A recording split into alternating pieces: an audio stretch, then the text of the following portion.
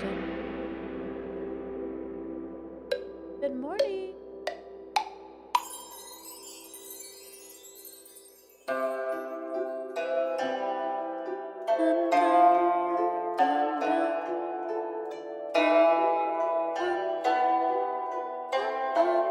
bum, bum, bum, bum, ba, bum. Just grabbing some stuff. Give me a second. Samantha Dragonotti, link in the description. Da, da, da, da, da, da, da, da.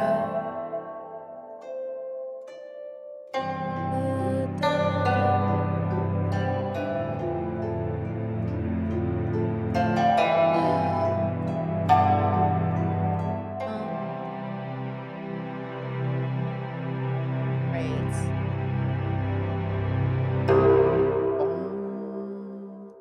All right. Good morning. Good morning. Good morning. Let me just put this somewhere. I don't know. I don't know where to put it. I need to put it there. I need to put this somewhere like I put your mother. Where should it go? Like the other. Okay. Earring check. Sailor Moon earrings today, girls. Sailor Moon earrings today. Okay. Da-da-da-da-da-da. How are we? How are we feeling? Are we doing good? Um, Feeling great, doing good. I've been up early, girls. Huge announcement today. Huge announcement today. Let's start with that. We'll end with that. Um, oh, chat says, Brit, by the way, the morning of the election, my mom was so upset and she wanted to watch your stream with me. She found it helpful and now she asks, what does Brittany think about this? I love mothers. Thank you. Tell your mom I said, hey girl. That's so cute. I think that's so cute. I love that. Thank you. That's great. I love it. I appreciate that. So big announcement. Look, I was looking, look, how do I say this, girls? I'm really happy to be here. Okay? I'm really happy to be a content creator. I feel blessed beyond comprehension that I get to do this full time. It was always a dream of mine in some way to put my content out there and be a full-time content creator. And now we're here and I'm doing it full time and I feel very comfortable. I feel really good about what I'm doing. I feel like I'm hopefully making content that's worth your time. I think it's worth your time. I love spending, my days with you. So I was thinking about ways I wanted to, one, incentivize people to become members because that really helps fund the content, but two, give back to the members. And I have been waiting to figure out how to do this. I've been in contact with Patreon to get them to allow me to post exclusive content, and they just won't do it as long as my account is 18 plus. And the reason I do that is because I run a Discord and I just don't want kids on my Discord. I know kids love Discord and I love that for them, but I don't want to talk to them. I don't want to be discussing like philosophical concepts and then have someone be like, oh, I'm 11. It's like, oh, fuck. That would feel really bad to me as an adult, right? Especially as I near 40, I really don't need to be talking to kids, you know what I mean, in any capacity. So Discord will remain 18 plus and Discord will remain a part of the Patreon and a part of, that will be the perk for patrons, which is great. We love it. It's called the Brittany filter. If you're on the Discord, you probably are pretty cool. But on top of that, you're probably pretty cool if you're a YouTube member, which is open to all ages because there's nothing I post for members that I wouldn't post on my channel. And if you guys would like, I will now have extra content for YouTube members that will be on Mondays. So the public gets the podcast. Congratulations. We love it. And members will get their own stream. So Monday through Friday, I will be streaming, but Mondays for members only. For the public, Tuesday through Friday. So that way everyone gets a stream every day of the week that they're working, hopefully. And I'm pretty excited. There are so many things that I feel like we could talk about. And I always wish I had one more day in my week because 4 days seems like a long time and it is. But girl, every Monday comes up and I kind of miss you guys. Like once I post the pod, I'm like, what do? I miss my streams. So Monday through Friday streams. Okay. Chat says, are there very specific topics you'll be talking about on Mondays? Well, yes and no. Obviously, some of the topics will just be like a normal stream, but I think what I'm going to be able to do on Mondays is add in levels content much more. So we're going to do Wicked through the levels.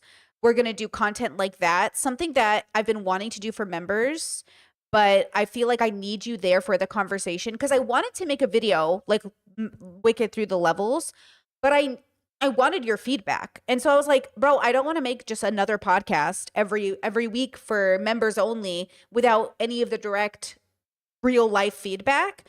So I was like, okay, how do I get my audience's feedback in real time? Well, obviously I got to stream. Okay, obviously I got to stream. So Mondays will be stream, same time, okay? 4 p.m. for me, 7 a.m. for Pacific, 10 a.m. for Eastern. So I'll be here Monday through Friday. And yeah, we'll cover similar things, trending topics and stuff like that. But there's just so much. Oh, the vegan cooking show season 2. I want to watch it. And I was like, well, I want to watch it with my stream. So we'll watch it with members. We'll do stuff that I can watch with members that, maybe I've been wanting to talk about, but I can't fit it into the normal schedule, something like that. But I'm really excited. I think it'll be really great. And thank you for being here. I appreciate it. I really do. With that said, speaking of the levels, okay, we're going to start off with a question I got from someone that I think is a really interesting question. And it's one that I would love to explain because it's a comment that I do think people frequently understand. Let me pull out my paint for this one, girls. Okay, first, let me okay, so let's read the comment together. I think that should be number 1. Let me make sure I have the right one. Okay, this is the right comment. And thank you guys. First of all, thank you for being a part of my content, and make sure you can always criticize my work, right? I think the person we were trying to go back and forth with yesterday, I think they have a very unique brain or something, but they are like misunderstanding what I'm saying. So they wrote like another comment on my channel, like saying like, hey, PSA, Brittany doesn't want to be challenged about the levels unless you're a content creator. That's not what I'm saying. I feel like you guys get what I'm saying, right? My audience should challenge me. That's great. When it comes to working, building business, and collabing with professionals, I'm assuming y'all don't do content creation for a living, right? So that'd be different. It's the same reason like big streamers don't collab with smaller streamers a lot of the time, okay? But I want my audience to challenge me. I just wanted to make sure that it's like good faith challenging and not like that guy yesterday I had to block for being like, I'm just criticizing you, but like he criticizes through insults. Like you can't criticize through insults, girls. That's not like constructive criticism, right? So I don't know what's going on with that human. I wish everybody the best, but it just sounds like I don't know what they're talking about. And they're like, I just don't want them to speak for me or be like, Brittany says nothing. Don't quote me. Do not quote me, girl. Let me speak for myself. And so with that, here's a new commenter who commented a reply to somebody else's comment. And they said, but there's also a bias to how the levels are structured. Notice conservatives or centrists are usually placed in 2 level, but the more you lean left, the higher she places you, even though they can fall victim to the same pattern of groupthink and ideology. So it comes down to, if your introspection doesn't lead to the same conclusions as me, you're not on my level. Can you guys tell me what's wrong with this statement? Like, can you guys tell me, you've been watching me, what is wrong with this person's assessment? Because I've heard this criticism before. We've heavily talked about this. They're basically saying Brittany places you higher on her introspection level if you think more like her. You know? Chad says liberals and conservatives are 2s. We've been over this. We have been over this, girls. We've been over this pulling teeth. But since there's always new people who come in, they might not know that it's not really about what you perceive as your politics, but let's play a game. Because sometimes I think conservatives genuinely don't see themselves and they don't understand that, like, yeah, leftists can be the same as you, but yet you guys are different. So let's talk about it. Okay, let me X this out. So, yeah, political parties and the same as introspection. True, right? Chad says, could a 5 ever go back to 2 or even a 1? No, not unless they like got amnesia. Then that could do it. If they got amnesia, for sure. But then at that point, it's a medical problem, right? If you have like a brain tumor and it's pressing up against something, then that's different. But no, if you've got like a perfectly healthy person and they're just having an introspection experience, then a 5 can't go back to a 2 as far as I'm concerned. You can't forget what you know, right? You like what you really know. Okay. You can't forget your name as an example. Being a 5 is like knowing your name. You're like, I know my name, dude. Don't like someone can't gaslight you into thinking you don't know your own name. Like, I know my name, girl. I've had the same name my whole life. You can't trick me. Okay, this is my name. This is what I go by. This is what people call me. This is my name. So it's like that. You can't forget your own name. So going back is kind of like, it doesn't make sense. Now, obviously, if you're really, really new to my channel, check out this little thing. So we all live in bubbles, and bubbles are a perception, okay? And usually 2s live in a bubble where they think this is the whole universe, this one bubble. But they forget there's this bubble and this bubble and this bubble and this bubble. Now, all these 2s still live in a macro bubble of 2-ness. See how all these 2s live here? Here are the progressives. Here are the Republicans. Okay, here are the Democrats. Here are the liberals. Here are the centrists. Okay, here are the vegans. You know what I'm saying? They're all still here. They all live in this 2 bubble, all of them. Now, can you pop a 2 bubble, okay, into a 4 bubble and still be these things? Let's talk about it, right? Let's talk about, can you be any of these things and pop yourself into a 4 bubble? Let's talk about it. This is how I want to do it, I think, okay? First, it's about why you're doing what you're doing. That's the key point. I can't know what your introspection level is, what your political values are, what anything is. I have to know why you're doing it to some extent. Like, I got to know why. So, what are some key components to being a conservative? Like, what are some things you think of when you think conservative? I think anti-science. What do you guys think? I think anti-science. I think homophobic, transphobic. Okay, these are all conservative things. I think of tradition, bigoted. Okay, I'm reading off yours now from chat. Okay, what else do we think of when we think of conservative? What are things that, like, to be reactionary? When we think of being a conservative, what do we think of? Religious, right? Pro-violence. Interesting.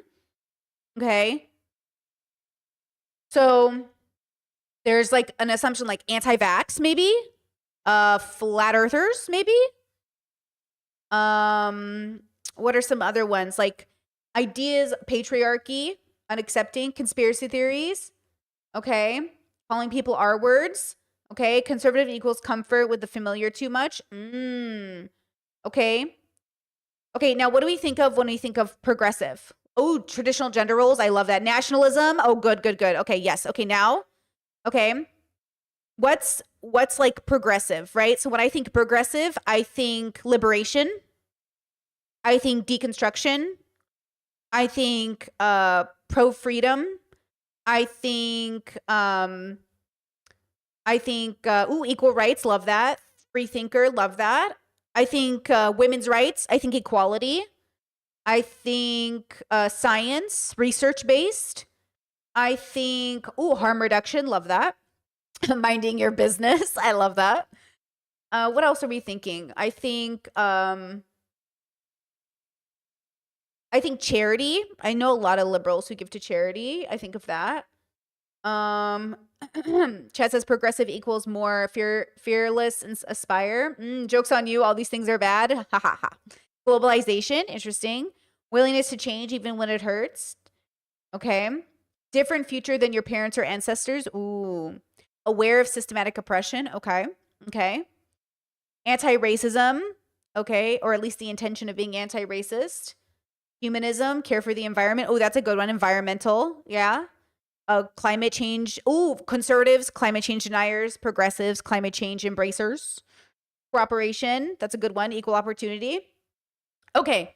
So one set of words, I think, matches one set of people. One set of words can match another. And generally speaking, the left sounds a little bit more inclusive to some extent, right? Okay. So when I got this comment and they said, oh, it sounds like Brittany puts you on a higher level of introspection if you're politically progressive. So if we look at it like a linear line, which a lot of people like to look at, so we'll play with this. We'll play with this as a linear line. Okay. So fiveness is acknowledging that everything is a construct through perception, and every relationship we have to another is a combination of a biological factor, environmental factor, and our willingness to engage and deconstruct. That we have limited free will, but the free will we have is able to interact with our biological limitations to expand upon our lived experience. And that means challenging every time we think we've hit a limitation, challenging that limitation within reason.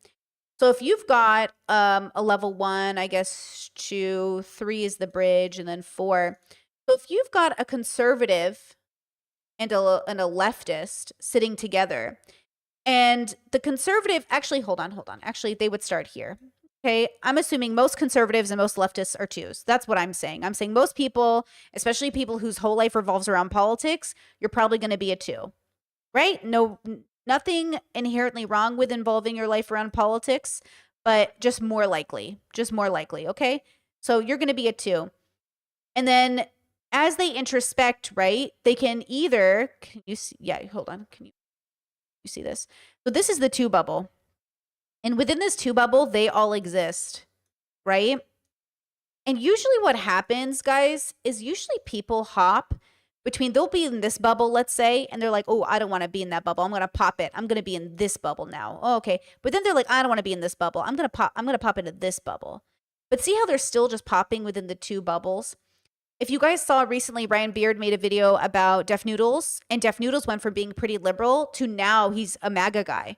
It's like, oh, what happened? Well, Def Noodles was in this like progressive bubble within these bubbles, and then decided, fuck that, I'm going to be a MAGA guy. Okay, and you're thinking, well, why would he do that? I don't know. Maybe he's lying. Maybe he's deceiving. Maybe he's doing a lot of things. I don't know what he's doing. Who cares? Okay, you can look at Candace Owens, the grifter of all grifters, saying she's MAGA, and now she's saying she's pro-Harvard. Okay, who knows what that means? Who knows? I don't know. Or you can take somebody who's less of a possible grifter and just think about your mom or dad who voted conservative. Okay, how many of your Trump parents have you been able to show them any sort of progressive media without them absolutely being just turned off or argumentative or fighting with you? How many of you have been able to take any ounce of progressive media to your parents or to your family members who are MAGA? How many of you have had any conversations with MAGA people and in any way seen them being open-minded to any possibility of change, just generally speaking? What happens is conservatives end up in a place where they're like, this is true because I believe in a God. Okay, like if I go to my family, so my family knows about the levels. And when I talk to my religious family about the levels, my Catholic brother, as an example, will say, is there a way for me to pop a bubble without offending my God? And I'll say, no.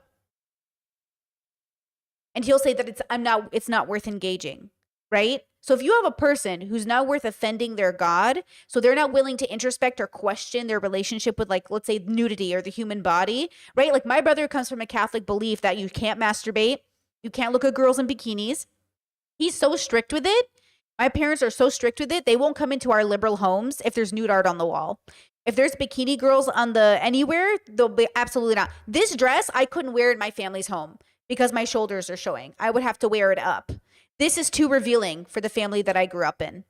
I wasn't allowed to wear swimsuits around the boys or men or my father in the family. You guys know, if you come from the bubble, you know. Okay? Very conservative. If you're,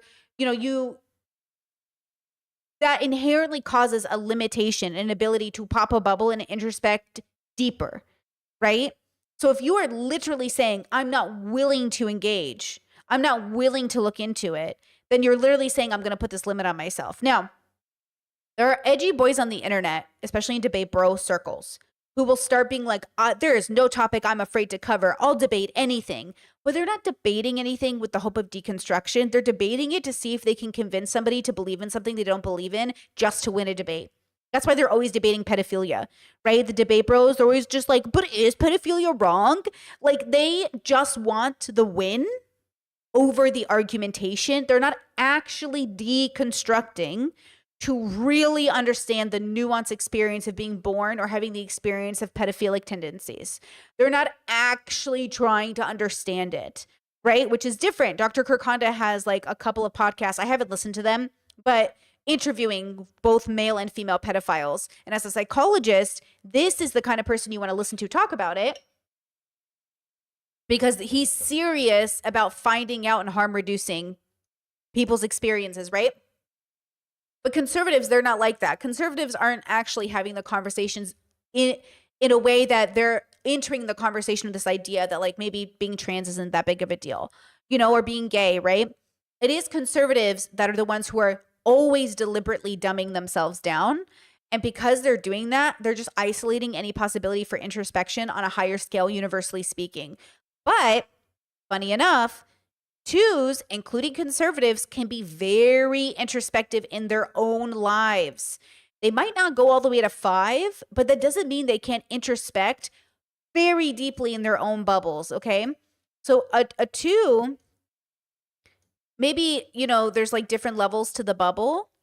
A 2 can introspect all the way to the top of a 2 bubble, but they're not going to go out of it to some extent, right? They can introspect to a big, you know, they can introspect in their own ways. It's not to say they can't. I mean, it takes any level of introspection to just be kinder to somebody. That takes an X amount of extrospection just to be kind to people. Like, just to be considerate of others is a form of introspection, extrospection, right? Just to engage with somebody, just to consider somebody's feelings is a part of that. Okay? Just to think about, oh, I wonder what this person needs from me is a consideration. So conservatives can be kind and compassionate and thoughtful, and same for progressives. Now, progressives, I think what they tend to do is similar to conservatives. They can be very, very, very, very introspective in their own bubbles and still never pop enough bubbles to get to 5, right? And that's the thing, is like progressives and conservatives are in the same 2 bubble, but progressives have a higher probability of popping a bubble into 5-ness because they already, most of them, especially if they've come from conservative backgrounds or even liberal backgrounds, had to pop a bubble just to become progressive. Most people aren't born progressive. We pop bubbles to become progressive, which means we can pop more bubbles to see what's beyond that, right? Like, ultimately, the reason I say you exist outside of politics is because on a linear line, guys, okay, politics lives here in the 2 world, and peace lives here in the 5 world. Okay, peace. Politics. Okay, politics knows no peace because politics isn't about peace. Politics is about winning, and politics sees you on a graph. Okay, they see you on a graph of identities and reasons we should give you any sort of civilization, rights, basic human decency. Like, politics is in the lens in which they decide if you deserve housing. 5s are not interested in denying you housing. Okay, I feel like if you're a 5 and you in any way deny people housing, what are we talking about? I don't want to deny you housing. I don't want to deny you food or clothing. Okay? I instead think of it as, will human beings as a group work together to supply those things to one another? Probably not, because y'all ain't doing it right now. Failing grade group project over here. Human beings, and this is where the 5 radically accepts it, the 5 radically accepts that human beings are doing the best they can, but they're not there yet. They aren't there yet, and we're not going to be there yet. And a big part of it is because 2s blame everybody else for their problems. Conservatives blame trans people, and progressives blame billionaires. Joke's on you. I blame everybody, but I blame nobody. All of us are at fault. None of us are at fault. All of us are at fault. None of us are at fault. Before enlightenment, we carry water and chop wood. And after enlightenment, we carry water and chop wood. Do you know what I'm saying when I say that? Does that translate in your languages to make sense for what I'm trying to say? You must first radically accept that no matter how enlightened you are, humans are still going to human. And then the question is, do you understand how this relates to the social construct? The social script we have together isn't just dictated by one person becoming a 5 or one person being a two. It's billions and billions and billions of people all participating in a group project, even though they're all pointing fingers about who's the reason the project is failing.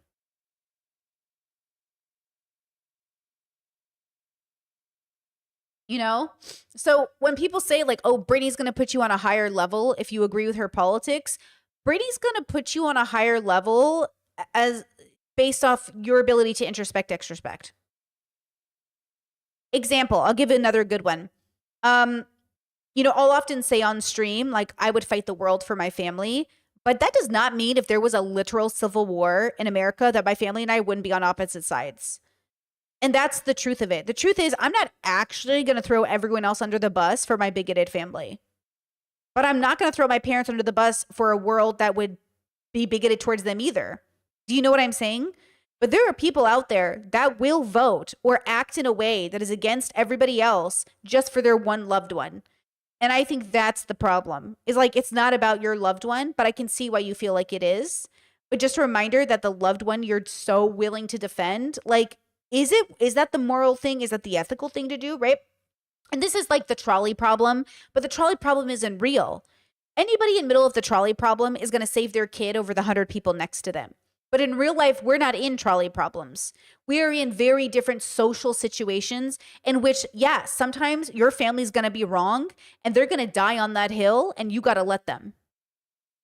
But the trolley problem is different. The trolley problem is to test you as an individual, as a thinker. It's not actually to be literal because we're never literally in that situation. We're not in those situations. It's not how real life works.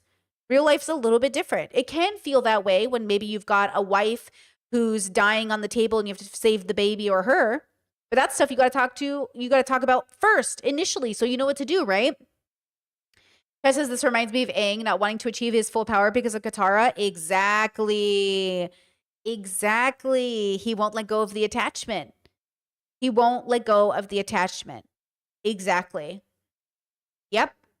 Exactly. Now listen, in the trolley problem, like I said, we would pick our kid. I would pick my kid. If it was my kid against 1,000 people, I'd pick my kid. But if it was like, hey, America's going through a civil war and we're split off into two sides, the sides that want fascism and the sides that don't, I'm going to be on the side that doesn't want fascism. And I'm going to assume my family, because they're fucking idiots, are going to pick fascism because they're stupid, because they believe for some fucking reason that Trump is on their side. God bless them. But I'm not going to be on Trump's side just because that's where my family is. Do you know what I'm saying? Like, I'm not actually going to be there with them. Okay? But I want to say that I love them and I wish them the best. And I hope we never get there because that'd be really shitty. Because in a world of fives, nobody's going to war with nobody. In a world of twos, why are we even fighting about this? Why are we arguing about this? I feel like sometimes I feel like the world, I'm like, why? Like, let's not fight about this. Let's fucking understand each other and move on and use kindness. And people are like, no, we're going to fight about this. It's like watching Ethan talk to Hassan. Like, Ethan talk to Hassan is so exhausting to me because Ethan isn't actually going to listen. So then it feels like, why are we doing this? Okay? Why are we doing this? And a big part of it is because Ethan is exactly like a perfect two in that sense. Now, Hassan is a two, right? I think Hassan is a two as well. I just think he's a two who's popped more bubbles than Ethan has. But I think they're both 2Bs. I've said this for years. I think they're both like perfect 2Bs. I have no other reason to think otherwise. Hassan's given me no indication. This is why I use Avatar: The Last Airbender as my levels show. Because a lot of people think like, oh, Zuko is like not a 2. Zuko's like a 3 or a 4. But Zuko is like a 2. Right? Zuko is like this perfect 2 who, yeah, pops the bubble of the Fire Nation and pops a bubble of his own ignorance and ego. And yes, pops a bubble, but he never pops enough bubbles to go to 4. Almost nobody in that show does. So Zuko is the same as like, what's that guy's name who loved Katara, but he was like a freedom fighter? He was so annoying. Jet and Zuko are the same. They've just popped different bubbles, but the levels encompasses a spectrum of 2s. It's not like, you know what I mean? So there's like a misconception, right? That, oh, progressives are higher levels. It's not that. It's just that if you reach 5 and you understand the framework of what I'm trying to convey to you, then it would make no sense for you to vote for fascism as an example. No matter what, like no matter what political game you think you're playing, what accelerationist game you think you're playing, it makes no fucking sense because there's no peace in acceleration. There's no peace in fascism. You have to aim for peace. Okay? Even when you self-defend yourself and God forbid have to kill somebody, you mourn the life of the person you killed. You better throw a little funeral for them. Okay? You aim for peace. And like there is no peace in politics, right? Chet says, I saw a post that said thinking the politician is on your side is like thinking the stripper likes you. You know? Chet says, when you talk about popping bubbles, you mean how we learn to accept other religions one by one before we realize everyone is human no matter what religion they are? That's a great example. Yeah. Like, oh, I just realized like not all Muslims are terrorists. Like, cool. Now, did you realize not all Mormons are cultists? Cool. Did you realize not all Catholics are pedophiles? Cool. Have you realized not all this is? Yes. Everyone is just in their own bubble thinking they're doing the right thing. Everyone is literally assuming they're doing the right thing. That's why they do it. And so this idea of like you were born with God was written on your heart. God told you the rules. God gave you right or wrong written on your heart. That's not true. But people say that. Now, you might have an indication through your lived experience of what direction to go in. I had a friend many years ago when I was really young. And they were like a kleptomaniac. They would steal everything. And they used to fight for this argument that they knew it was wrong to steal even as a child and nobody told them. But as an adult, they would steal. That's who I feel like I'm dealing with half the time with people. Where I'm like, you brag and you chant and you rant about these are my values, this is my values. I know right or wrong, but then you're doing it. How are you going to tell me you know right or wrong, but you're doing it? You know, and right or wrong isn't objective. I don't believe in objective morality. I don't think there is objective morality from a human's perspective.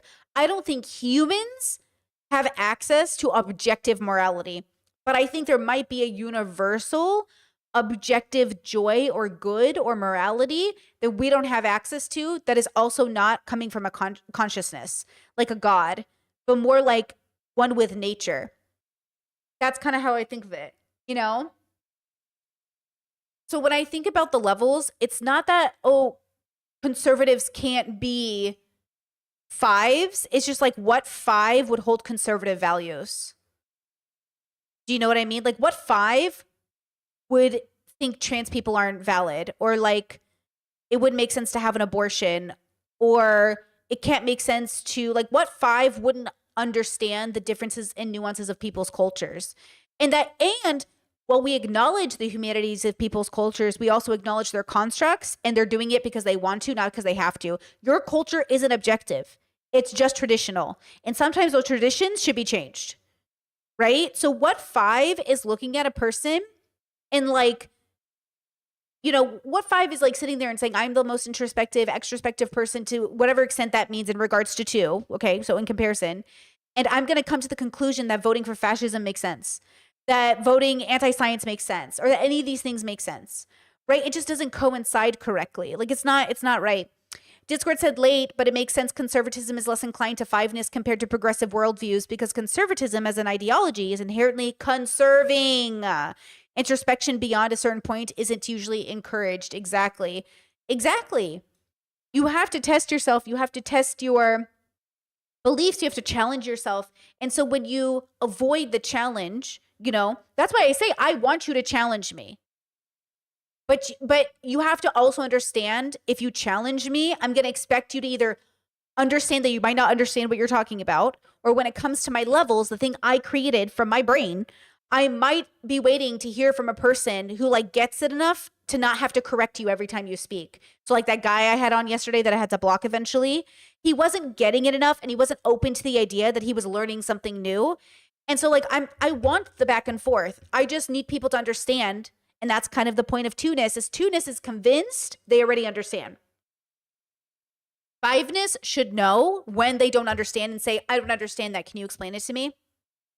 That's why on stream you'll hear me say, I don't know what that is. Can you explain it to me?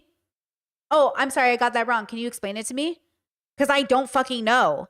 And pretending I know is the ego of the two. I knew a guy way long ago who said he'd always learn a little bit of every subject so everyone would think he knew everything about everything. And he could always talk just enough in conversations to convince people he knew what he was talking about. And I was like, or you could just learn about what you're talking about. And he was like, nah. And I was like, okay. Okay. Okay. I guess. Whatever. Chess says, does Luke from the outdoor boys count as a 5? I do not know who that is. I do not know what the outdoor boys are, and I don't know who Luke is. Sorry. Chess says, when you see through things through the lenses of religion, I think it limits your introspection, right? Now, religious people in particular have a higher probability of being very introspective if they're into theology and philosophy. Some of the greatest philosophers we reference were religious people. Some of the greatest thinkers I've ever met came from religion, but they're the higher thinking religious people. They are literally deeply thinking about conscientiousness. They are deeply thinking about things.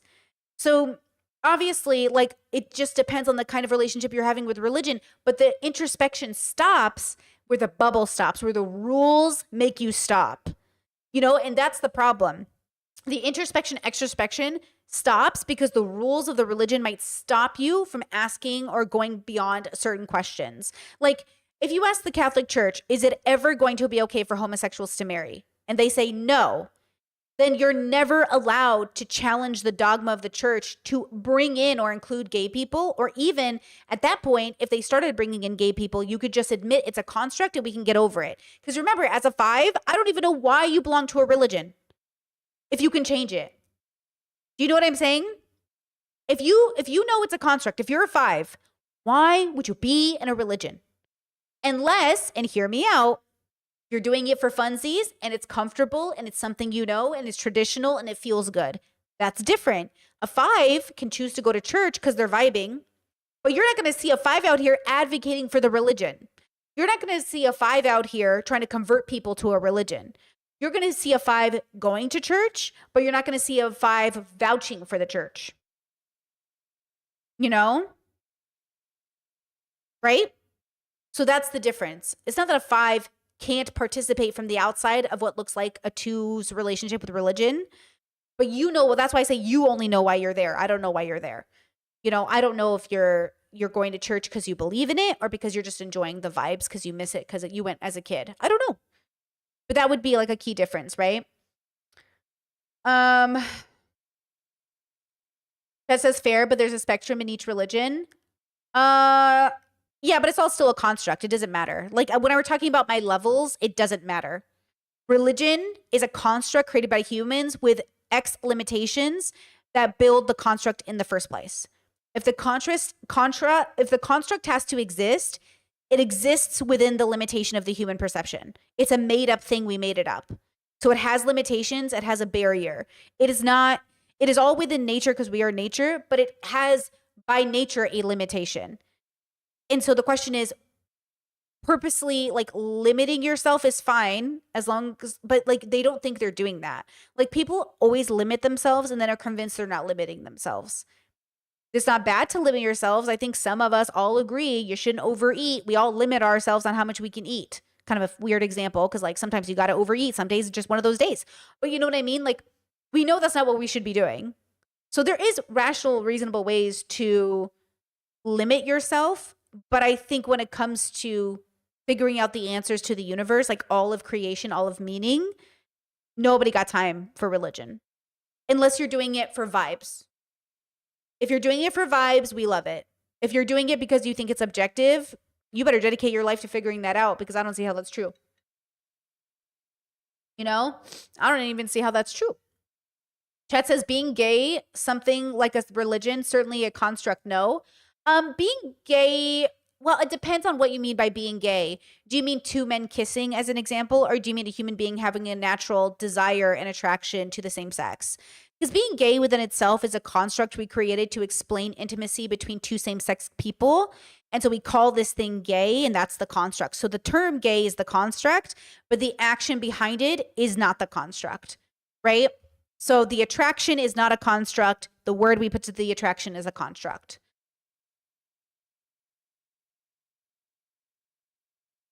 Kat says, I prayed with my family on my grandmother's funeral, but I don't believe there's a God who heard me. In the same way, I don't believe anyone would actually know, just relate with that construct. Exactly. I do that too. When I'm home with my parents, I pray with them. I do what I can to make them feel at ease when I'm around them and their religious, traditions. It's just a nice thing to do for people. That's why I have no problem jumping into a bubble and doing what the bubble does. What, as they say, when in Rome, do as the Romans do, you know? Chat says, I wonder if neurodivergence lends itself to fiveness because we've entered a lot of different tribes to find our place, more exposure to otherness. So we've had this conversation a lot on this channel too. I do think I do think neurodivergence can add to the recipe of possible tools to lead you to introspection, like at a deeper level. I do think it can, but it also can't. So for some people, it's going to be a hindrance, and for some people, it's going to be a positive. It just depends on the person. Yeah. Chet says, I see my religion as a comfortable home with my family lives in. I will stay in the home with them, but I will leave it as I please. There you go. Chet says religion is a prison cell and the only key is true and honest introspection. I guess I don't really vibe with that, but I don't know if you're trolling. Because religion isn't a cell. It's not a prison cell that it can be. Religion is just, it's a club in high school you decided to sign up with, and you can graduate high school if you want or stay there. Like, it's just like a club.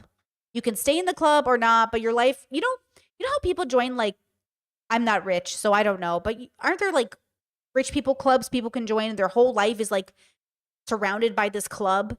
Or like if you're into sports, okay, you're into sports. It's like FIFA or whatever. Like you're super into sports and you think your whole life is sports and everything you love about life is sports. Well, like that's very limiting. Sports can be limiting because if your whole life is sports and you never think about anything beyond sports, like you are naturally limiting yourself, which is fine. I don't think it's wrong to be religious. I don't think it's wrong to be into sports.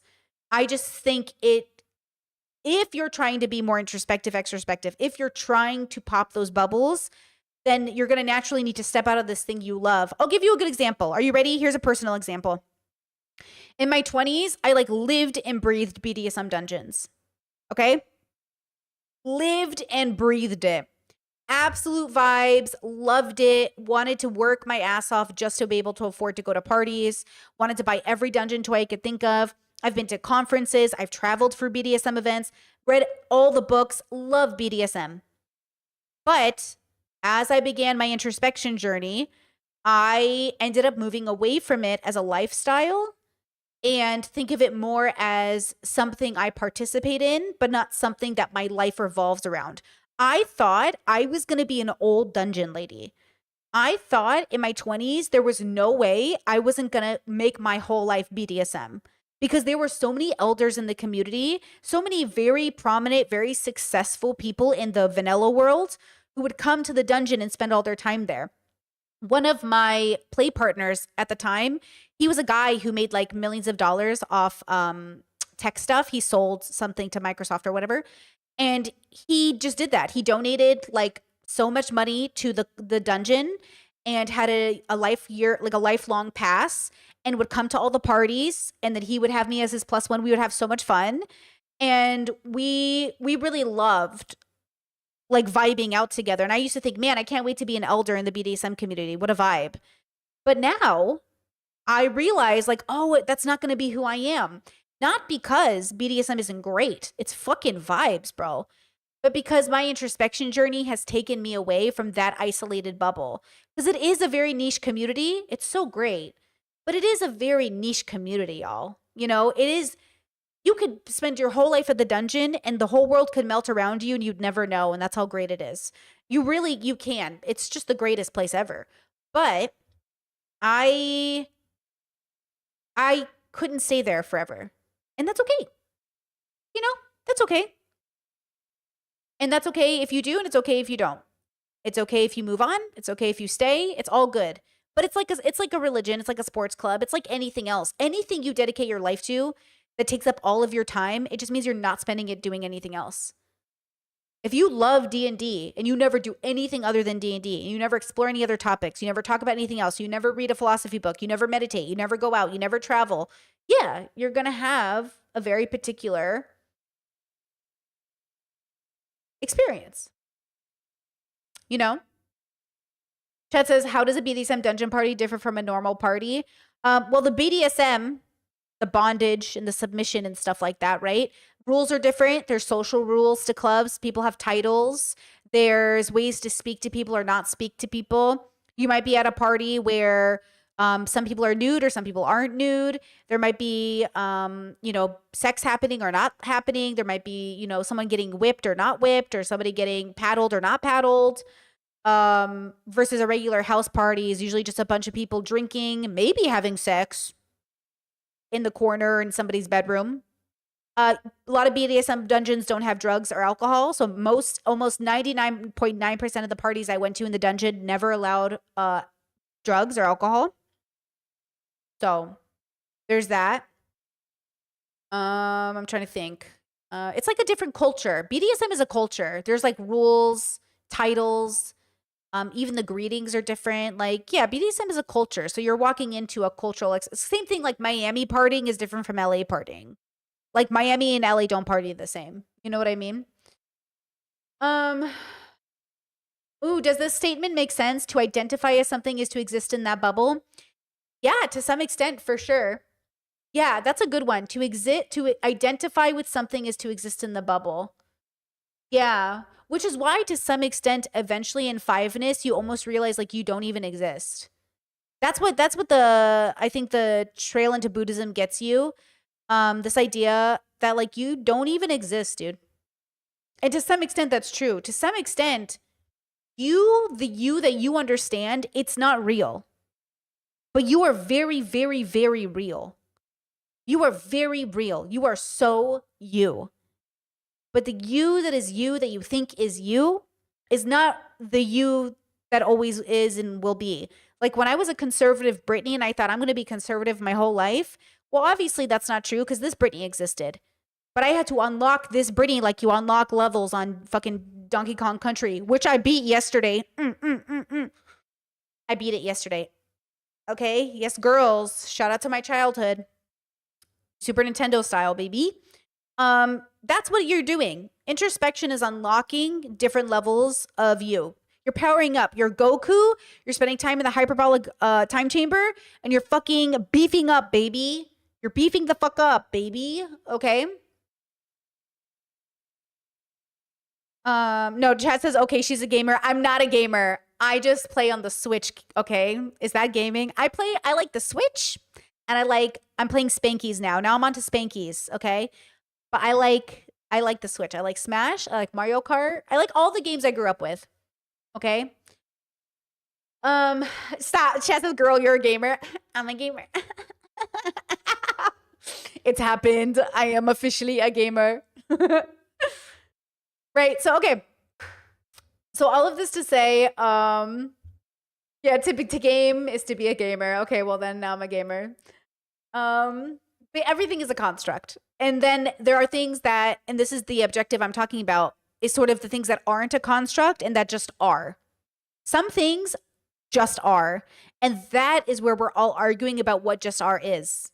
And that's the cool part about people is like, we have to figure it out. This is what I'm saying. We're in a group project and we are failing together because we are not agreeing on what is, what could be, and like the part where delusion comes in. I don't want you to be delusional. I don't want you to go into psychosis. I don't want you to have a mental breakdown when you realize like you don't exist. I mean it in a philosophical sense. I don't mean it in some psychosis sense. I don't want you to, smoke fucking too much weed and be like, bro, I don't even exist. And then fucking jump off a cliff because you don't exist. Stop jumping off cliffs. Stop thinking you don't exist. You absolutely exist. You just don't exist in the way that your brain has processed existence. In the limited and often bigoted and prejudiced way that you have convinced yourself you exist. You don't exist in that way. That's why politics, I hate it, bro. Politics convinces you only exist through this bigoted and prejudiced lens. And you don't. You exist outside of it. You exist outside of anyone's opinion of you. You exist when you're home alone. Do it when you're in the shower. Do it when you're just vibing by yourself. And then ask yourself, who is this person? Imagine yourself alone in a forest and just say like, who is this? What is this? What is this relationship with this human? And bring that realization into your daily life. Bring the relationship you have when you're alone with yourself to some capacity into your regular life. But people don't do that. People go to sleep and wake up thinking, who am I in relation to other people? Who am I in relation to the world? Who am I in relation to this R or this D next to my name? Who am I in relation to this body that I was born into? And these things are all valid and necessary when thinking about the bubbles and other people and socialization and micros and all that thing. Love it, love it, love it, love it. But on the macro, you are as real as all those little insects we have on our skin. You know how we have microbugs all over our lashes and stuff? You are just one of those. You are having your own perception, your own existence. You are Horton Hears a Who. You are the Who's that are stuck on that dandelion. You ever see Horton Hears a Who? Only Horton can hear you. You don't exist outside of Horton's perception. That doesn't mean you don't exist. If a tree falls in a forest and no one's there to hear it, you know what I'm saying? You exist whether other people see you or not. And you exist as the true version of yourself whether people see it or not. Chet says, oh, wow, love that alcohol and drugs are being banned. Guess it's for safety reasons. Yeah, it's for safety reasons. They usually have mocktails at BDSM dungeons. Some dungeons have alcohol, but there's very strict rules around playing and consent. So you can't like drink and play. You can't drink and do stuff because we want to be safe, obviously. Chet says, what do you think about cultural appropriation? I have a similar worldview as you, but I might disagree with some of the premises of cultural appropriation, but I want to learn more to be sure. Well, cultural appropriation, I think, it depends on what you mean by it. But when Brittany thinks about what cultural appropriation is, I think cultural appropriation is when a person has a deep lack of understanding about the way they are signaling to the world by taking from somebody else's construct. So like, I just watched this scene from Seinfeld where George is on a date with a white woman who's wearing like an Asian dress with like chopsticks, and she's a white lady with like earrings. And he's like, what is this? What are you wearing? Like, what are you doing? And it's like, when you are a person who's in or expressing yourself connected to something that you don't have a connection to, especially even an intellectual one, it feels like you're mocking it or objectifying it. And it can feel offensive to the group that felt like it created it. Like, as an example, it could be a form of cultural appropriation for somebody to like take my levels, call themselves a leveler, and get on TikTok and start making TikToks about all the nuances of the levels. I'd be like, ooh, what are you doing? You do not know what you're talking about. Especially if they were getting everything wrong. Oh my God, it would make me want to melt my skin off. But it is what it is. Humans are going to do that. Humans are going to do it.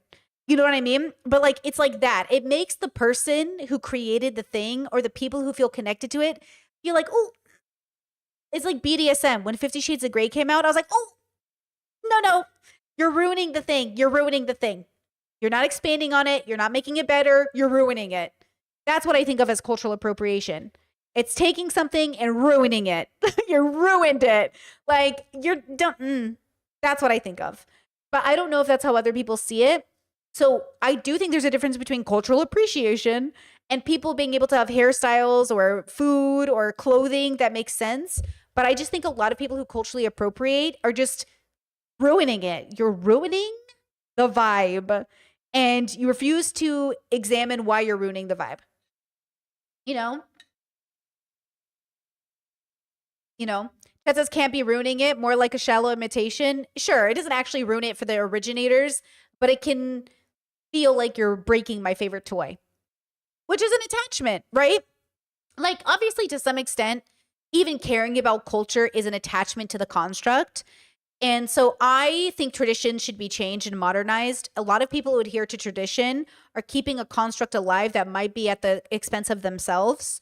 So I do think you should eventually build a construct that can adapt with the modern age and still keep its oomph, Like, I think, you can do this with a lot of things. I think a lot of things can be, because look, once you share something, like a language, if it's a language, it's meant to be shared. People can speak a language. But if people can speak a language, it means it's going to get changed. Like in Croatia, every little town has its own version of slang and words.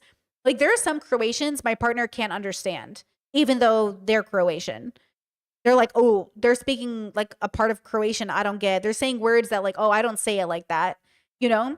So there is also just the natural part of being a person where we change things that people are used to. We take something somebody made and we make it our own, and then it becomes a new part of culture, which is also really valid, right? That's why slang is so cool. Because slang takes from culture and makes something new. It's like a new baby is being born, which I think is very fucking cool, you know? But I think there's a line about are you a part of it, or do you just want the benefits without any of the understanding type thing? Ooh, Chet says you don't exist, but you're existing. Oh, I like that vibes. I like that. Your Eunice is in constant development, changing, evolving. Love that. Totally agree. Yeah, totally agree. You know? Ooh, random, but are you a fan of Black Mirror and have you watched any new episodes? I haven't watched anything new. I was just telling my partner we should watch season 1 together because I'd like to discuss it with them. So we're probably going to watch season 1 as a couple because it's been a really long time since I've watched it. You know? Let me see. I wanted to scroll up in case I missed anything, but if you feel like I did, you can repeat the comment in chat. I'll try to get it. Let's see. There's a difference when you see it, to be honest, in sincere representations of certain groups and portrays them. I agree. And they also portray the stereotype. You can tell when someone appreciates it, not stereotyping. Yeah, I think it can be hard sometimes for other people to tell, but I think sometimes it can be much easier. Or like, I do watch a lot of Black TikTok, and there's a whole group of Black content creators that are highlighting white braids. And I think that's really, really fucking cool because what they're trying to say is, see how y'all have braids? You guys have braids. Like white communities have braids. Croatian braids got featured. That's how I came across it probably. It was a Black content creator sharing a restitch from a Croatian content creator who was talking about Croatian traditional braiding. And it was crazy. I was like, oh my God, I'm learning so much. So I feel like that is the way for people to say, you have your own thing. We have our thing. And it's okay that they're different, and it's okay we don't overlap. There's also exceptions to situations in which the overlap is appropriate, right? But that's, this is all a construct. At the end of the day, nothing matters. Your hair is a part of the tradition and the construct we're attaching it to. It is sacred and spiritual, and yet it is just a mechanism of evolution and biology over millions of years. It is both at the same time. And that is your decision, how much attachment you want to have to what you're attached to, right? Like it's your decision, but only when it's your decision. I think at certain points in our life, it's not up to us because we only have so much free will. I think human beings have a limited amount of free will interaction, the same way in a video game. Like you want to jump high to get this cannonball, but you can't get the cannon because you have to first up your level to get the bouncy thing, to hit the thing. Like I don't have the bouncy thing yet. So no matter how high you tell me to jump, I literally can't reach it. And you say, oh, but just do it. If you wanted to, you'd reach it. But that's not how it works. It's not about want. It's about can. So then you want an introspection journey to get the bouncy thing to jump up to hit the cannon thingy. So you can actually do it. But you can't do it just because you want to do it. You have to earn the tool, like to get the tool to do it in the first place. Does that make sense? I'm really learning how to integrate video game talk into my channel. Look at me. Pro gamer over here. Pro gamer. Okay. Discord said, can you go into introspection versus extrospection? Who am I in relation to myself and who am I in relation to this external thing? I don't know if it's the neurodivergence, but I find I'm still learning to introspection as opposed to extrospect. I feel like saying leveler is just asking for manifestation. Like if you say in a mirror 3 times, a leveler pops up. Oh, definitely. There's no way to have a conversation without some troll being like, I'm going to do this, bro. So introspection, you're like how you in relation to yourself, extrospection, you in relation to the world. So through extrospection, people can be kind and compassionate to others because we're considering their thoughts, considering their feelings. We're not thinking about ourselves. We're thinking about ourselves in relation to them. How can I help them? Introspection, how can I help myself? How do I feel about these things? How do I understand how they feel about these things?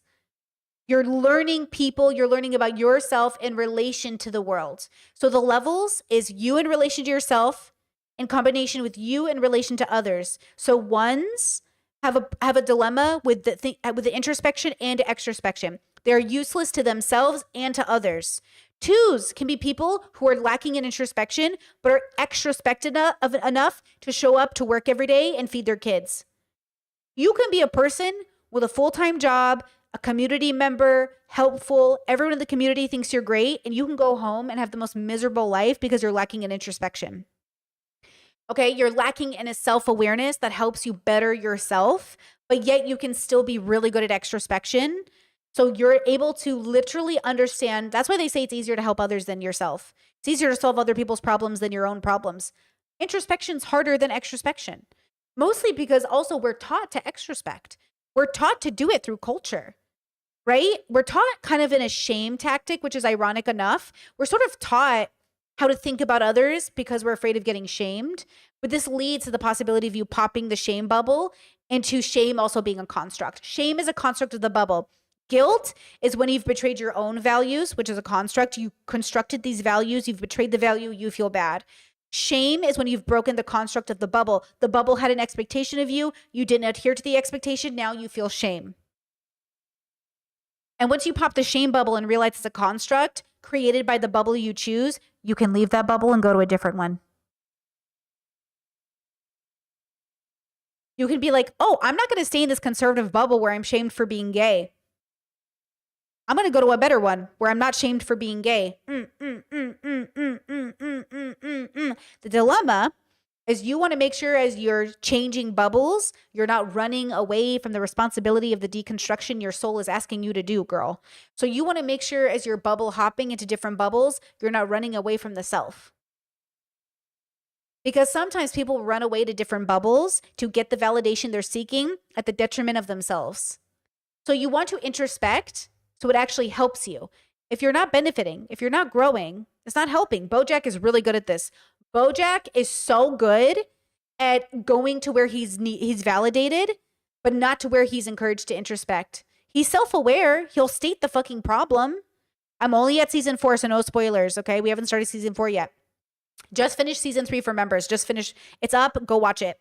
But Bojack, really self-aware, can state the problem, can introspect to save his life. And then what does he do instead of introspecting? He goes to the bubble where he will be validated for his bad behavior and encouraged to be bad. And then he goes, see, I'm loved here. This is where I'm loved. This is where I'm welcomed. This is where I feel seen. You're not feeling seen. It's blind leading the blind, as they say. Blind leading the blind, right? Blind leading the blind. And yes, BoJack Horseman. I'm talking about BoJack Horseman.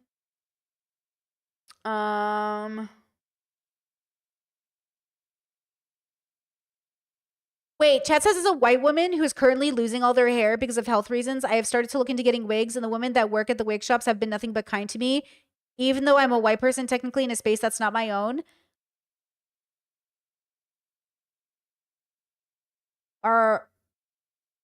Is this a different bubble? I don't come from a bubble where wigs are just for a certain group of people. Aren't wigs for everybody?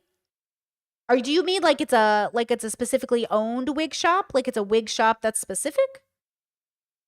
I've never heard of wigs not being for everyone. Obviously, Black Americans get associated with wearing wigs more, but that's just a stereotype, right? Brought on often by racism because they're convinced their natural hair isn't beautiful enough, but it is. But also wigs are great. Chet says, does she mean a weave? Oh, do you mean a weave? Because that I think is different. Because I love wigs. I mean, wigs are very but maybe it's a bubble thing. Like there might be a bubble where they might not think wigs are for white people, right? That's gotta be a place somewhere in the world, right? But I will say that's a bubble pop too. Are there places where white people don't think wigs are for them? Do you guys not go to Comic-Con? But I love that, girl. Go get that wig. Celebrate it. We love a good wig. I love a good wig. She means weave because they get sew-ins. Oh, that's cool. I'm glad you feel welcomed. I'm glad they're seeing you. Nothing better than a person who can see you, especially when you're struggling. I love that. Tess says, how do you engage with bubbles with ideas you don't believe in? The same way you engage with people from different cultural backgrounds when you don't agree with their religions.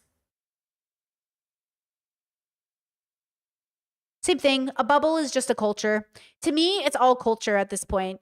I walk into a bubble. They say, hey, these are my beliefs. I go, okay, if you guys are new to my audience, you guys probably don't know my New Mexico story. So I traveled around the US solo twice. Once in my CRV that I decked out to camp in, went to every city. that I could get to. Went to like over 44 states.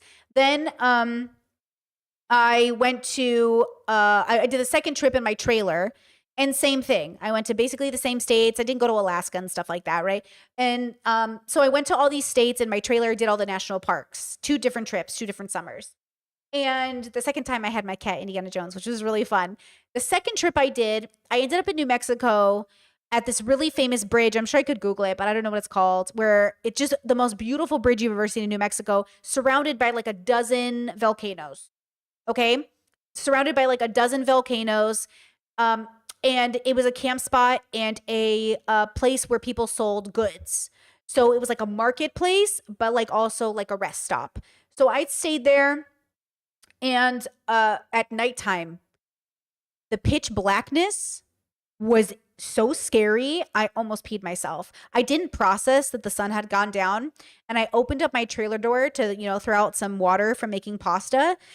And I went like this. Like I was like choking on how dark it was, that I was like, oh my God. And I realized like I was sitting here in the vastness of this space, basically alone. There was one other camper with me at this place. And I was like, oh my God. And it was like, so, cause I'm just like a 5'1" little girly. I'm just like a 5'1" little girly. Okay. And I was like, I'm going to die here. This is my death. And I was feeling this, like, my mortality, right? This is me on my journey. This is like when I was like a 2-3, right? I'm feeling like this, like, oh my God. Well, actually, I take that back. I was a 4 at this point. Wait, first trip, I was a 2-3. Second trip, I was a 4. Oh, yeah. Wow. Ooh, that's such a good moment for me. I'm having my own bubble pop. Yeah, wait. Oh, wow. That's so true. On my first trip, I popped my bubble into 3. And on my second trip, I popped my bubble into 4. Wow. But wait. No. I wasn't a 4 yet. I was still a 3, because if I was in New Mexico, then I hadn't reached the East Coast yet, because I didn't hit 4 till I reached the East Coast. Okay, wait. Hold on. No. New Mexico came first. So I was almost a 4. By the end of this trip, I ended up a 4. Oh, this is magnificent. What a good moment for Brittany's brain. Okay, so I'm on this road trip. I'm a 3. I'm vibing. I'm figuring it out. I'm close to it. I don't know what it's called because I don't have the levels yet. Okay, like I'm in it. Okay. So I'm at this camping spot, and this woman is there. And the next morning I see her and I say, hey, how are you? And she goes, hi, how are you? And we're talking to each other. And she goes, she really likes me. I really like her. We're vibing. I can tell she's a little weird, but like we're vibing. We're trading fruit because I had been drying fruit. She had been drying. We traded vegetables. We traded stuff on our trip. And she goes, can I tell you something? Can I share it with you? I just feel like I can tell you. And I said, okay. And you just know when people say that, you're like, oh God, okay, here we go. And she tells me, I really think I want to let you in on a little secret. There's a whole community of YouTubers, of people that are giving advice to people, because I told her I was a YouTuber. She goes, there are people who are teaching us how to take the lead out of our bodies that the chemtrails are causing. And I said, oh. And then I looked at her and I was like, oh, I'm in this territory. And she goes, I want to show you my trailer. And her trailer is lined with tinfoil. She showed me her tinfoil hat. Y'all, I met a human being. I was like, I'm jumping into this bubble, girl. She showed me her tinfoil hat. And I said, that's amazing. Can you tell me about it more? Because I'm very, if people are being vulnerable with me, I'm going to open up. I'm going to be there with them. And I'd never experienced, this was new for me. Okay. And I was like, wow. And I was like, can you tell me more about it? She goes, my kids don't talk to me because I have run away from the government and the world. I don't pay my tax. I don't pay the registration for my car. She had 5G will explode your brain at the back of her SUV. 5G. So she abandoned her family, abandoned her grandkids, lives off the land, doesn't pay her tax. So she's definitely not a good community member, right? She's failing as a community member. You robbed your grandkids of their grandma because you think 5G, which I have on my phone right now, is going to explode our brains. Do you know what I'm saying? Okay. She doesn't have the internet. She doesn't have a phone that connects to the internet. Okay. And then she was begging me to put my body in a bucket, like, so the lead would get sucked out of this like liquid in a bucket. I don't know what I have to step in. I forget. So I was like, okay, I'll consider it, which I say to everybody. When Christians say, will you pray? I go, I'll think about it. So I say that to every bubble I meet. When bubbles are like, will you do this? I'm like, I'll think about it. I'm a very nice person. I'll think about it. I'm not going to do it. But I say I think about, okay. So then she goes, so are you, what's your goal in life? I was like, well, I don't know. I have so many goals in life, but I think maybe I'd like to own land one day. She goes, oh my God, can I please come live on your land with you? And I was like, no, but you're so nice, but no. And she goes, oh, okay. Yeah. Are you sure though? Cause like, I'm a really good person. Like I would be a good roomie. And I was like, yeah, but no. And she was so nice. And like, I'll never forget her, but I'll always think of her as a one. The nicest one I've ever met. Useless to herself and her community, but somehow so functional. She dressed so dirty when she was talking to me. And then listen to this transformation she went through like Sailor fucking Moon.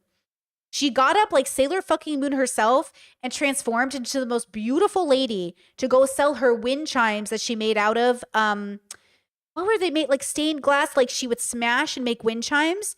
And she looked beautiful, showered and groomed and capable. And I looked at her, I was like, what the fuck is this? Okay. But I think she was a one. I think she wasn't introspective enough to benefit her own life, like to function within civilization in a way that made sense. Like 5G will explode your brain, or because she didn't feel insane. She didn't feel mentally ill to me. She didn't feel psychosis. She was very coherent, very confident. So maybe she was, but she was not giving yay vibes. She was not giving yay vibes. She was giving just very matter of fact. But I think she was a one. I think she was very smart. I just think she was very unwilling to engage in any introspection, extrospection. But she knew how to live the life she was living. I have very fond memories of her, is what I'm trying to say. But I saw her as sort of a lost soul in the universe in a way. I think ones are kind of like lost souls. Like they're lost, Like maybe they did discover something and then it was like too much or so. I don't know. Because all the ones I know are so smart. They're so self-aware, but they don't fucking do anything about it. They don't do anything about it. It's so weird. It's like, why aren't you doing anything? Why aren't you doing something? But they don't do it. Isn't that interesting? Yeah, I think that's what also interests me in the levels is I was really meeting people, some people that I really, really love.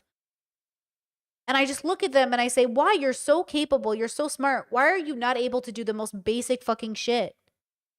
The most basic fucking shit.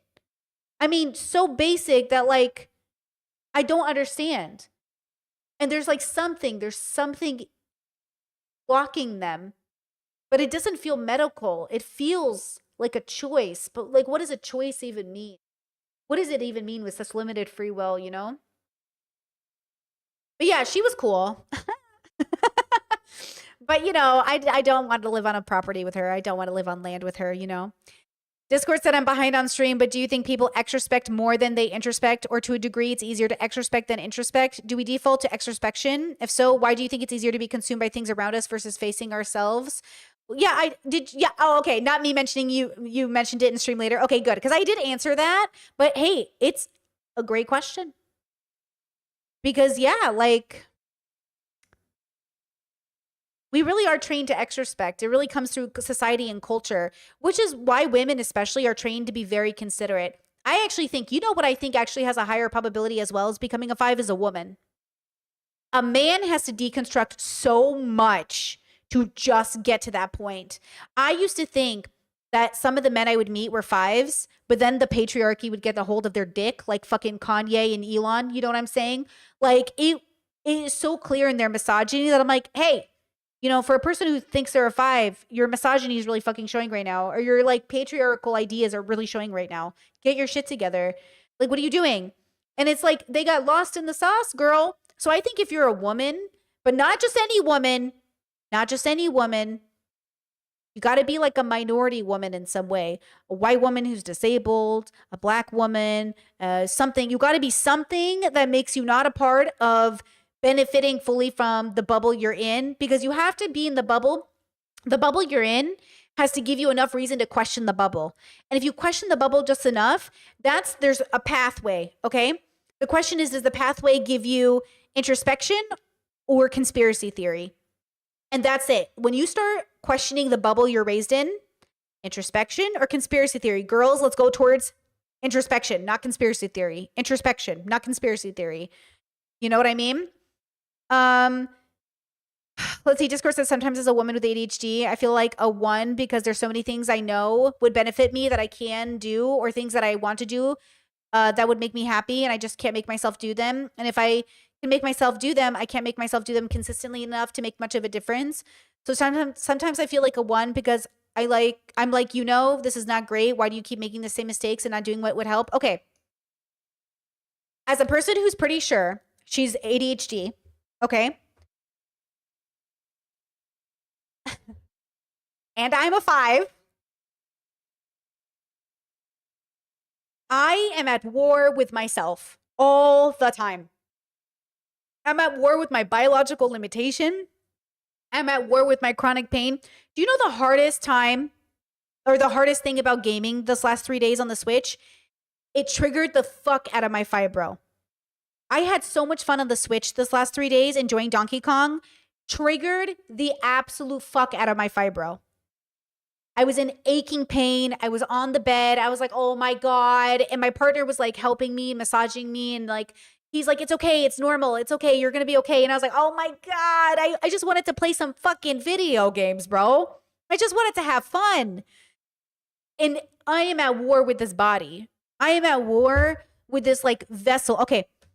My brain has absolutely given up on schedules. I am now officially not scheduling for the month. I'm just scheduling for the week. And I wake up and I go, this is the schedule this week. And in 2 weeks, I might change it, but here's what I'm going to do this week. Okay, I changed it again. Here, I'm going to change it. And what I'm doing is I'm playing to my limitations. I'm playing to my strength.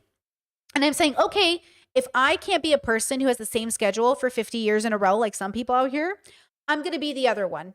And I'm going to give myself leeway to say, I know you should do this, and I know you don't want to do it right now. So here's a list of things you have to do today, and here are the things you want to do, but you can't. Tomorrow, you have to take one of the things you couldn't do today and put it into your list tomorrow that you have to do.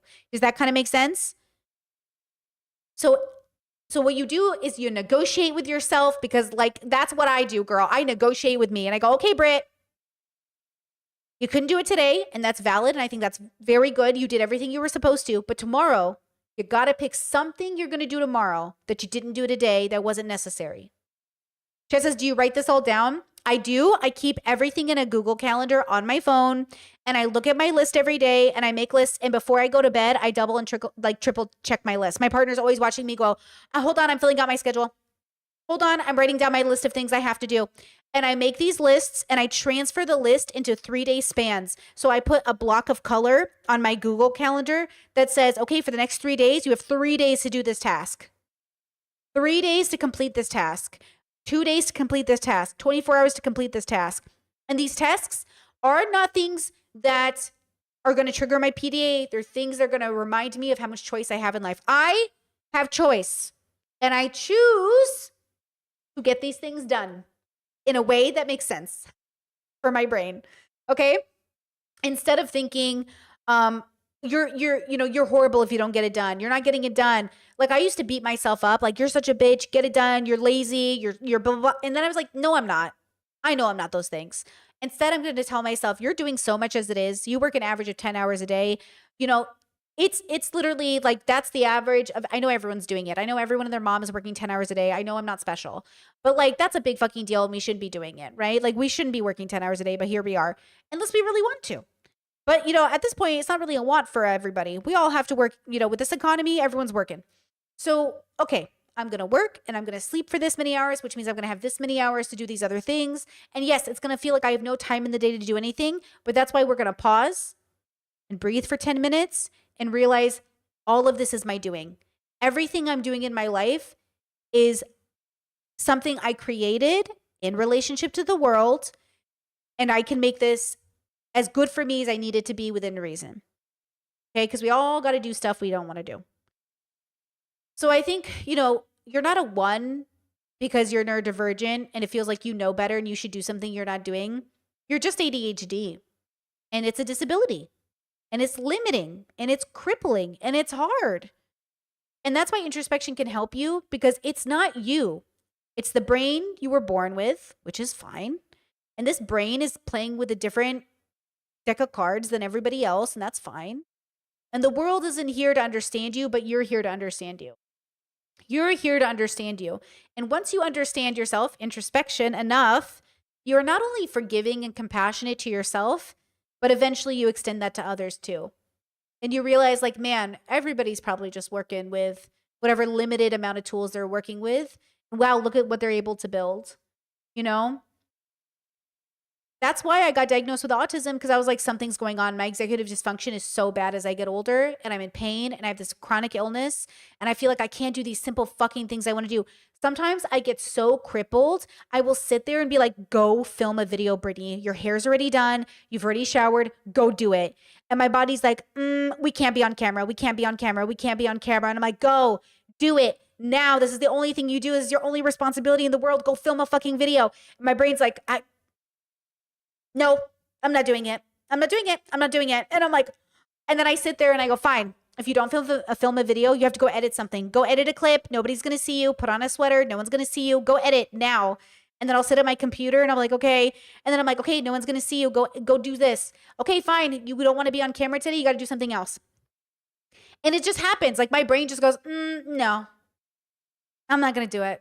I'm not going to do it. And I'm like, but you're already here. And it's like, no. Okay. And then sometimes on a very rare occasion,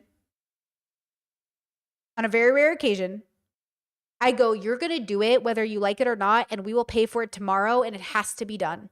And then sometimes I will do it even when I'm in that state of being, and it will rip spoons out of my energy, and I will pay for it tomorrow. And it will take me like 3 days to catch up. So I try not to do that very often. I think I used to live off that in my 20s. I think the reason I had breakdowns and meltdowns and fucking just crashed out every few years from working or living my life is because I think I was always going into my reserve. I was always reaching into my reserve spoons to get through my life. And now that I've slowed down, now that I've gotten some diagnoses, now that I've gone to therapy, now that I've seen doctors, now that I'm learning like what's going on with me biologically, I'm like, oh shit, okay. Let me change some stuff. Let me work out some stuff different. Let me do it different. Because yeah, I had to go to work at one point. I had to commute at one point. I had to go into the office at one point, or like into the work at one point. I had to show up and answer to people at one point in a very particular way. And I would just mask so fucking hard, show up. Hi, how are you? Oh my God, guys, it's so nice to see you. You know, get your public voice on, you know, your like little waitress voice. That's, you know, my little customer service voice. Hi, welcome so much. What can I get you today? Ground beef, good choice. Pound or 2 pounds? 2 pounds. Love that. You feeding the family? Love that. How many kids do we have? Oh my God, you know, I'm one of 10. Yeah, one of 10. I know, one of 10. Crazy. Give me 2 seconds to do that. Do you want to do some shopping while I get your order ready? You can come pick it up in a second. I'm like, oh my God, great. I'm like, great. Sometimes my brother and I talk like that just to be like, oh my God, customer service voice. Anyways, it works and it's important. You should have a customer service voice. Okay. Yes. Chat says I have to do this while dealing with the worst stomach pains. Literally. Yeah. You just like, you learn this. Yeah. Oh my God. And then, you know what yeah. And then, oh, you just kind of, you learn to manage your life in a way that makes sense for you. And then you get to the point where you realize you really are dealing with this like very flawed physical form, this very flawed intellectual thing, this very flawed person. And the world is so flawed, guys. It's just so flawed. And so I can be more compassionate, though I do lose charitability very quickly. That's why people are like, why are you so compassionate to other people, but not to Ethan? I was compassionate to Ethan for 2 fucking years. I'm tired. Thank you. I'm tired. I'm very tired. Thank you. Chad says this is triggering a memory of my coworker standing behind me when I was serving a customer and me turning around and then mimicking my voice and them mimicking my voice. Yeah. We have a voice. We put it on. Chet says you're so good at masking. I don't know if I'm good at masking, but I definitely was like the social coworker, like in and out, put me at the registers because I was so bad at everything else. The one thing I was good at was like making customers feel good about themselves. When I worked like at the deli, the one thing I was good at was like talking to customers and getting people to feel good about themselves. Like I think that's the one thing I can do is I can make people feel good about themselves, or I can make you feel like the lowest piece of shit who's ever existed. But I'm not going to do that to you girls because I am not mean. But I am a Taurus, so don't make me do it. I loved it when customers were unruly and they'd be like, get Brittany. And I'm like, I love an unruly customer. Give him to me. Give them to me. You know? Chat says, damn, I'm gonna go study. This just motivated me. You should totally do a video about this. Bro, let me tell you, I think that's why I think when I was talking to the girlies on the panel the other day, I do think it's important to mask in certain situations. You know? Like, I can't be at the deli, be like, oh my God, would you like 10 slices of turkey or 12 slices? Also, I'm on my period and I'm cramping so hard, I have period diarrhea and I actually want to kill myself. Would you like cheese with that? Like, that's not what we want to hear at the deli. You know, that's not the conversation that needs to be had. You know what I'm saying? That's not it. That's not it. Okay. We don't want people coming up to the counter and being like, ugh, how are you today? I have such a migraine. I literally can't even stand the sound of your voice. It's fucking annoying. What do you want? Swiss cheese? Gross. It's all about the Munster. What are you eating Swiss for? Just kidding. Fun fact, I love Swiss cheese. I hate Munster cheese. But you know what I mean? It's like, yeah, we got to show up and be like, how are you? Oh my God. Blah, blah, blah, blah, blah, blah, blah, blah, blah. Blah, blah, blah, blah, blah. I don't know. Okay. Jess says, to be honest, I wouldn't flinch. I'd just be sorry for you, but yes, cheese. Ooh. Jess says, as a barista, sometimes it's acceptable to be cranky. I feel like coffee shops allow for the crankiness, though. I do love a coffee shop barista. I feel like coffee shops kind of allow for like a level of realness, even though Starbucks maybe not. Like maybe not Starbucks, but maybe like a coffee shop that's like a mom and pop. I used to love Seattle when I was a nanny, and I'd go to coffee shops with the babies, and I just loved how down to earth a lot of coffee shops were. Very like real, very like, I've got a headache today, girl, but let me get that for you. I'm like, I'm so sorry to hear that. Would you like ibuprofen? I have some in my purse. I remember one time, and this happens to me a lot because my masking, so my mask is hyper bubbly. My mask that I use is very hyper bubbly. Okay. Talk about playing into, anyway, stereotypes. So I was at a dispensary once with my brother, and the girl was at the counter. I'm like, hi, how are you? She's like, hi, how are you? And I was like, oh my God, good. Love the hair. She goes, love the clothes. I said, oh my God. And then we were like vibey. She's like, oh my God, your energy is so good. There's like this event happening. I feel like you'd be so good for it. And I was like, oh my God, thank you for telling me about it. I will definitely check it out. And as I left the dispensary, I was like, I would rather kill myself than go to that event. But this is me. This is my doing. I am masking basically almost all of the time, because if I really came to the dispensary and I was myself, I think it might come across like less. I don't want to bring them down. I don't want to bring other people down. Like, I don't want to come into even if I'm in a good mood, my good mood might look like this. Hey bro, can I have the weed I like? Thanks, I really like that one. It's like really good. Yeah, oh my God, it's like one of my favorites for sure. And then they might be like, oh, like I tried to bring the light into my eyes. I tried to like force the light into my eyes so they know like I'm happy to be here. But also, sometimes I do just have the light in my eyes because I'm happy. Like sometimes I do have the light in my eyes. You know, sometimes I am. And then that's like, I have the light in my eyes, especially when I talk to my partner, I'm with my besties. Like, I notice that when I'm having a genuine connection with someone, like, did you see the panel I did with the girlies? There were a lot of times the light was in my eyes because those girls really brought it out in me. Like, I was genuinely laughing. I was so into the moment. And like, that's real Brittany. Real Brittany is like, she is not manually telling herself to put the light in her eyes.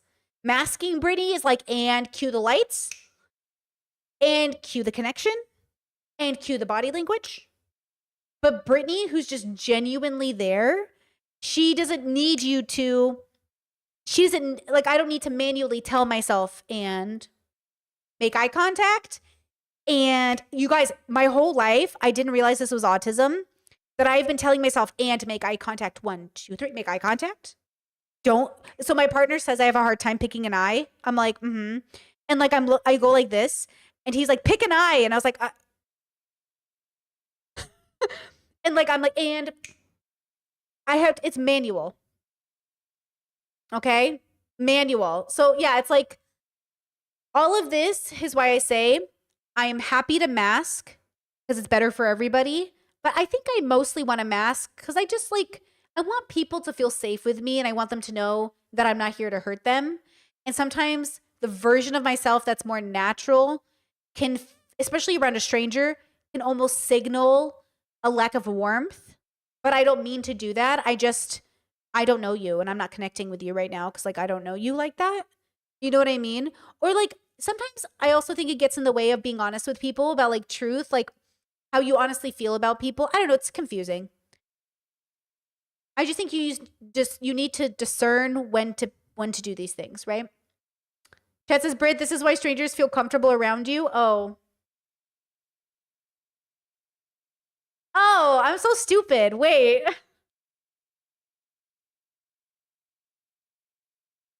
Oh, I'm so dumb. Wait, I'm gonna cry. Okay, wait. Oh my God, it's my mask. Is my mask the reason people talk to me? I'm so dumb. Wait, you didn't know? No, I didn't know. They talk to me like I didn't even think about it as like my mask is the reason people talk to me. Because I don't like, I'll be minding my business. Oh, but then it switches on so fast. It comes on so fast. Oh, fuck, I'm having a bubble pop. Yo, is this my bubble pop stream? This is my bubble pop stream. Wait. Yeah, because if I'm standing at line at Walmart and a kid comes up to me and they hit me or tap me, it switches on so quick I don't think about it. Hi, how are you? Oh my gosh, what's your name? What are you doing? What are you shopping for? And the mom goes, I'm so sorry. And I go, no problem, girl. 1 of 10 kids. I love kids. Kids are great. You're vibing. It's okay. I get it. I want Skittles too. And then all of a sudden we're talking. Oh my God, 1 of 10 kids. How's that? Oh my God, girl, you know how it is. And then all of a sudden they're telling me about the time they were molested at 5 years old because, I related to them on something. Oh shit. Yeah, I am actively engaging. You're right. Yeah, you're right. Like I am actively engaging. And then when they ask a question, I give them, and I give them answers. But it comes so quick. I'm so used to it at this point. Yeah, that could make so much sense, actually. Yeah, it comes so fast. I don't even really think about it that much. But I do it because I'm signaling. Whoa. I need to meditate on this, bros.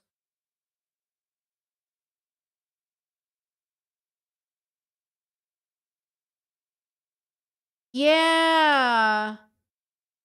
Yeah, I will never forget the man who showed me pictures of his wife's surgery foot. And she had this like flesh-eating bacteria or something. And he was like, do you want to see photos? And I was like, I'm just like, my brain just goes, yeah. He like came up to me. He's my favorite example because I was like, what is this? He just, oh yeah, what are you shopping for? And then my stupid brain goes, oh, I'll just tell them. I'm not rude. Like I won't tell a person not to talk to me unless I think they're dangerous. So if they're dangerous, I'll be like, hey, don't follow me. I've done that. You know how many times I've yelled at a man to stop following me in a store? At least 4. So I know I will do that. But yeah, when people come up to me, I don't reject them. And then when people want to be my friend, I often don't reject them. And that's why everyone thinks I'm their friend. Damn, y'all should stop thinking I'm your friend. I'm just nice. I just don't want you to feel left out, bro. This is why I thought I could have been a mom, I just don't want I don't want anyone to ever feel like they're less than. I want you to all know you're worthy of someone's love. It just can't be my love. Yeah, I try not to lie to people. Like I know I really try not to lie. But yeah, I don't want people to feel bad about themselves. Hmm. True though, better than being insular and getting no opportunities. Well, that's true. I've gotten a lot of opportunities this way. People do feel safe with me because I feel like when I'm with them, I'm listening to only them. I feel like, yeah, tell me your story. I'm really present. Okay, got it. Wow. Yeah. Chess says, do you think it's a kind of people pleasing? No, I think it has to do with my values. It probably has to do a little bit with my BPD trauma, right? Like I don't look, I was never a popular kid in high school, right? But I'm the kid the popular kids would come to for advice. This is who I've been my whole life since I was like a little child. I'm not the popular kid, but every popular kid would come to me for advice. All the adults would come to me for advice. Like everybody in my life comes to me for advice, but I'm not popular. They don't invite me out to their parties. They don't want me with them, but they secretly want to call me, be like, okay, I'm at this party. What do I do? And I'm like, okay. And I'm like, what is happening? It's like you want me to be on your side, but I don't match your group. You know what I mean? Chad says, what child is asking children for advice? Honestly, bros, you would be surprised. I think it's because I'm really well read and I am a good listener and I'm really good at problem solving and I just don't judge. I judge in my head, but I don't judge out loud. Like when a married woman with 2 babies asked me at 19, she was like, "Hey, how many holes do we have down there?" And I was like, "Girl, you could have googled this. Ma'am, you could have googled this. You were in your 30s. You could have googled this." But instead they ask me and I'm like, "Oh, okay, girl, let's sit down and talk about it." You know what I'm saying? So when we have these like I have such a weird lived experience of just people coming to me for things. And even my partner said, they're like, you are so warm to people. You you see the uniqueness of everyone, but that makes them feel, wow, somebody sees. You know what I'm watching, guys? I'm watching Oran Host Club. Orin Horse Club. I'm watching the anime again. I'm rewatching it in the background while I work.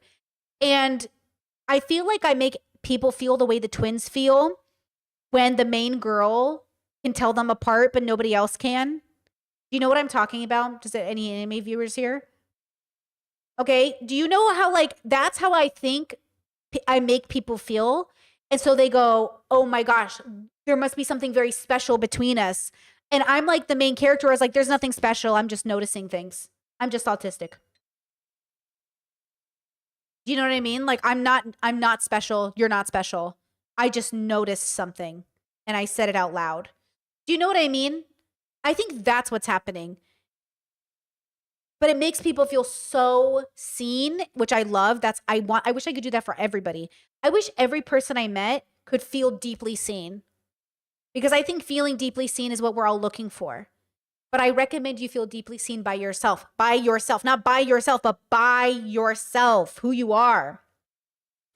I feel the most seen by myself. Brittany, can see myself the most.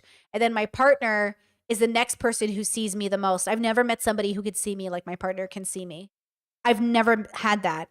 I've had people who can see parts of me and it feels so magical, but it's so much crazier when a person can see so much. Like all she did in the anime was could tell the twins apart and they felt so seen. But that's just one section of them. That's not who they are. That's just the start, right? And then for my partner, I feel like he doesn't just see that I'm a different twin. He sees so much of me, like so much of me. You know? So I do want you to feel validated. I do want you to feel seen. I want you to feel loved. But just because I can see you doesn't mean you can see me. And that's okay too. It says, does being so seen ever feel scary? Not no. Look, my my besties, like my sister, my siblings, my parents, they can all see a lot of me. Not all of it, but a lot. Um, but I think it always felt like love. in safety because they never misused it. I think it's only scary if people misuse it. And so my partner is not somebody who's going to misuse it, but I also think my partner is the only person I've met who can see me this much, because they're unique, high compatibility partner. I would say I've had a friend betrayal in the past that was really, really hurtful. And we were young, we were 17. And when I think about it, I think that that was really painful to have somebody see you, but not see enough of you in a sense, because I do think they must not see enough of you in order to betray you. I think somebody who really, really sees you won't betray you. But I think somebody who sees you partially might find a reason to do that. And I think that's just human. That's just how it goes with everyone. It's very Guts and Griffith, which we're going to talk about today. We're going to talk about betrayal today because I heard this crazy story. This YouTube guy had a betrayal, and I was like, oh, and I was thinking about that. You know, it's difficult when you feel really vulnerable with somebody. But here's my theory. All risks are worth the reward if you do them with wisdom and if you learn from your mistakes. I never regret any of the friendships I've had, any of the ones that have fallen out, any of the connections I've made. All of those people came into my life when it was necessary. I came into their life when it was necessary. We were obviously meant to meet in some way. All of those people also benefited my life immensely. They were good people and we had bad endings. But they were there for a reason. And I don't regret it, and I'll never not allow myself an opportunity to connect again just because it didn't go well. Look, it didn't go well with some of these YouTubers, but that's not going to stop me from making more connections with YouTubers. I'm not going to let fear make the decision for me. I know I can make good connections on the internet. I know there are good YouTubers to collab with. I know there are good people on the internet. And I'm patient enough to wait for them. I mean, to be fair, I also met the Thought Spot, and she's been a very good connection. One of the greatest connections I've made in the last 2 years has been Irene. She is just the most lovely. She's just so good with boundaries. We've been so good at negotiating our friendship because we have a friendship outside of the internet. We've been so good at connecting through work. We've been so good about boundaries. I am so grateful we met. I'm so grateful we came into each other's lives. You know, we've met on the internet. We haven't met in real life or anything, but you know what I mean. I'm so grateful. And I know that for every 10 horrible people I meet, for every 10 destinies, there's one Irene, and Irene is worth it. Irene is worth it. Okay? So I'll never stop risking just for the chance of meeting an Irene. You know? That's kind of how I think about it. I hope it's okay I'm talking about her this way. You know what I mean? But that's how I think about it, you know? Chet says, just curious, what are the things that makes a man feel dangerous? Oh, that's not for me. I don't know what that's about. Sorry, sometimes I read your comments without thinking about it. I assume that's not for me. That feels so contextually out of pocket. So I assume that's for somebody else. But yeah. And I am optimistic. I see you, chat, saying, I love your optimism. I am an optimist. I am an optimist. I believe in the goodness of people. I believe in the good of people. And I just think, you know, what do they say? What's the saying? You gotta eat a couple of sour apples to find a sweet one. There's a saying for this. You gotta kiss a couple of frogs before you find the princess. Something like that. You know what I mean? Something like that. Okay.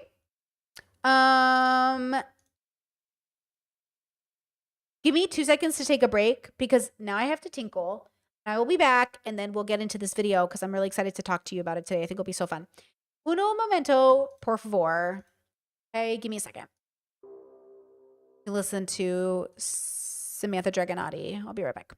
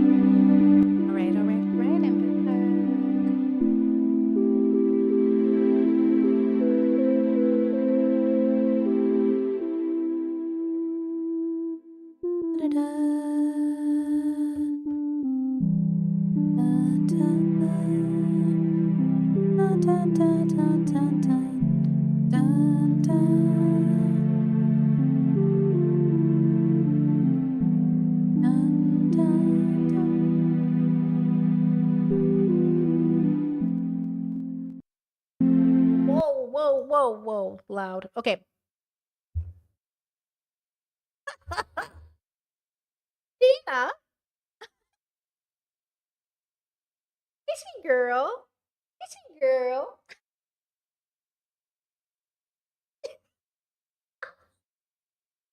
Oh, I'm dying, girl.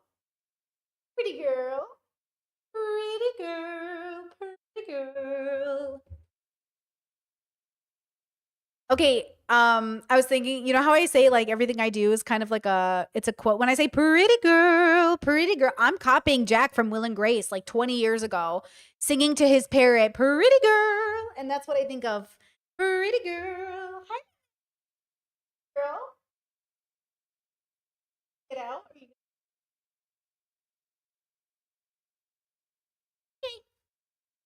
So cute.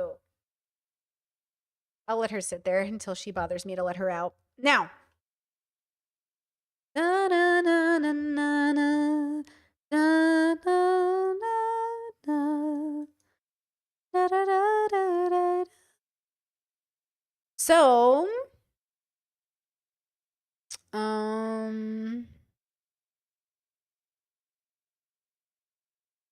hold on. Discord said, wait, I just realized something. Has anyone else had the experience of being able to tell something is going on with someone and feeling deeply interested in finding out what it is? And once you figure out what the category of person they are, you're like, okay, I'm good. But then they want to be friends with you because you feel, they feel like you see them in ways that others don't. And you're just like, oh, we aren't close. I was just chatting and I don't want to go any further.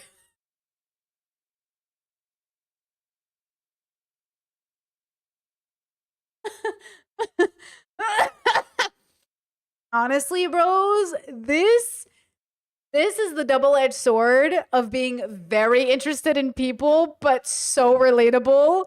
I cannot even tell you how much of my life. Actually, hold on. Pause. Yeah, I'm just nosy, y'all. I'm just nosy.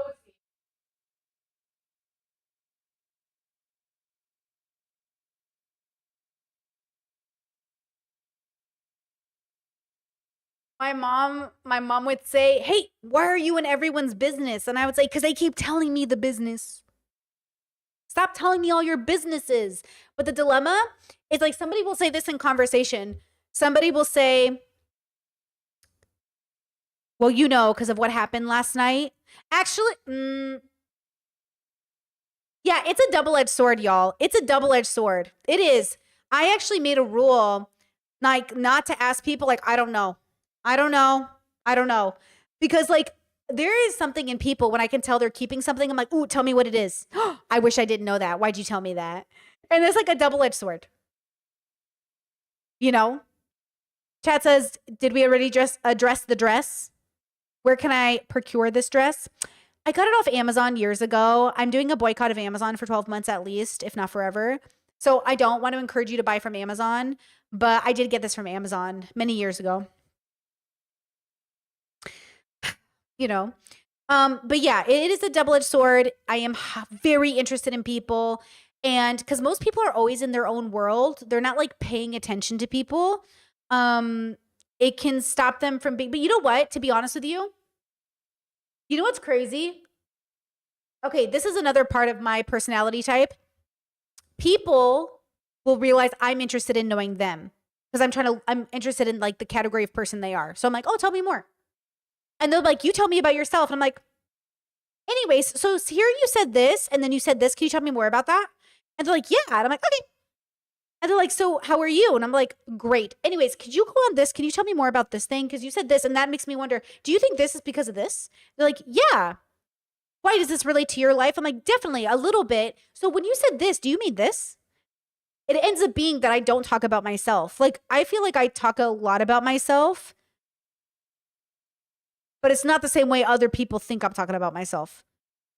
So then I create this issue where people are um like I'll say like we weren't that close and people will say, but I told you stuff. And it's like, yes, but I didn't tell you stuff. They're like, yeah, but I gave you a chance to. And I was like, and you see how I didn't take you up on it? Do you see how we didn't have the give and take?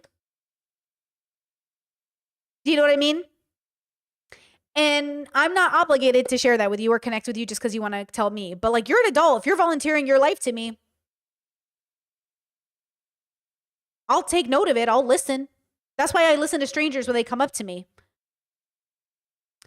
Yeah, a lot of my life is starting to make sense now. You know why it's a bubble pop for me? It's because I never thought about it as an autistic mask in a sense, but also I'm deeply curious. I remember one time unhoused guy came up to my friend and I, and he was talking to me, and I kept talking to him because I wanted to know something. I wanted to know something about his life. And my friend was like, "Can we keep going, please? Like, I'm uncomfortable." And I was like, "Why are you uncomfortable?" And she had had a bad situation with an unhoused person once, which is so fair. I had one bad situation with an unhoused person, but it never escalated, so it worked. It was fine. It happens. But it's not because they're unhoused. It's just because it's a man. You know what I'm saying? So, anyways, I was really curious about this person, and I wanted to talk to them more. And I'm just curious about their life. Like, I kind of want to be the spirit guide that comes into your life, talks to you, boops you on the nose with some wisdom, and then goes, "Peace out. Bye." Woo! I don't want to be your best friend. I just want to learn about people. You know what I mean? But maybe that can feel a bummer to people. You know what I mean? Because it can feel like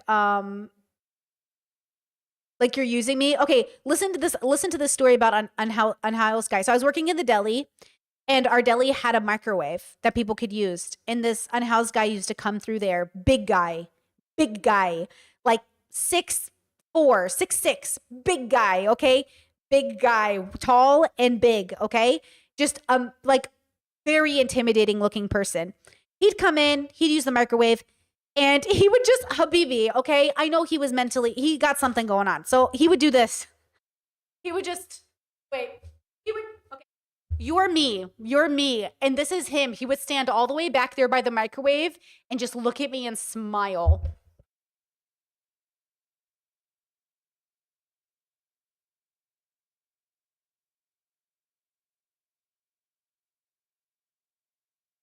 And he would do it for hours. Hours. He would come into our deli, say, "She's my favorite," when he would talk. Okay, the camera's out of focus. He would just, and he would smile. And he would just look at me. And I was like, okay. And so I told him, I was like, "Hey, you're making me uncomfortable. Do you mind if you go outside for a bit?" He was like, he's like, "No."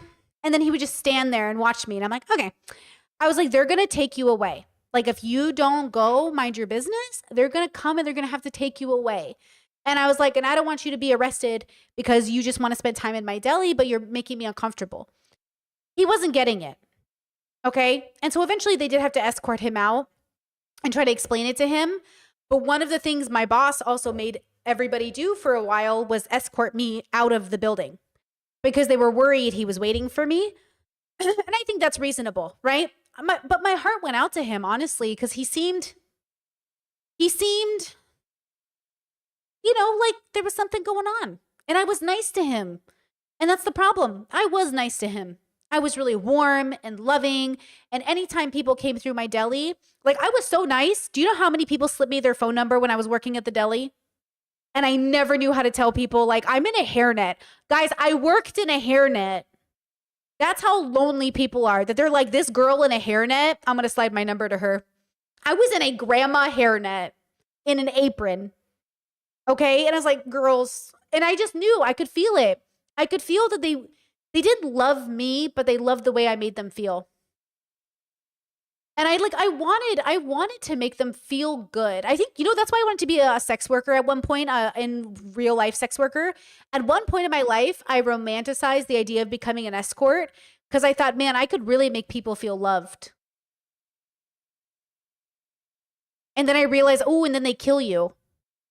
because people don't know boundaries. People don't understand you're paying me to make you feel good. They think it's like, oh, like this is for real. Well, and then they kill you, you know? So I don't want to die, you know? I don't want to die because these these eyes can light up in a way that make you feel like you're the only person in the room. And that's also why people think I'm sleeping with everybody I meet. Because I give them light eyes. I give them the bright eyes. Bright eyes. How's that song go by the Killers? Mr. Brightside, bright eyes, bright side, bright eyes. Anyways, yeah, I feel like, yeah, I don't know. Human's gonna human, you know? But there is a loneliness epidemic, and people are desperate to be seen. And I do think it's important to be cautious about boundaries. That's why I negotiate my friendships, because I think I make people feel like they're the exception to my rules when they're not. They're just people I like a little bit or something. I don't know. Just things to think about, you know? Yeah, things to think about. I really wish I could just make great connections with people temporarily without it needing to be like something that always moves into a certain direction. Like I wish we could just have casual friends in a way that makes sense, but I think you have to meet those people too. You have to meet the right kind of people that don't always think they're meeting their next best friend. Like I already have all my best friends. I don't want another one. But I want really strong and good connections with people. But since everybody else is still looking for their best friend, it feels like they think you're it because you're vibing. Does that make sense? It's same with boys. Like just because you're single doesn't mean the rest of us are. So sometimes they can feel like, oh, are you my next person? Are you my person? It's like I already have a person, you know? But if you're looking for somebody to hang out with and vibe with, I'm down. But I think people just want to feel special.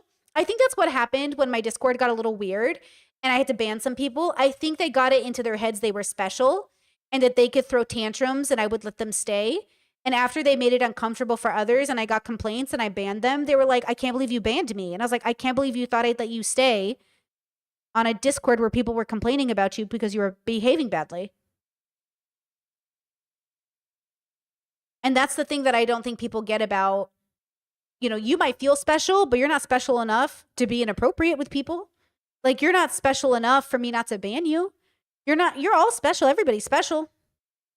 But you're not special enough for me, you know what I mean? Like you're acting inappropriate. So you have to go. Yeah, gotta go. Gotta go. Oh, oh, oh, oh, oh, oh. Anyways, it's like that TikTok where you're talking with a friend and they're like, oh my God, I love being best friends. And you're like, wait, no. The TikTok is, we're best friends, right? And it's like, yeah, I'm your best friend. Yeah, it's like, yeah, I might be your best friend. But that's the thing that happens in autistic circles. There's a lot of autistic circles where people don't know where they stand in friendships. And I think you have the right to be actively seeking out clarification of where you stand. Right? Like I never understood the idea of throwing a birthday party not knowing exactly who's showing up unless you're the kind of person with an open door policy. If you are not sure who your real friends are, make sure you know. And make sure you make it clear to them, you don't have to be my friend. I just need to know who I'm doing life with. Cuz like I really don't want to see people out here thinking they have friends they don't have, you know? Okay, now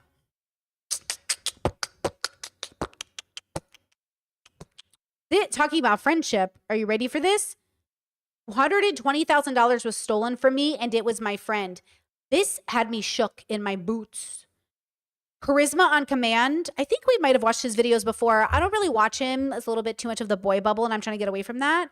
But also, I was shook when I listened to this story. So I pre-watched this. We're going to put it at 1x2. The story is so much more than this guy stole money from me. But I want you to think about it in certain contexts. Friendship, connection, seeing people, intimacy, how close you feel to somebody. Reconnect, come on, baby, reconnect. No, reconnect. Connection. Okay, we're back. Fuck, that had me scared.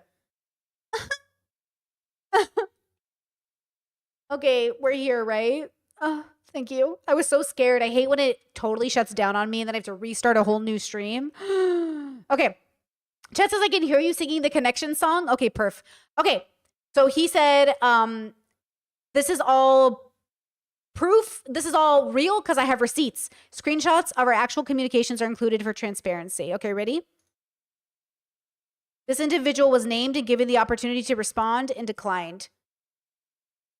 A few months ago, I discovered that one of my closest friends had stolen $120,000 from me. And as I dug into this, I found that this betrayal was way, way worse than even that. Ooh. So I want to share this story with you because, one, it's the greatest and most painful betrayal that I think I've experienced, at least in my adult life. It's the most costly business mistake I've probably ever made, and I don't want this thing to happen to you.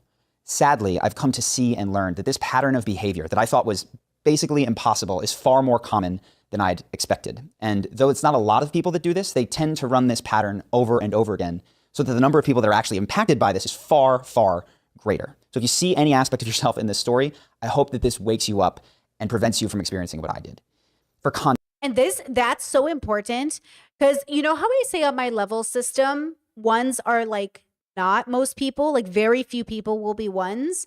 I think very few people will deeply betray you. I think very few people, look, you might think you're betrayed, but if you, this is assuming you've deconstructed. If you truly deconstruct a situation, you will see that what you thought of betrayal was not as betrayal. So when I say truly betray you, I mean truly, truly, truly, truly, truly, truly. Most people can even be abusive without betraying. A lot of people can be toxic without betraying. Very few people will betray you. Very few people will be ones. Very few people will be these types of people in society. But when you get hit by one, you're going to want to think it's everybody. It's not everybody. And that's why I want you to keep in mind as we listen to this story. Because he's right. It's not everybody, but man, when it hits, it's crazy. Context. Several months ago, I'm closing the deal to purchase Charisma on command. I'm a 50% owner. I'm buying 100% from my co-founder because we've been in a deadlock. And this is wonderful and amazing, but it's also the largest purchase I have ever made. So in order to make sure that I can finance. So in case you guys don't know, this is Charisma on command. He's buying his channel from his co-founder. So he's talking about the money he's going to use to buy this channel, the channel we're watching right now from his co-founder, which is the different person in this story. There's the co-founder who owns the channel, and then there's the other guy. And the other guy's the friend who betrayed him. I start logging into accounts that I haven't been in for years. So like I'm looking at my retirement account, the 401k that I haven't even looked at. I'm like, okay, I can liquidate this. And the other account that I look in is this crypto account. Because several years prior, I'd had an employee and this close friend of mine who was named Ivan Hidalgo purchase a bunch of crypto on my behalf. I'd given him $12,000 to buy Bitcoin and Ethereum, and I just hadn't looked at it. Now, the good news was crypto had done what crypto did in that period of time, which is that $12,000 had 10x to about 120 grand, which was going to be very, very useful in financing this deal. So I plug it into my computer, I log into this Nano Ledger, and my heart falls off of a cliff because this graph falls off of a cliff. I watch it go up, up, up, up, up, up, up to $120,000, and then instantly, boom, $45. And my heart is racing, and I'm going, what the heck is going on here? As I try to discern what's happening, and as I hover over the transactions, I see that 6 months prior to this login, in the middle of the night, in a series of transactions, all of the money in my account was moved to other accounts. So I call the cops. I start trying to figure out what happened. I make that frog report. And immediately, I think there's only one person that this really could have been because Ivan bought this for me. And when he bought it for me, he sent me a photo of the seed phrase, which is effectively the crypto password, right? It's a list of words that if you lose access to this ledger, you can still get access to your account. And so that existed digitally. But I'm thinking, because I'm still naive at this point in time, maybe a family member of his got access to it. Maybe he lost his phone and somebody ran an AI scraper and they dug it and they found it. Now, this was especially naive, and you'll see this pattern over and over again because about 1.5 years prior, I'd fired him for lying to me and gray area stealing, which is no longer a gray area. I now see what actually happened. But I fired him for that. So we weren't in contact at this point in time. We were no longer cool with one another. So I reached out to my co-founder who was still in interaction with him. I was talking to him because of the deal and said, hey, can you check, did he lose his phone about 6 months ago? Did you hear anything? Did his number change to a green number? He's like, no, still same phone number. So I start piecing it together and I go to my crypto friends and they help me with this website called Arkham Intelligence. And they say, you put. Okay, hold on. Before he gets into this part of the story about his friends helping him figure out what happened, chat shared the definition of betrayal: to lead astray, to deliver to an enemy, to desert in a time of need, to reveal unintentionally, to disclose a violation of confidence. Here's the thing. Ethan will say Hassan or Ian betrayed him, but Ethan was not betrayed. That's what I mean by people who will think they've been betrayed, but they haven't. Ethan wasn't betrayed by Hassan or Ian, but that's how Ethan is framing Ian was my friend, my good friend. I can't believe he did this to me. You weren't betrayed, Ethan. This isn't what betrayal is. You feeling entitled to your friend backing you with to the point of having your bad opinions is not betrayal. It's a difference of an opinion. Like, you must know the difference of an opinion versus a betrayal. That's like my mom saying I betrayed her by leaving the Catholic Church. That has nothing to do with you. Like, I didn't betray you. Or you've betrayed me by not being Catholic. You've betrayed me by having a different opinion, by voting differently. That's not a betrayal. It's a difference of belief. It's not a betrayal. You know, a betrayal is like a very specific experience. Like, I trusted you with this. You said you could respect it and hold it, and you went and told the world, or you went and did this thing. That's different than somebody doing something and you have to out it to the world because they're dangerous or they went too far or now other people are in danger, right? So I think when I say like not everyone's been betrayed that they think they have, it's very rare for someone to betray you. Betrayal, that's why cheating is a betrayal. When you cheat on your spouse, you've betrayed them. That's why you're such a piece of fucking shit. Because like you told them you wouldn't do this to them. That's why it's so bad, right? So make sure, Ethan will say Ian delivered me to the enemy. That's what I'm saying. Ethan will sit here and play like he's been betrayed. You haven't been betrayed, bro. This is like what happens when you and your friends go in different directions politically. It's not a betrayal. It's a difference of voting opinion. And you might feel like it's bigger than an opinion, but that's how they feel. That's why they put a line in the sand, because they feel like your opinion is so bad they can't be friends with you anymore. Okay? It's not a betrayal. Discourse said, is it a betrayal if you trust somebody too quickly with a part of yourself? So I'm wondering now about the line between betrayal and personal responsibility about who and what we share with people. It depends on the circumstance for sure. It depends. But I don't know, like, I think betrayal of a good friend that you built up a reputation, like, there are ways there are definitely things. I know the line in the sand for like most of the people in my life because I think we talk about it. I think we openly talk about like what would be a betrayal. And I think that makes it easier to know where the line in the sand is. And then we also have to consent to that being a betrayal. You know, like a big part of my belief is you can't hold my story hostage. So if we do something together, I'm going to have a very hard time not feeling free to tell my own story, but I'll try to protect you in the process. That's why I try to change a little bit of details when I tell stories about people in my life. I tried to be very sarcastic and like maybe not be very clear about who I'm talking about because I don't actually want to tell people's stories, but I still want to tell my story. But there are things I will never say on stream that would be a betrayal of somebody and our relationship together. But also, I could tell that information in the right circumstance if they do something that warrants the decision, like warrants me to say it out loud, right? So I think it's very contextual, and that it just depends. If it's somebody new in your life, it depends. Like, did you have that pact? Did you have that understanding? I don't really believe in unspoken understandings. You know, I think culturally there's some unspoken understandings, but you'd have to share culture. If you don't share culture with somebody, I think assuming an understanding is probably bad. That's kind of my belief. And that's what a lot of people do. A lot of people say, everybody knows what a friend is. No, they don't. And we are on the internet, a global space. We are not all coming from the same culture. I can't believe we've all been on the internet this long. And there's the audacity for any of us to think that we're ever just talking to one group of people. Do you think I'm just talking to Americans right now? The world doesn't revolve around you. When Ethan said to that girl, well, everybody knows having sex with multiple people at the same time is just bad. Okay, tell that to the whole poly community. Like, no, the world doesn't revolve around these things. You know what I mean? It just doesn't, you know? And look, chat says I've lost friends over our disagreements of what a friend means. Hey, you know, values. Listen, there's nothing wrong with ending a friendship. Sometimes, and most of the time, all friendships come to an end. There's nothing wrong with a friendship coming to an end. If you have the kind of friendship that you hope never ends, then y'all better keep it alive. You better milk it. You better take care of it. You better rub-a-dub-dub. You better do stuff that keeps that thing going. Same way you would in a romantic relationship. You don't want your romantic relationship to die? Take care of it. Treat it with kindness. Love it. Because, yeah, most relationships will die because not everybody, we don't have the time to care for all of these things. Things take priority. And the question is, which of your friends get priority, right? That's why I have inner circle, inner outer circle. I have people that have major priority, then people have priority after them. But if it came down to it, like, which one are you going to pay more attention to? Gun to your head, well, I just choose inner circle. Easy. I already decided, I already committed my life to making them a priority. But at the same time, if those people in my inner circle do something really, really bad and I have to create distance, well, now that opens up space to give it to somebody else, but not to the same level. Does that kind of make sense? Like, just because I have more time doesn't mean you're going to get the same depth or connection with me, because that space is already taken. I just have more time now, but that space is already taken. But I have more time now.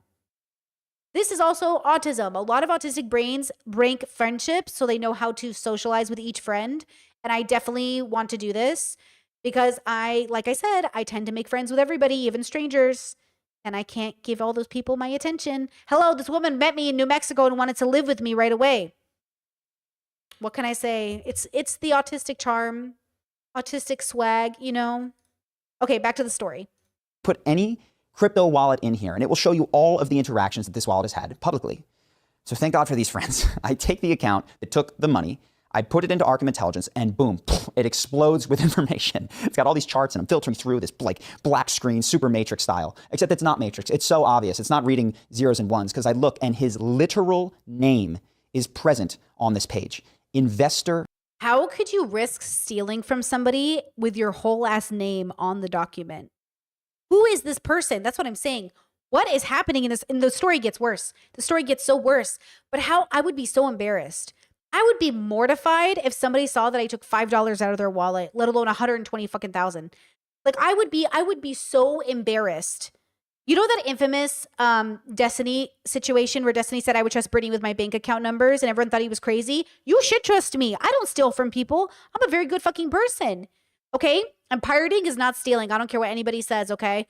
But like, you know, I wanted those people actually, no, we all use LimeWire and I'm not ashamed. But I would never take someone's bank account money. I would never steal from you. You could leave your bag full of $1 million in my house and I would never fucking touch it. Actually, I tell you to get it out of here because somebody else is gonna, you know what I mean? Like, I don't want your money. Okay? I don't want your money. So it's like that idea, like, how could you, I would feel so guilty. This would eat me up. My values say absolutely not.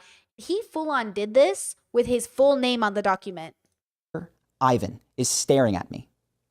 His OpenSea NFT account that I witnessed him access from my apartment is listed as having interacted with the account that took the money. So hold on. I'm so sorry. This story is so good, but pause. Discord said, I wonder if being autistic can make things feel like a betrayal when maybe they aren't. My friend who is more educated on autism than me told me autistic people can be more sensitive to things we see as social slights. So for autistic people who aren't that far along in recovery yet, we can become more easily traumatized by things that wouldn't be traumatizing to non-autistic people. In my lived experience, everybody's sensitive. In my lived experience, every bitch out here is sensitive. You're all so fucking sensitive. Autistic or neurotypical. You know how I know? Ask me any conversation I had with a man who was neurotypical and tell me he was not sensitive. They are all sensitive. Everybody is sensitive. It's just we're all sensitive about different things and in different ways. Okay? Everybody is sensitive. Everybody is sensitive. Everybody is sensitive. Everybody is sensitive. We're all just sensitive differently. I am not convinced autistic people are more sensitive than other people. When other people see somebody, you know, type a sentence incorrectly in text messages and think about it for hours because the period was different than the comma was different than the exclamation mark. Okay, I don't want to hear about it. Everybody is sensitive. Trump sensitive. Everybody's sensitive. Listen, everyone is sensitive. My nipples are sensitive. Everything about people. Listen, everybody is sensitive. You know, everybody's got things. Human beings are sensitive creatures. It would be very unlikely that you would evolve over millions of years of not having some relationship to sensitivity. The question is the spectrum, right?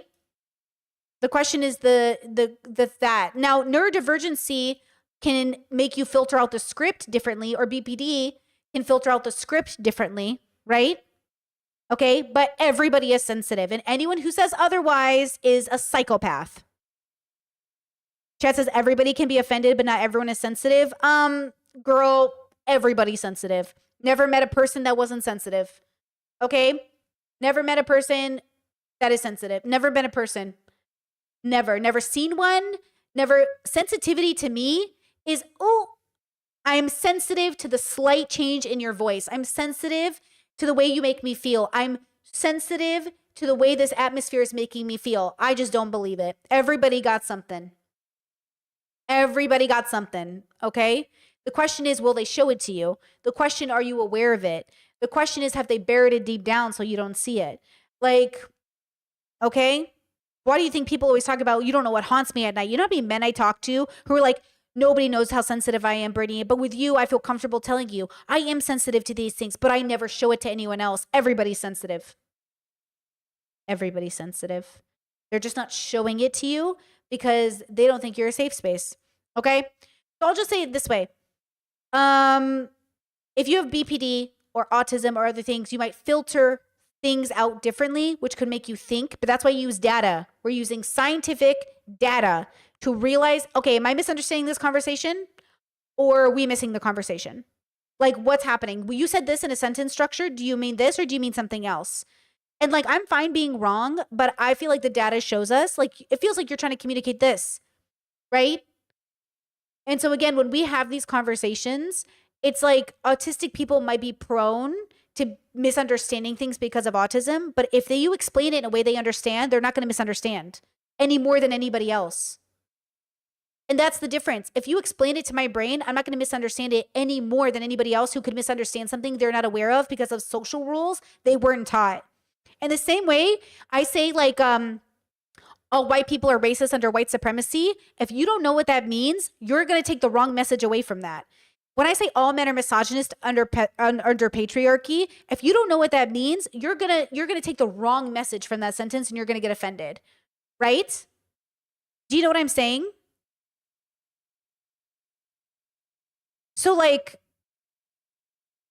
it's about, I think it's all about, do I feel good in this situation? Do I understand things? Chat again with the definition: sensitive, quick to detect or respond to slight changes, signals, or influences. Having or displaying a quick, delicate appreciation of other feelings. Yeah, but what is the social context to the word sensitive?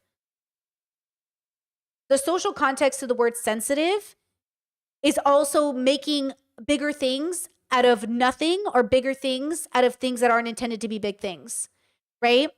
So that's more or less how my brain was seeing it as well, right? Like, most people I meet will hear something and like take it too much or take it too seriously or take it to heart. They'll take a joke. That's why people say, it's just a joke. It's just a joke. Why are you being so sensitive? Right? It's just a joke. Why are you being so sensitive? Never met a person that there was a joke that there's always a joke somebody can't take. There's always a joke that people read into. You know, there's also, I am more empathetic because I'm sensitive to others' feelings. I'm more open-minded. I'm more aware of them. There's the sensitive because you're abused and you have to be hyper vigilant and keep track of every single change in a person's mind. Sensitive, everybody is sensitive. Which kind of sensitive? How sensitive? I don't know, but everybody is sensitive, in my opinion, you know? Everybody is sensitive in some opinion, in some way, you know? That's how I feel.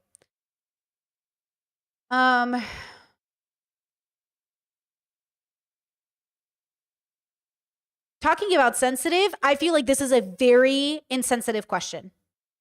And I don't know why you're asking it, actually. Brittany, would you be able to go to a social event that you wanted to go to if you knew your stalker would be there? Why would you ask that question? Talk about a sensitive question. You don't think that's a sensitive question? I'm sensitive. I feel rubbed the wrong way. Would I also want to go to a party my rapist was at? Why would you ask me that? Do you know what I'm saying? Like, why would you ask me that question? Why would anybody go anywhere with a stalker or a rapist or a horrible person? No. Of course I'd feel sensitive or bad. No, I don't want to go there. Because I'm sensitive about it. It's scary. You're with a dangerous person who could hurt you because they're out of their fucking minds. Yeah, no. Why would you ask that question, bros? Inappropriate. Thank God. Thank you. You know who you are, my friends. I love you. I appreciate you. You helped me a ton. So I feel a huge wave of relief, but also like, oh crap, no more deception. This is what happened. So I draft this text and this email, which is to him, hey, I know exactly what happened on this night. I know exactly what you did. Send this crypto back and this will be the end of it. If you don't. Look, he gave him a chance. Okay, let's get back into the story. He gave him a chance. He said, hey, I know what you did. Send it back and we'll be good. He gave him a chance out. And this is a moment. So this is like eating the cupcake kind of moment. So Charisma on Demand was like, here's a cupcake. I'm going to give you this cupcake. Eat the cupcake. And let's see if this guy eats the cupcake. Do you guys think he's going to eat the cupcake? Don't. There's going to be a civil and a criminal case, and you're looking at potentially years in jail because, I've done the whole ChatGPT. What could likely happen from this? This is not a small amount of money. A significant amount of time goes by, like a day or two, when I get a response from him that is, hey, I'm on vacation, not sure what you're talking about, essentially. And I'll put receipts up so you can check it out if you'd like. I write back, you know what I'm talking about. Don't pretend. Send me the money. I'm hearing through my co-founder, who I'm discussing this deal with at the time, that he really doesn't know because he's talking to him and saying, I've never heard of this. This is so strange. I haven't heard from years. So weird. I'm on vacation. I'm busy. I can't even handle this. And he's treating it seemingly like it's not a big deal. So I continue to write. And hold on. I'm sorry. I'm going to be pedantic. Chat says if everyone is on a spectrum, makes no sense to use that term to everyone.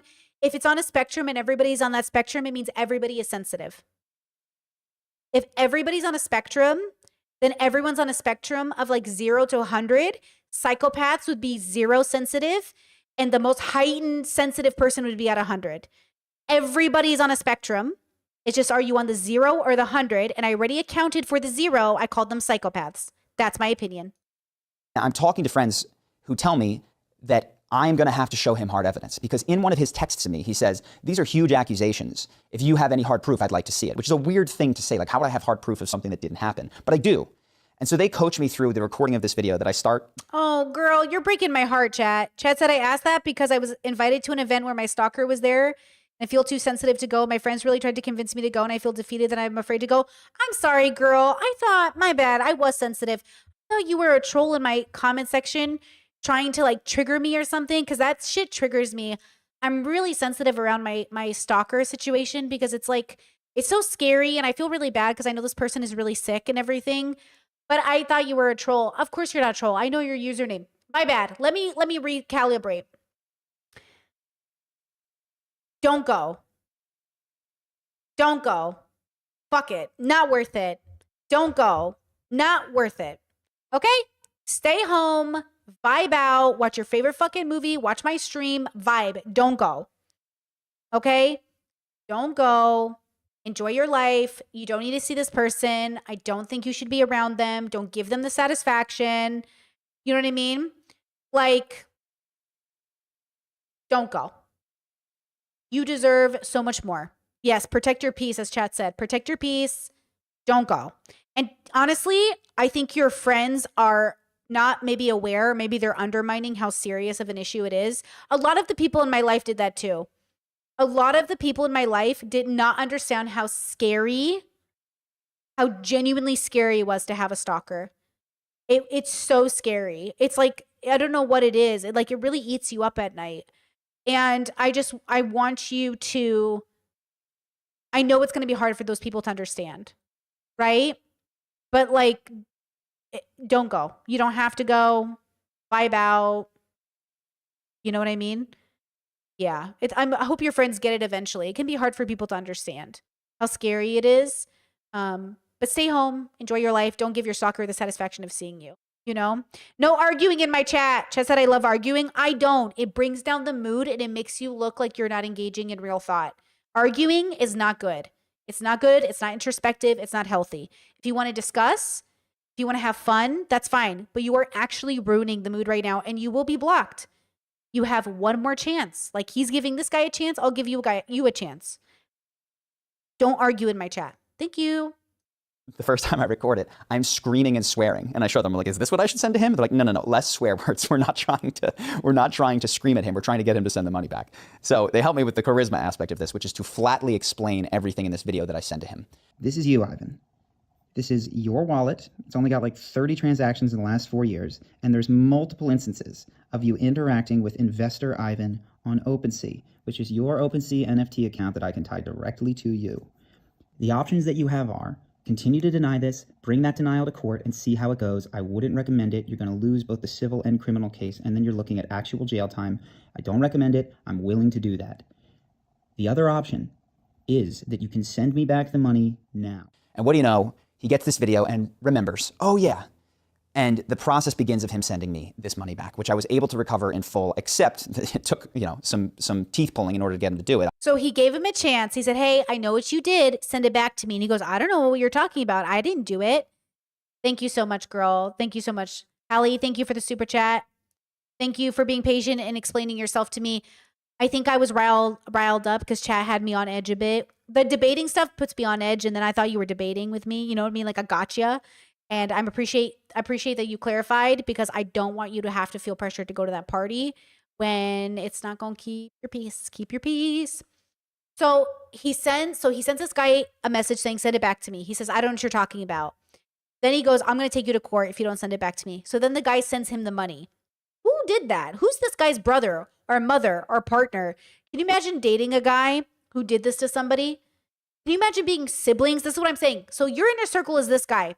You've got a brother, sister, cousin, somebody in your family who did this to somebody. Are you not going to be open with boundaries? Are we like not going to talk for a while until you figure it out? Do you know what I mean? Like, are we not having issues right now? If this is somebody in your life, I feel like I have situations in my life where it's not like this, but somebody does something equivalent-ish, and I'm like, okay, we have to talk about this, or like you're not coming over to the barbecue, or we're not going to hang out, or like you can't be invited to my house like everything is normal. And they're like, why not? And I'm like, because you just did something so fucking crazy that you have to at least acknowledge it so we can move on. But this is crazy. This is so beyond acceptable. And now that he's been outed with receipts, it's like, oh my gosh. And then how long does it take for somebody to recognize their fault? Because you know how Kyla came out swinging really hard in Destiny's favor? She was like, he's taken accountability. He said he's learned. He's apologized. He wants to get better. And then now current day Destiny is downplaying everything he's done. He's still talking to Anna and has convinced Anna to run defense for him. And like, he's still to this day downplaying everything he did and saying like, it's not a big deal. Everyone's blowing it out of proportion. And I think Kyla's not talking to him now, maybe, but that's what I mean. She ran defense for him so hard and claimed he took accountability, but like, he did not take accountability. And the dilemma is, I don't blame Kyla for not knowing he didn't take accountability. I blame all of us for not realizing that taking accountability is more than using your mouth. You have to show through action. And it can't happen in a span of a week. It has to happen over the span of years. You need to take accountability for years for me to believe a shift has happened. Not because I don't believe in the consciousness ability to change overnight, but because overnight doesn't matter when we talk about results. And that's why I say I'll give it a year or two to see who's going to collab with Destiny, who's going to talk to a predator, who is going to say this is no big deal, right? You know, chat says you can blame Kyla girl. However, we do need forgiveness. Listen, I think Kyla genuinely, this is her first real friendship where this has happened. From my understanding of her story, can you imagine Destiny being your first real friend in the adult sense, in this capacity where you actually move country for them to run a business with them? I think this is genuinely her first run-in with this situation. So I'm much more lenient and open to her growing, because I think she was really convinced. I think he was really singing some pretty music to her. I think he was really manipulating her. And I think she's one of his victims. I think she just doesn't know it. I think she is one of his victims, though. So yeah, I think I feel for her, and I want to see where she's at in a couple years too, to see if she realizes that. Chat says, did you see FD signifier on Bridges? No. FD did say he likes Kyla well enough, but he doesn't like Destiny. I mean, same, I always like Kyla, but I can't like Kyla with the way she defended. I can't associate with Kyla after she defended Destiny so hard after the whole thing, until it's been a while and I know that it's for real. So if FD went on her show, that's great, because I know she's in charge of Bridges now. So if that's true and FD went on that show, great. I think it's different because Kyla and I and Destiny, like, we had a different dynamic on the internet. So if I contacted Kyla again, it'd be like putting myself back in there. with them, and I don't want to do that. Versus FD was never connected, so him going on her show is just business. That's different. You know what I'm saying? That's like a different dynamic. I got pulled into something I didn't even realize I was getting pulled into, but it is what it is. So anyways, all of this to say, I do think accountability is possible. I just think it has to come over a span of time. It can't just come overnight, you know? Obviously. And he would not refund me for the cost of the Nano Ledger, but he did wish me a happy Thanksgiving, which seemed strange after everything that happened. And just for context, this was someone who had been to my house for multiple Thanksgivings. This was my genuinely second closest friend after my co-founder. This was someone who I took to my sister's wedding as my plus one, even though it was like a kind of a goofy thing to do. He slept on my couch for months at a time. Full access to everything in my life and my heart. Get it? This man was in his house. They were friends. And this happened. This is a betrayal. See, this was a betrayal. Like, you guys were friends enough. This was a betrayal. This was crazy. It gets worse. Genuinely, like, so much care and affection and trust was given to him. So that happy Thanksgiving line, it just cuts even like, holy shit, was any of this real? And that thought keeps echoing in my head because yes, I have the money, but now I can think this guy's been hired for years. He had intimate access to everything in my life, including my business. So I have to go look. And at this point, I've bought the business. So I now have access to his old email account and my co-founder's old email account. There's just correspondence in there that is helpful for me to dig into. So I start going into Ivan's old email account and I find, which is something that you should start to pay attention to, a lot of weird stuff. The first thing that I find is seemingly ridiculous lies. Like one of the things that's in there is a lease agreement for the apartment he'd been living in. And he told me that the apartment was like a certain amount of money, let's say X per month. But this lease agreement has it listed as 1/2 of that amount of money. Why lie about that? And I started to see there were so many of these like unnecessary, small, for seemingly no purpose lies that I was able to corroborate through this email and through speaking to other people about this. I also started to talk to people and I found that there was this pattern of behaving differently around people of status and power. So with me, I experienced him as very generous, very kind. My brother was friends with him, but he'd stay at the apartment. But my brother was constantly complaining that he was not paying for coffees, that sticking my brother with a bill, that he was stealing his clothes, even though he would tell him not to do it and sort of just shrugging it off. And I was like, oh, they're just bickering. It's like, like they were almost like brothers themselves, like me and my brother, whatever, it's fine. And I realized that when I stepped away from the business, this same thing happened, which is now that I didn't have power, our relationship completely shifted. He stopped answering my calls. He stopped talking, like it was just over. And so this pattern of... He's a moocher. I'm telling you right now, I've said this in the past, the moochers in the community. There are moochers in your communities. And they are people who are playing games. Okay? They're like fake generous, fake kind. They literally will take from you at your expense. And when they're caught, they're like, hey, oh, you got me. They like play it off like it's not the worst thing that just happened. Like, what are you doing?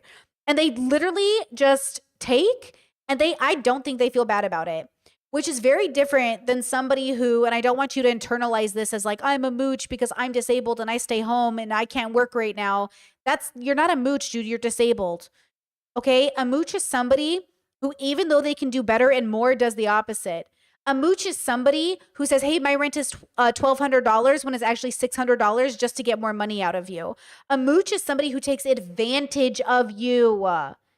He's taking advantage of the people in his life and he doesn't care. He doesn't care. Behaving one way in the face of status and power and genuinely another for others is something to pay attention to and to listen to the stories of people around you who relate this to you. But far more. And listening to the people who talk about it, right? Chad says, is there a way to spot these people? I don't think so initially. I think you have to get to know them. I think you have to see how their character plays out. But like he said, you also have to listen to how other people talk about them. So I actually think this is pretty common where they will be really, really nice to you. And so your only impression of this person is like, they're pretty great. And then when you see how they treat other people or other people talk about them, you start to put it together like, wait, this person might not be as great. Like there might be something really malicious at play or something like that, right? So I think that it does take some time to build up the data, which is why there's a risk to socializing, right? But I think it's worth it in the end usually. And I think you can spot it. But that's why I say some people have to have good character. You have to have good character. Good character, right? Discord said, do you think these people are 2 A's or ones or just 2 B's? Oh, that's the why. Great question. It would depend on the why. Great fucking question. Because a 2A will scam you out of your fucking life savings with no fucking thought. A 2B can scam you out of your life savings with no fucking thought. A 2C and a 1 could scam you out of your life savings with no fucking thought. Yeah. Because introspection doesn't mean you're going to be a good person. It just means at a certain level of introspection, you wouldn't see a need to engage in deception in this capacity because you have so many other options.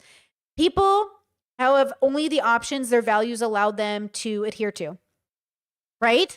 Chat says also only trust 3s and up. More like only trust yourself. Mostly like only trust people who show you that they're trustworthy. Because 3s are still 2s, right? So like 1, 2s, and 3s are just people who are more than capable of doing anything that a human could do, right? Actually, it would even be about the levels, though you could argue 5s wouldn't do this because there'd be no reason.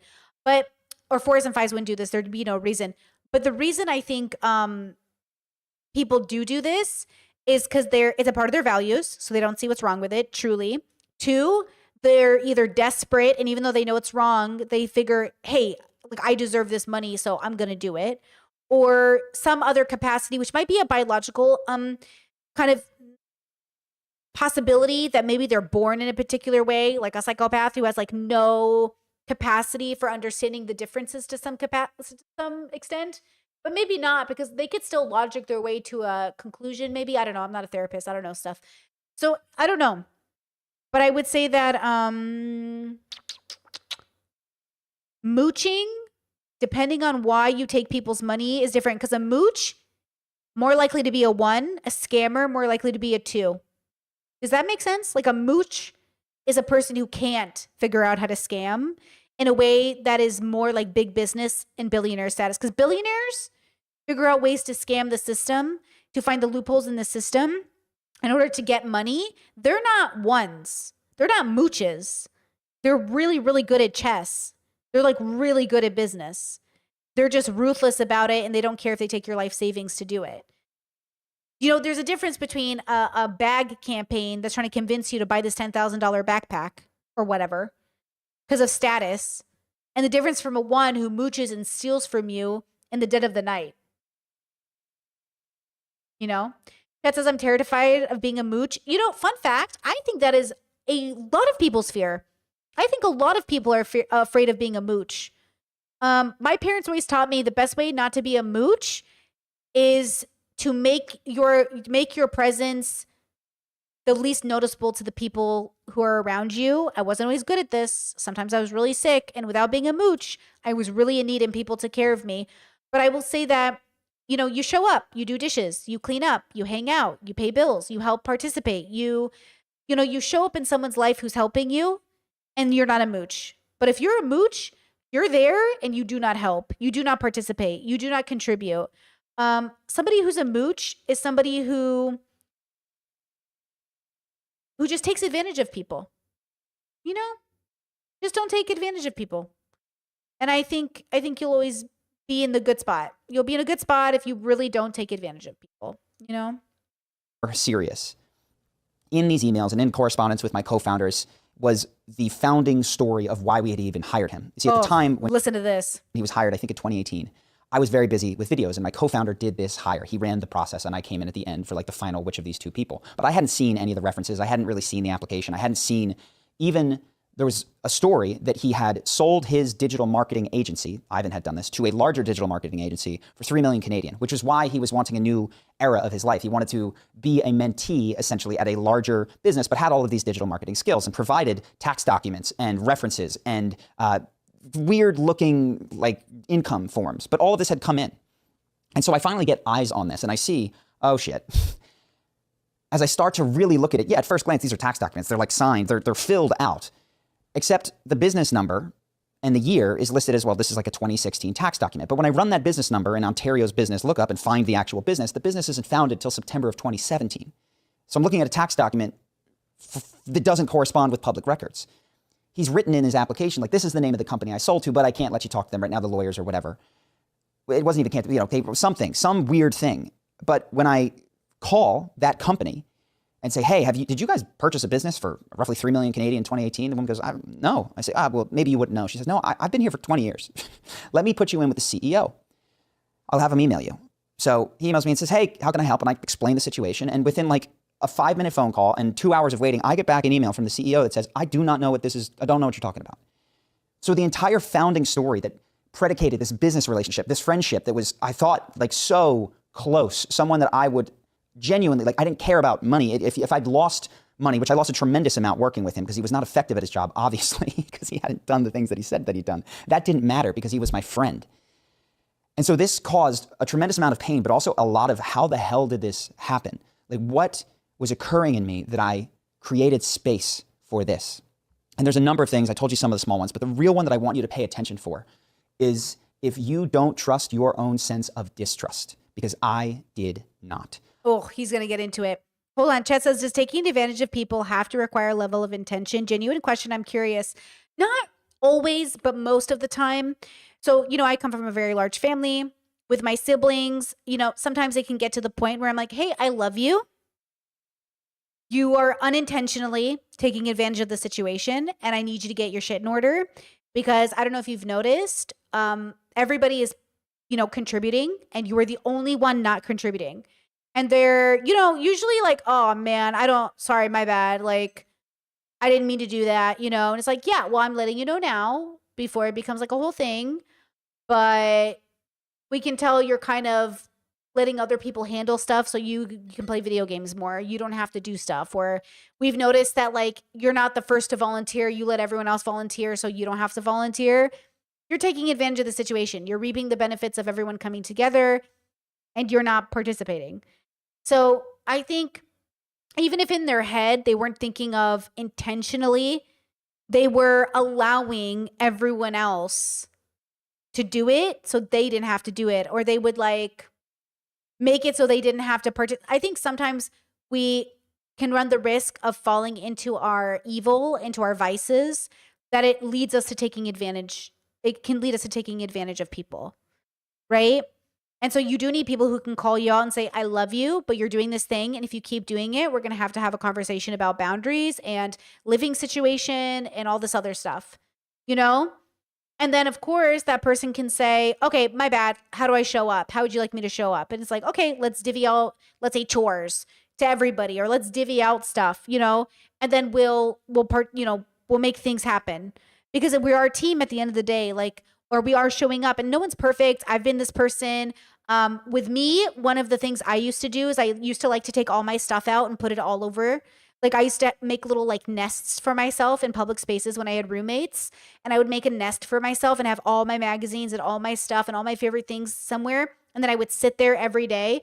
And then my roommates would have to tell me, Britt, we love you, but you have a bedroom and you bring all your stuff out and you make like a space in this shared space. And then it feels like we can't use the shared space because like all your stuff is here. And I was like, oh my God, you're so right. And that was really good of them. And they should have told me that. And I'm glad they told me that because I didn't mean to like take over. I'm just like a little bit of a nester. So I like took all my nest and I put it somewhere else. And that was so valid. And I even do that now. I asked my partner the other day, I said, does this bother you that I created this little space here and I leave my stuff out? And he was like, no. And I was like, okay, but like, if you want me to put it away, I'll put it away. And he's just like, I don't know. It's fine. I don't notice it. And I was like, okay. Because I do, I nest. I even to this day, I'm like a nest. So I get it, right? Like I have an office. I don't have to nest in the family room. I just I'm the kid. I was the autistic kid who liked to be in everyone's space. So my mom would have a space on the couch that was like Brittany's corner. And I'd have like my blanket, my laptop, and all my books. And that would be like my little nesting corner. And I'd sit there with my music and I'd watch everybody in the family. Like I didn't like being away in my bedroom. I liked being in the middle of everything while I was on my computer with headphones in. I liked being involved without being involved. So, yeah, I think you can unintentionally take advantage of a situation. And when someone calls you out on it, the difference between you and a mooch is you'll change and you'll be better for it. And yeah, I think it's all about like when people correct you and you genuinely agree and see the issue, do you change? Or do you have a difference of an opinion and so you have to go your own way, which is also an option, or do you double down and continue being a mooch? I think there's like 3 options, Because sometimes you'll be in a situation where someone will say, I really don't like the way you do this thing, and it's like a non-negotiable for you, and then that's just like maybe we don't be roommates anymore, and that's okay. Maybe we should stop being roommates. But you're not a bad person for wanting to live up to a certain standard, and I'm not a bad person for wanting to live up to my standard. Let's get different roommates next year. I think that's also an option. But I think it's all about the context. Just try not to take advantage of people. Just don't come back to me. Come back to me. Come back. Stream, come back. Am I here? I'm still here, yeah? I think I'm still here. OBS says I'm still here. Okay. It only pooped out for a second. I'm here. Like my in-laws, every time we chat says not again. We're back. Okay, good. Like my in-laws, every time we go for dinner, they pay. Okay, they pay. They buy us groceries. They just came over the other day and brought us a whole bunch of groceries. That's like the ultimate parent sign. The ultimate sign of parenting is that they bring groceries when they visit. My parents are the same exact way. When my parents show up to anyone's house, they just bring their kids groceries. And I just think that's such a mom and dad thing to do, or such a parent thing to do. So what I do is I don't assume that we're going out to dinner so the parents will pay. If audio is cutting, guys, reset the stream. If audio is cutting, close out the stream and come back.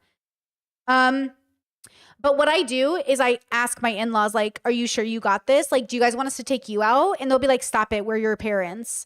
And yeah, it's nice to not assume they will take you out. And it's also nice to not assume you can order the most expensive thing on the menu. And it's also nice not to feel entitled, like, well, they're our parents, they should pay our bills. Like, that is not the attitude we need in here. We need, hey, mom and dad, you also need to retire. I love you. You have bills. Are you sure you can afford this? And they go, I can afford vegetables. I'm like, are you sure? Are you sure? Like, don't buy stuff if you guys need it for yourself. And then they go, of course we're sure. Okay, well then I'll let them buy me stuff. But to feel entitled to it is the bad stuff. Don't feel entitled to your parents paying for stuff. Feel grateful, show gratefulness, and and then be humble enough to also accept gifts. You also have to be grateful enough to say yes to a gift as well. Chat said, are the in-laws fluent in English? My mother-in-law has really good English skills. She also prefers to practice English with me, so she gets pretty excited to practice. My father-in-law speaks as much English as I speak Croatian. So we have limited but very fun mime communication. Him and I, we mime. We're both very funny and we're both very like expressive. So it's like very easy for us to to like, and then we use Google Translate when we need to. But yeah. Audio is still cutting. I wonder why. My OBS says everything is good. Maybe it's the way I'm turning my mouth. I don't know. I hope it stops though. I hope it wasn't because it exited and then it came back.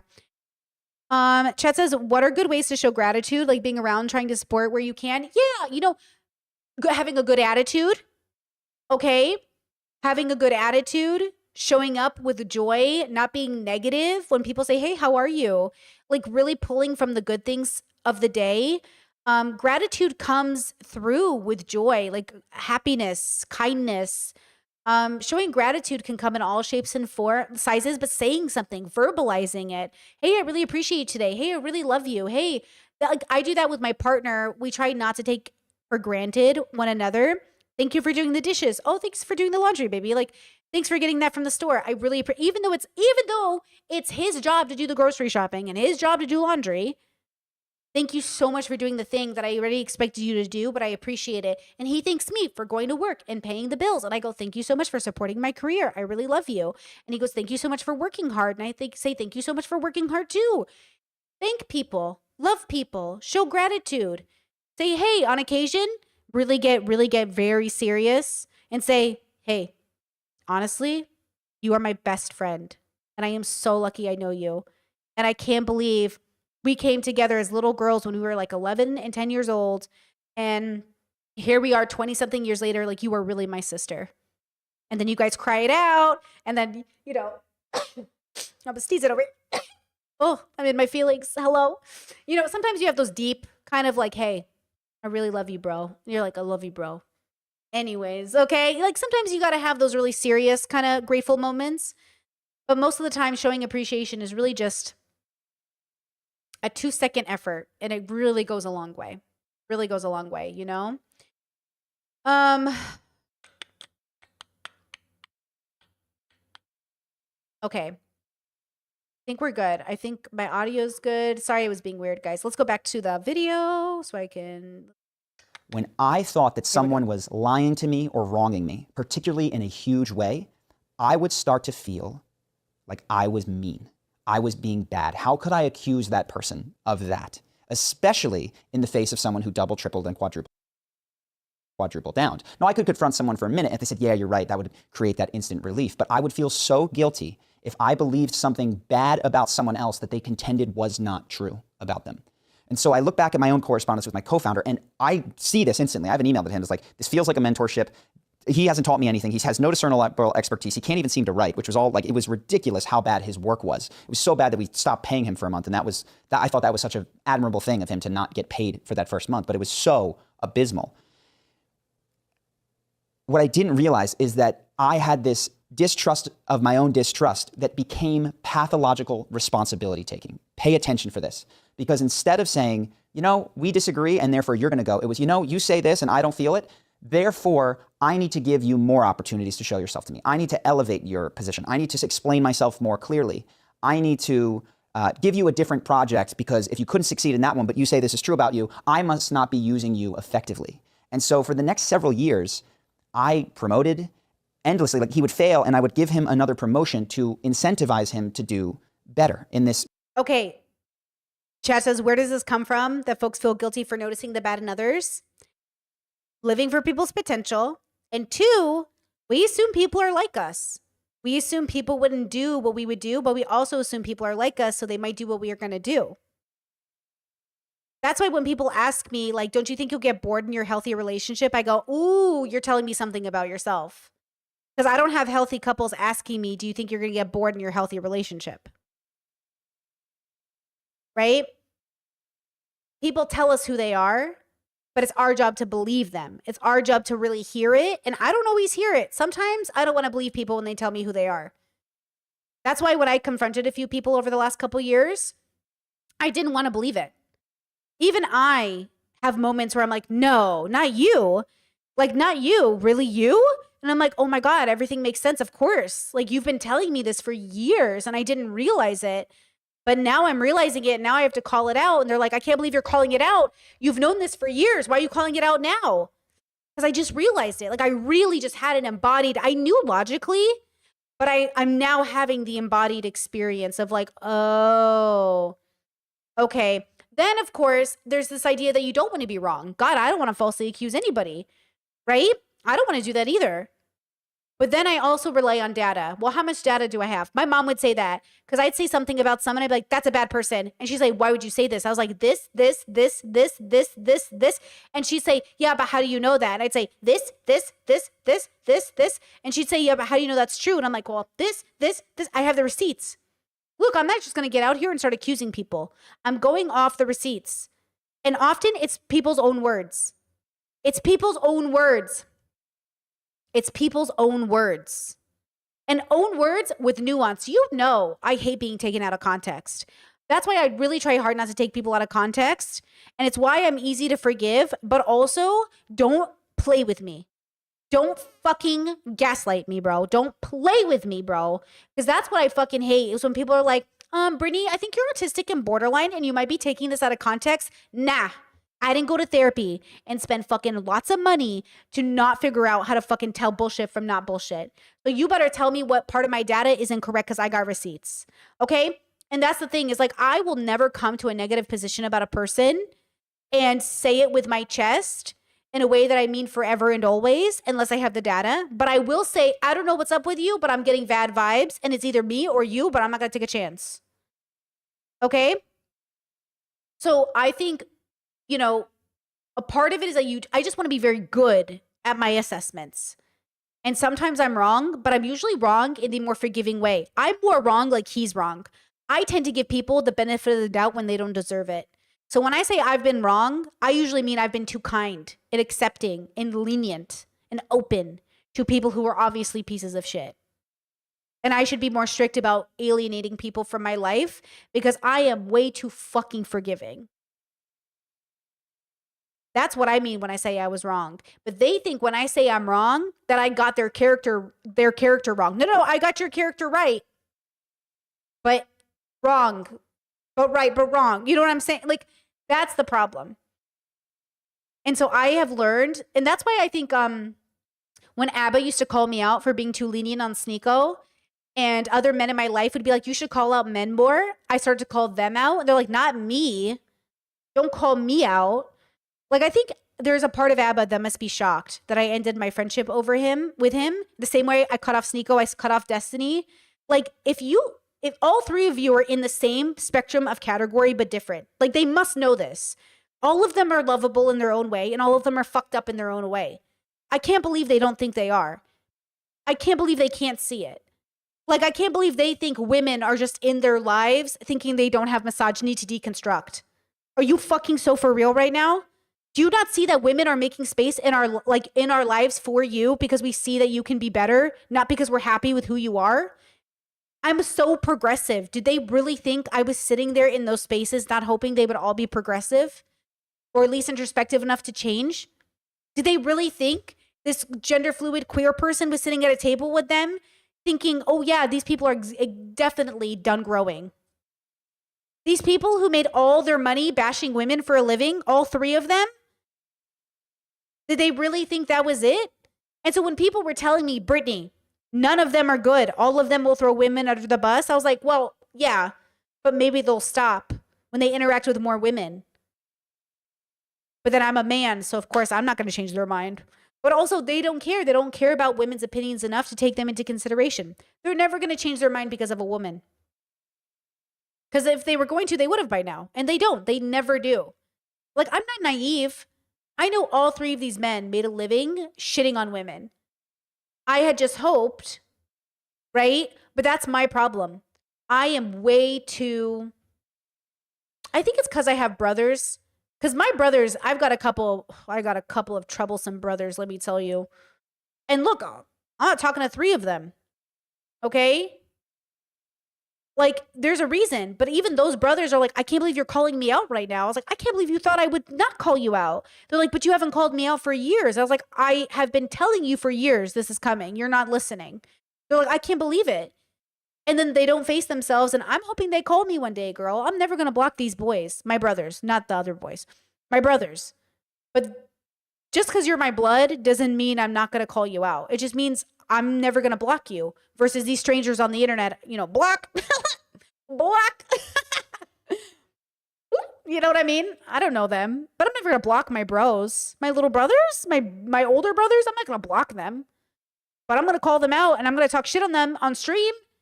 Because, they can't be out here doing crazy shit and expect me not to talk about it. You know what I mean? It's crazy. Chet said, to be honest, when you were in your Destiny arc, I did say but I had a feeling it was the benefit of the doubt, autism kicking in. I hope that's not offensive. I do the same thing. No, it's not offensive. It's my greatest, worst skill. It is my greatest, worst crutch. People always say, oh, Brittany, you're so not empathetic. I can't believe you're not being nice to Ethan. I was nice to Ethan for 2 fucking years. For 2 fucking years since he's been spazzing out after October 7th. I have been so fucking nice to Ethan. Even to the point where people literally thought I was sucking Ethan's dick at one point in anti-Hassan. And now that I'm like, okay, I have to call Ethan out, they're like, what? I don't even know these boys, but they're putting all their business on the internet and I'm going to talk about it. And I try my best to be nuanced and to be like, okay, now you're wrong. Now you're wrong. I'm not going to take sides because of whatever reason. I don't even care if you're my brother. Okay? I'm not going to take your side just because I know you. It just doesn't matter. At the end of the day, either we're going to aim for truth or we're going to pretend to, and I'm sick of pretending. Thank you, chat. Said you were so nice to Ethan for so long. I was so nice to him for so long.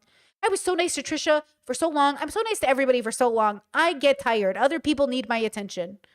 Okay? Chat says, and then they also assume you don't criticize Hassan despite you constantly mentioning he has things to check and correct, like certain misogyny. Exactly. But they don't want to hear it. They want either or. The bubbles want either or.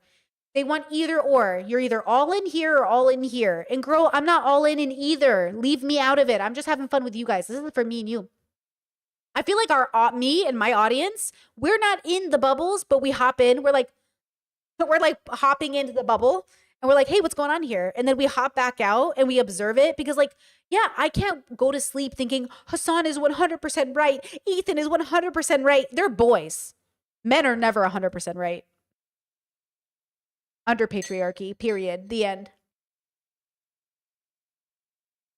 Period. Okay.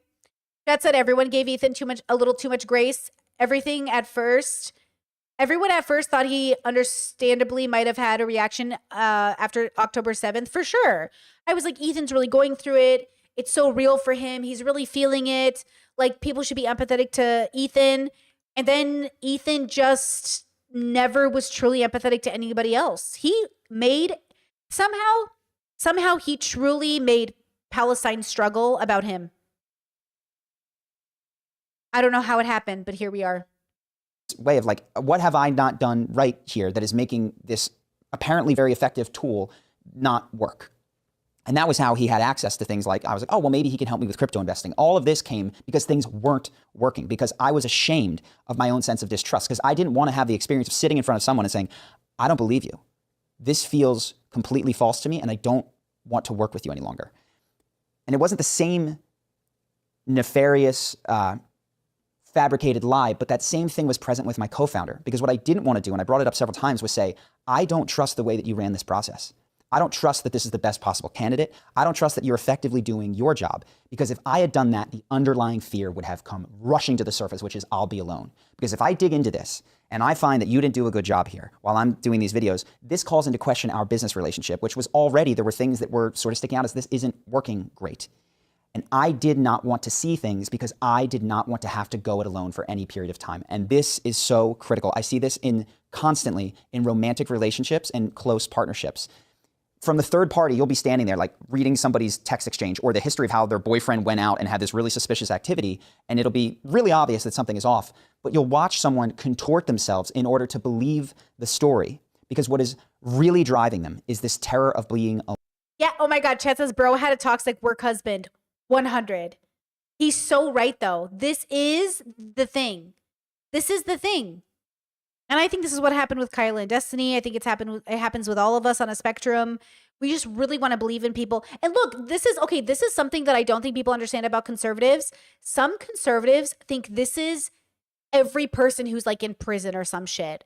They think this is what liberals want to do for criminals in prison. They think, oh, well, once you're in prison, like this is like, they're trying to say stay away from people in prison because they're all like this guy, versus we know a lot of innocent people are in prison. We know a lot of people wouldn't have been in prison had they not been abandoned at birth, had they not gone through the school systems they had gone through, had they not been the skin color they were, had they not been the gender they were.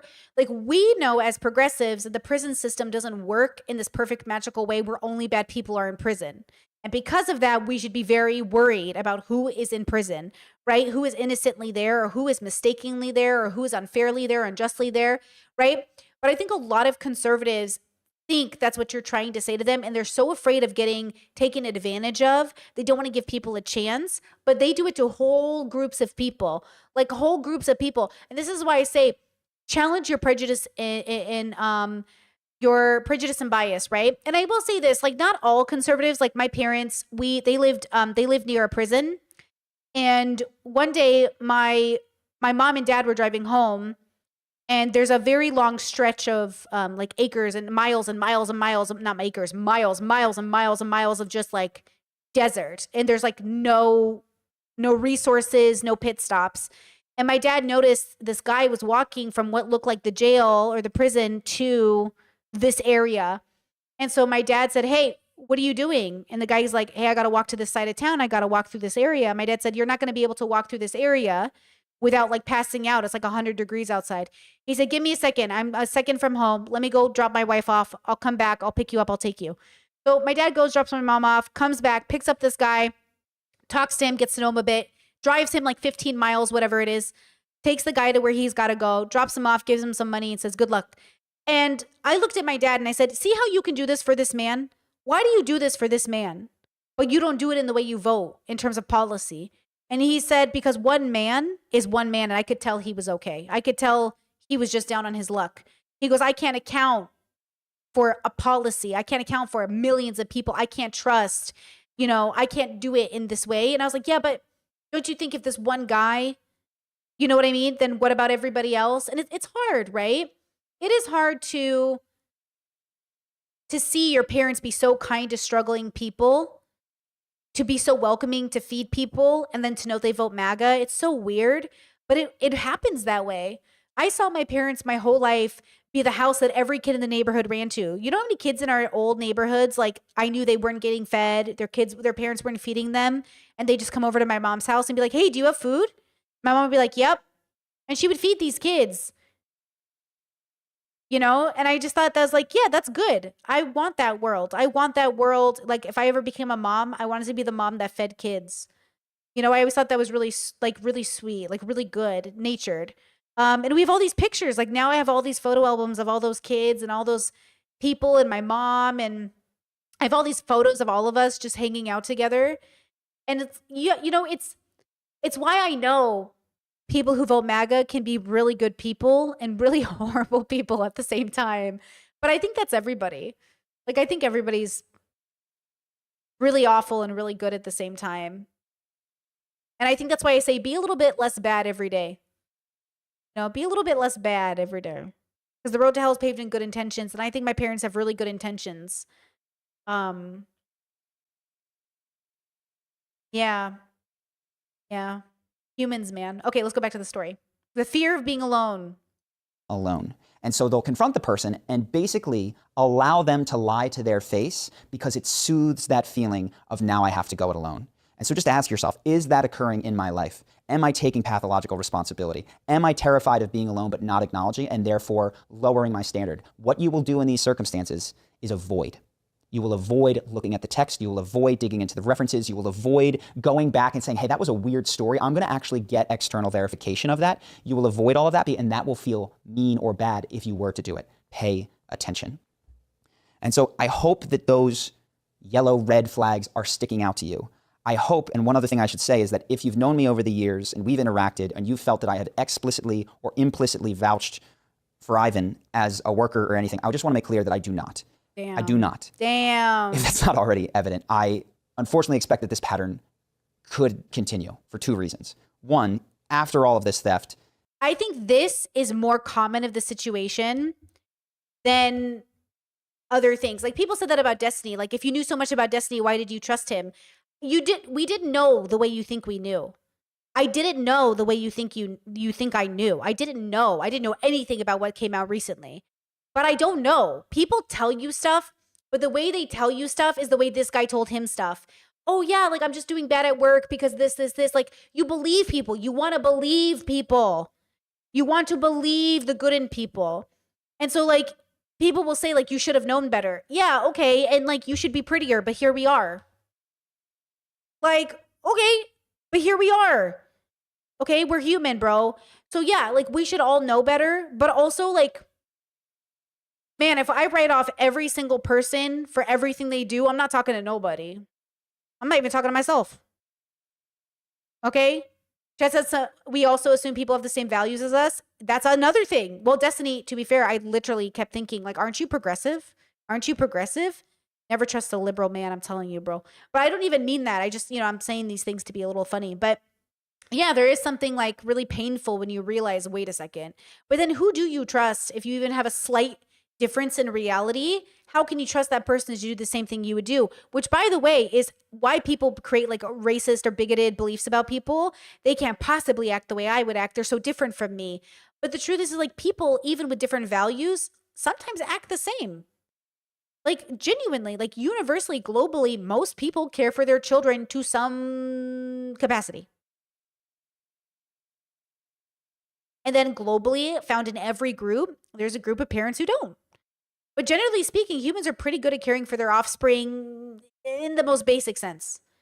Okay, which isn't perfect, but it's something. They can mostly feed and clothe them, or at least attempt to. And then some don't. Right? Like some don't, but they're not the majority. A majority of parents are not starving their children.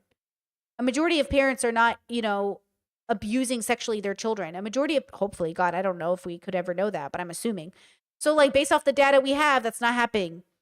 So then a majority of parents have good intentions, but maybe aren't the greatest or most educated when it comes to parenting or don't have the resources. How do we get people the resources to enhance their goodness?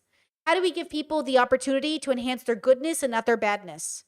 Because all of us are capable of both. Which we're going to watch Jordan Peterson after this, and he's crying about boys, and people asked me to watch this. Hopefully I can watch it. It's a Piers Morgan clip, so hopefully he doesn't like take me down for copyright, but you know, Jordan's always talking about that. We have to fight the evil inside of all of our dragons. Fire is a predator. You don't understand. Fire is a predator, you know? And Peterson gets it intellectually, but he's so riddled with fear. He's so everything he does is out of fear, and that's why he's a mess. I am not interested in your fear. I'm interested in your solutions. And your fear is not offering solutions, it's offering paranoia. It's giving paranoid. When I'm in the business, I log into the Instagram account to find that there's logins coming from the country that he's in, and I go in and see that even after all the theft and the return, he apparently is liking his own photos from the Charisma on Command account, which signals to me that this pattern of like image construction has not stopped. And also, I reached out to him to be a part of this video. I gave him the questions that I had. I told him that the way that I wanted this video to go was for him to tell his story on screen and to investigate where this pattern comes from, and hopefully that it would be like a heal. That's crazy. Bro, you stole 120,000 from me. Do you want to come on stream and talk about it? YOLO. He's not going to come talk to you on stream, girl. You know what I mean? That's crazy. I would be shocked if he would do that. That would have been nuts. But here we are. Healing moment, which was perhaps naive but wishful thinking of me. He said that our interactions in the last 2 years had been negative and stressful. These are the interactions where my money has been stolen and finally returned. And that's why he didn't want to do it and really refused to answer any of the questions that I'd asked and then blocked me. So, damn, bro. Chat says, how do we get people to accept the resource and for those giving to not feel used? You give without expecting anything back. And you don't expect people. You let go of the attachment that people will take what you're giving them. You can only offer the cupcake. You can't force people to eat it. You can only offer the cupcake. You can't ask people to eat it. And you always offer the cupcake with no strings attached. I always offer without strings attached. But it's also within my right to stop offering.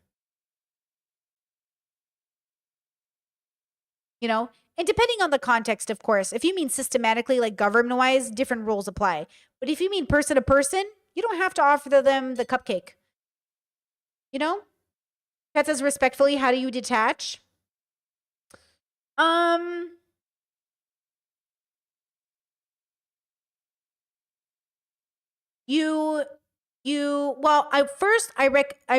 depends on the circumstance, but the next time they come around and expect something from you that you normally give them, you can inform them with love that it's no longer available.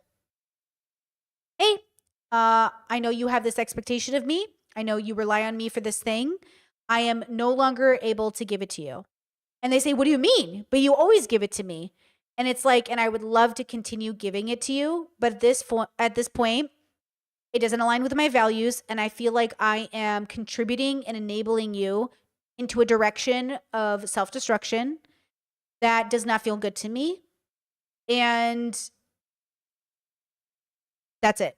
And if they're like, but you have to do this, well, that is crazy.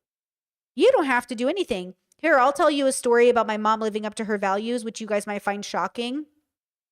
One time, many years ago, my Patreon account got stifled for some reason. Like it was bank account router or something happened, and I wasn't going to get paid for like a week. I called my mom up and said, hey, can you loan me some money so I can pay my rent and so I'm not late? It's just annoying. I don't know why it's happening. My money's there. They're just not getting it to me. She goes, yeah, I can write you a check. Just pay me back. I said, sure. And I'm always good for money, so that wasn't the problem. But then in the same window that was happening, my mom got wind of my YouTube content, and it was like very offensive to her religion. So my mom calls me back and goes, Betsy, I'm so sorry. I love you, but giving you this money feels like I'm giving somebody money to make fun of my religion, and I can't give you this money. I said, okay, thanks, Mom. I'll figure it out. Love you. And she goes, okay, love you. Bye. And I said, bye. And that was it. I'm not entitled to her money. She's not entitled to give it to me. She can't do it against her values, and I would never ask her to do it regardless of her values. I wasn't starving. I wasn't facing eviction. I wasn't going to be homeless. I wasn't in danger. I could be late on rent. I would just have to pay a fee, and I was trying to avoid paying the fee. So then I called my sister. I just said, hey, can I borrow this money and I'll pay you back? She said, yeah, and I did that. Okay, no big deal. If I was facing homelessness or something, if I was facing life and death, my mom would have given me that money. And I know that because in other circumstances where I was in danger, my mom gave me money. It's just in that situation, I wasn't in danger. Okay, she didn't have to give me money. Now, I'll give you another example. I have a brother. He's doing better now, but he's still kind of a mess. I got a brother that's a bit messy. And he was in one of his messy phases, and this was like in 2012. And he didn't have a car. And I said, I'll buy you a car. Not an expensive car, a beater. I'll buy you a beater. But you gotta use it to go to work and stuff. Bought him a beater, bought him a car. He said, do you want me to pay you back? I said, nah, it's not a big deal. He didn't pay me back. I didn't want him to pay me back. To this day, I don't want him to pay me back. He had the beater. He drove it till it broke down. He got a job, made like $70K a year. Okay? He struggles, but he makes do. He does construction. So, he's a high school dropout, but makes like 70 to 80K a year because he does construction. Not too shabby for somebody who's kind of in and out of, instability, right? And, it got brought up years later. Like, didn't she buy you a car? And he instantly looked like he felt bad. And I said, don't make him feel bad. I bought him a beater car. It was like 2K less. It was less than 2K. It was not a big deal. And he does not have to pay me back for it because I didn't give it to him with strings attached except for go to work. And he did go to work. Okay? So for me, it's not about the money. It's not about the expectation. It's about what you negotiated at the time.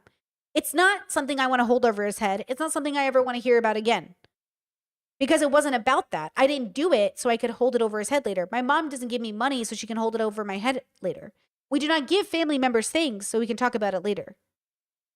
But while you are giving, they must respect the giving. They must respect the giving. They must, again, this isn't like money's money. I just don't think for me, it's just money. What's more important is that you're good to your word. What's more important is that you honor your word. I had another brother I gave loans to. No. At first, it wasn't a loan. It wasn't even a loan. I gave my brother money. I have another brother. I gave him a bunch of money. And he promised me he would use that money to pay off debt he had. And I told him, I'll give you this money, but you have to pay off your debt. And then he came to me months later and said, hey, I've been lying to you. I didn't pay off my debt. I partied with my friends. And I said, ooh, that was an interesting decision you made. And I said, why would you make that decision? He goes, honestly, I don't fucking know. And I said, okay, well, now I'm not going to pay your bills. And you're going to have to figure that out on your own now. He said, okay, do you want me to pay you back? I said, no, I want you to pay your debt off. I love you. Good luck. And he said, okay. Then all of a sudden, I get a Zelle payment like 2 years later. I was like, what the fuck is this? And he says, first payment of me paying you back. And I said, okay. And I called him. I said, hey, I got your Zelle payment. He's like, cool. I'll keep paying you back till I pay you back, sis. Thanks. And I was like, okay, I love you. And that's where time went by, but he redeemed himself. Now he's trustworthy again because he paid me back. Even though I told him not to. And even though he took advantage of me, he sent it without calling me, without any warning. Just sent it. Boom. And it landed in my bank account right away. And I said, okay, solid. I told my partner, I was like, yo, I just got a payment, bro. And he was like, oh, nice. I was like, yeah, that's nice. People are flawed, but I don't think they're bad. I don't really think they're evil, but sometimes they are a pain in your ass. And it's your job in that moment to see them for who they really are. And to be honest and loving through the process of saying, I will be there for you, but you got to do your end of the bargain too. And that's all I ever ask of people. You got to uphold your end of the bargain, what we discussed. So yeah, now we're good. Everyone's good. And now I'm waiting for my 3 other brothers to be good again. I gave them the statement. I said, well, you had this many years. I love you. When you're ready to talk, we'll squash the beef. But for now, there's beef and I'm plant-based. So hurry it up. Hurry it up. And when they're ready, they'll come to me or they won't. And so I will either never talk to my brothers again or I will see them in a couple years. I'm hoping in a couple years I will see some of my brothers. I have a feeling I might not see one of them forever though. And I'm willing to live with that. He did something bad enough, then I'm willing to live with that. Okay? That's the thing. That's the thing. All right, let's finish out this video and then we'll talk about Jordan Peterson. And all these boys. We're going to talk about what would the world do without all these men. Yeah, tell that to a sister with 8 brothers who are all pain in her ass. What would you do without all these men? That's what I'd like you to know about that. I hope that for some of you, this is a wake-up call. For the rest of you, that's my heart. I just wanted to share it with you. So thank you. Thank you. I appreciate you guys watching, and I will see you in the next video. Thank you very much. Very good. So I will share that in the chat because I loved this video, and I just think, oh, what a real experience, my bro. What a real experience. Okay, now, speaking about boys and Jordan Peterson, people asked me to watch this. It's from a couple of weeks ago. Jordan Peterson was on Piers Morgan. Hopefully I don't get copyrighted for showing this. And he starts to talk about the left and Elon, and then it goes into talking about adolescents and boys. And let's catch up with Jordan Peterson. This is recent Jordan. Jordan was also on Joe Rogan recently. Okay, Joe, listen to me. No vaccines, Joe. Flat Earth, MAGA. Hashtag I'm Canadian. These Machiavellian mothers, you know? And so I still think it's sad to see Jordan be so paranoid and so fearful. And I don't think he's gotten better. I think he's still fearful. I think he moves on fear. I always check in with Jordan to see if he's gotten better, but it feels like he's gotten worse. So let's check in together and see how we feel about it. I can't guarantee this is going to be any fun, but I think we're going to learn something. We always do. In relation to the way, like I said, the woke left has now turned on Elon Musk, it's purely because he flipped sides and decided to support Trump because he found he had nothing in common with the woke left. I completely agree with him. I have nothing in common with them either. But his punishment is that all these people who love to have be kind hashtags on their bios on social media promptly went out and started torching Tesla dealerships and attacking people in Tesla. First of all, be kind. Elon Musk literally thinks his daughter is dead because she's trans. What's the kindness in that? And yes, be kind. Like, I've never blown up a car. I don't think you should blow up any cars, guys. Not fun. But also, why are we acting like conservatives aren't fucking terrorists? Like, at the end of the day, everyone has a group and every group has a terrorist. Okay, why are we, like, please be so fucking for real right now. Thank you. Cars and so on. You know, reacting with violence against somebody. Also, according to Vivian, Elon was never actually liberal and he was also just using it to make money off liberals. Congratulations, you won. For political reasons. What do you think of that? Yeah, well, I think that's a warning to everyone, because there's a tremendous false morality in the planetary savior posturing of the radical left, the anti-capitalist planetary saving posturing. Oh yeah, because Jordan Peterson doesn't believe in climate change. This climate change isn't even real. Ethan! Ethan! No, like, literally, he doesn't believe in climate change or like the planet or like saving it. He thinks it's all like a fucking conspiracy theory or something. Like, I forgot he was on this anti-climate change thing. It's so weird, dude. It's so weird. Oh, Chad says, unrelated question, but in Assyrian culture, is it pro to have a lot of sons versus daughters? Well, if it is, my side's failing because we got a lot of girls. We have a lot of girls in this family. I don't think so. Like, I think maybe at some point there was a pride in having sons, but we have a lot of girls. My grandma's worked. The women worked. My aunties work. I don't really think so. I don't think anybody really cares. I think my family's just too modern in general to care about girls versus boys. I think when you're the first daughter, like I am, of my dad's lineage, you get a lot of like expectation or pride. Or if you're the first son, or if you're the first man, or if you're the first, like if you're the eldest, you might get a lot of pressure, but it's regardless of gender for sure, you know? Is we're moral agents because we're on the side of the planet. There's a catastrophe coming down on us that warrants all intervention. All we have to do to be moral people is proclaim to be on the side of Mother Earth, and that justifies everything. Well, what do you mean by everything? Well, how about violence in service of your moral rectitude? Yeah, looks like that's just. After Israel decided to genocide Palestine, didn't Jordan Peterson say give them hell? Wasn't that Jordan Peterson? Jordan Peterson, give them hell. Let's see if I can bring up X here. Give them hell, Netanyahu. Enough is enough. October 7th, 2023.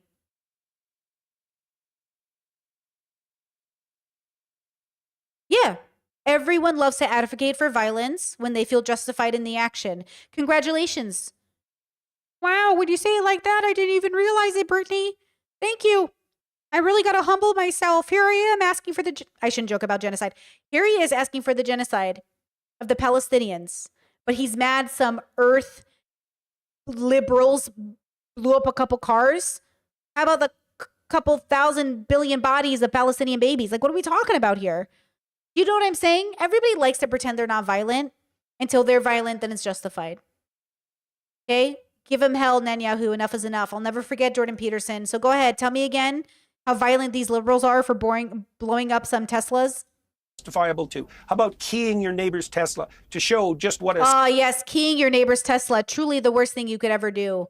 Like, do you know what I mean? Like, nobody is serious. I want to talk. Nobody's serious in the world. Is nobody serious about their opinion? Is nobody serious? Stellar. You shouldn't key your family, people's cars, but you also shouldn't genocide the Palestinians. I wish he could have both opinions. Moral individual you are. What an utter Pharisee you truly are. And you can see the line between mere moral posturing in service of these putative goals, saving the planet, let's say, and anti-capitalism. You can see that that has the proclivity to turn into violence at the drop of a hat.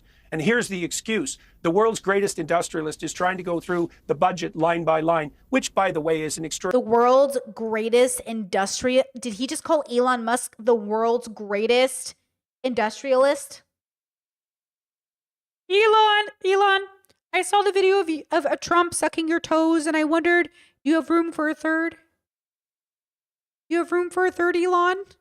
Extraordinarily difficult thing to do. And he's putting his own ventures at risk to do it. And his reward is that the radicals decide that he's enemy number one and do everything they can, not even to undermine him, although that's happening, but to target people who've bought green vehicles from the most effective electric car manufacturer in the world. Yeah. And that's what? That's progressive logic. Progressive, right? You know, Pierce, one of the things I've figured out, there's this finding, you know, in the psychological literature that people become more conservative as they get older. And that's actually not the right way to read that data. The right way to read that data is that progressive policy, that infantile, hedonistic, self-centered progressive policy, is nothing but the political expression of radical immaturity. And that, like, classical liberalism and Listen, not wanting to genocide the Palestinians, immature. Being scared of a transphobe getting his hands in the White House, immature. Hating fascism, immature. Got it, buddy. Classic small c conservatism is something that you have to learn how to manage painfully as you get older. And so the reason that those Marxist doctrines and the socialist, hedonistic, we're going to take care of you for the rest of your life doctrines don't go away despite all the evidence that they're pathological to the core is because they are really nothing but the political expression of radical immaturity. And so that's a much better way of looking at it psychologically, because otherwise it's a mystery. Like, why do these ideas never go away, despite the fact that they've been demonstrated time and time again to be utterly counterproductive? Why does Eastern Europe think that the West has lost its mind, turning to these policies that destroyed them? You know whose dick I love to suck? Russia. Putin. Is that a dog whistle for Russia? Eastern European? Who are you talking about? Europeans generally think you're all pretty fucking dumb in America. Who the fuck are you talking about? Are you talking about Russia? Russia that kills people like they're fucking sniffing air? What are you talking about? Love the Russian people. Shout out to the Russian people. We love you. Fuck Putin. Shout out to the Russian people, though. Brittany, aren't you in Eastern Europe? You know, us Slavs over here, us Balkans over here. Yeah, bro. What is he talking about? His brain is mush, bro. them for 70 years? Well, the answer is that if you haven't grown up, you look to progressive hedonism as the expression of your Yeah, progressive hedonism they're not the same thing. Progressive policy has nothing to do with hedonism. Hedonism, this is why I should have really been mad at Destiny. Because Destiny used to say he was a hedonistic progressive, and I would be so upset with that. And even Abba would call him out, like, don't you think your hedonism is ruining your life? Hedonism is a trap. Hedonism is bad. Progressive policy doesn't give a fuck about hedonism. They want to feed and clothe people. Progressive policy wants to stop genocide. Progressive policy wants to stop fascism. It doesn't care about hedonism. Nobody's fucking having fun over here. Like nobody's engaging in unwarranted pleasure, like one uncensored pleasure. Hedonism is doing everything that feels good. Progressives are trying to face everything that feels bad about being a person, and they're trying to make it better for people. That's why Jordan is so dishonest. Progressive hedonism? That's not us. That's not us. Who are you talking about? The real people who are out here trying to do community efforts, we're just trying to fucking feed people, bro. We're trying to literally clothe people, educate people, give people resources. All people, even you. All people, even the Nazis, all people, even the fascists, everybody. We're trying to literally make everyone's life better, period. We don't discriminate. We're not saying, oh, you're trans, you can't have it. Oh, you're MAGA, you can't have it. Nope, you get it too. Everybody gets it. Everybody gets basic needs met. And yes, a couple of people, when they're angry, might key some cars. They shouldn't be doing that. But, we don't practice meditation. We don't practice proper discipline. We don't talk about values. Who's Jordan Peterson to talk about values? Who is Jordan Peterson to get up on this soapbox and talk about hedonism? Who is he?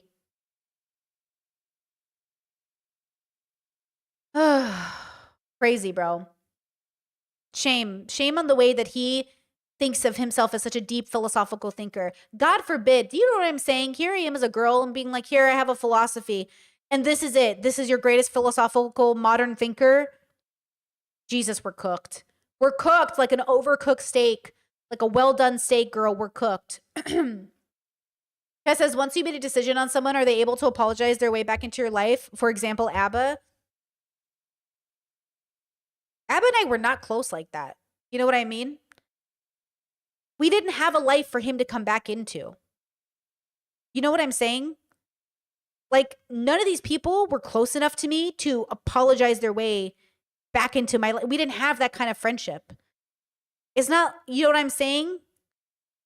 It's more like, hey, you were a person I knew for a time. That was fun. I'm going to go meet other people now because our friendship ended. Like, I'm good. There's nothing to repair. There's just an ending. We met a crossroads and we went in different directions. That's all it was. That's all Destiny was. That's all Papa Gut was. That's all tomfoolery was. That's all what everybody was. We came to a crossroads and I went this way and they went this way. Bye. There's nothing to repair. There's nothing to connect on. There's nothing to rebuild. We're no longer on the same planet. We're doing different things. You know? It's like we're doing different things. You know what I'm saying? I think if we ever met each other at a work event, I'd hope we'd get along. Like if I met any of them at a work event except for Destiny, I'd be nice to them. If I met any of them at a work event except for Destiny, I'd be nice to them and I would say, hi, how are you? Like I wouldn't go up to them, but I'd be like, a cordial nod. You know what I mean? Because I have no ill will towards them except Destiny, who I don't have ill will towards, but I don't trust. I don't trust predators. Predators are written off. Okay? So if you're a predator, you're written off, right? But yeah, I have nothing to rebuild with them. Like I want you guys to understand, it really wasn't that deep. But it was that dramatic. People were so dramatic. It was dramatic. Of your failure to develop. And that's what we're seeing playing out in the West. It's probably a pathology of wealth, because it's easy to be over-coddled and turn to irresponsible hedonism and to presume that that's the appropriate political stance. And the leftists, well, and we can see where that leads. And I think the Tesla example is a great one. It's like the border between that holier-than-thou radicalism and the idiot violence that's actually merely targeting people who bought a Tesla. There's no line at all. And we should pay very... Yeah, but like, are a million people keying Teslas? Or is it like a group of kids or like a group of haters? Who keys anything? Who's the human who keys cars? People just do it for fun. They don't even have political motivation.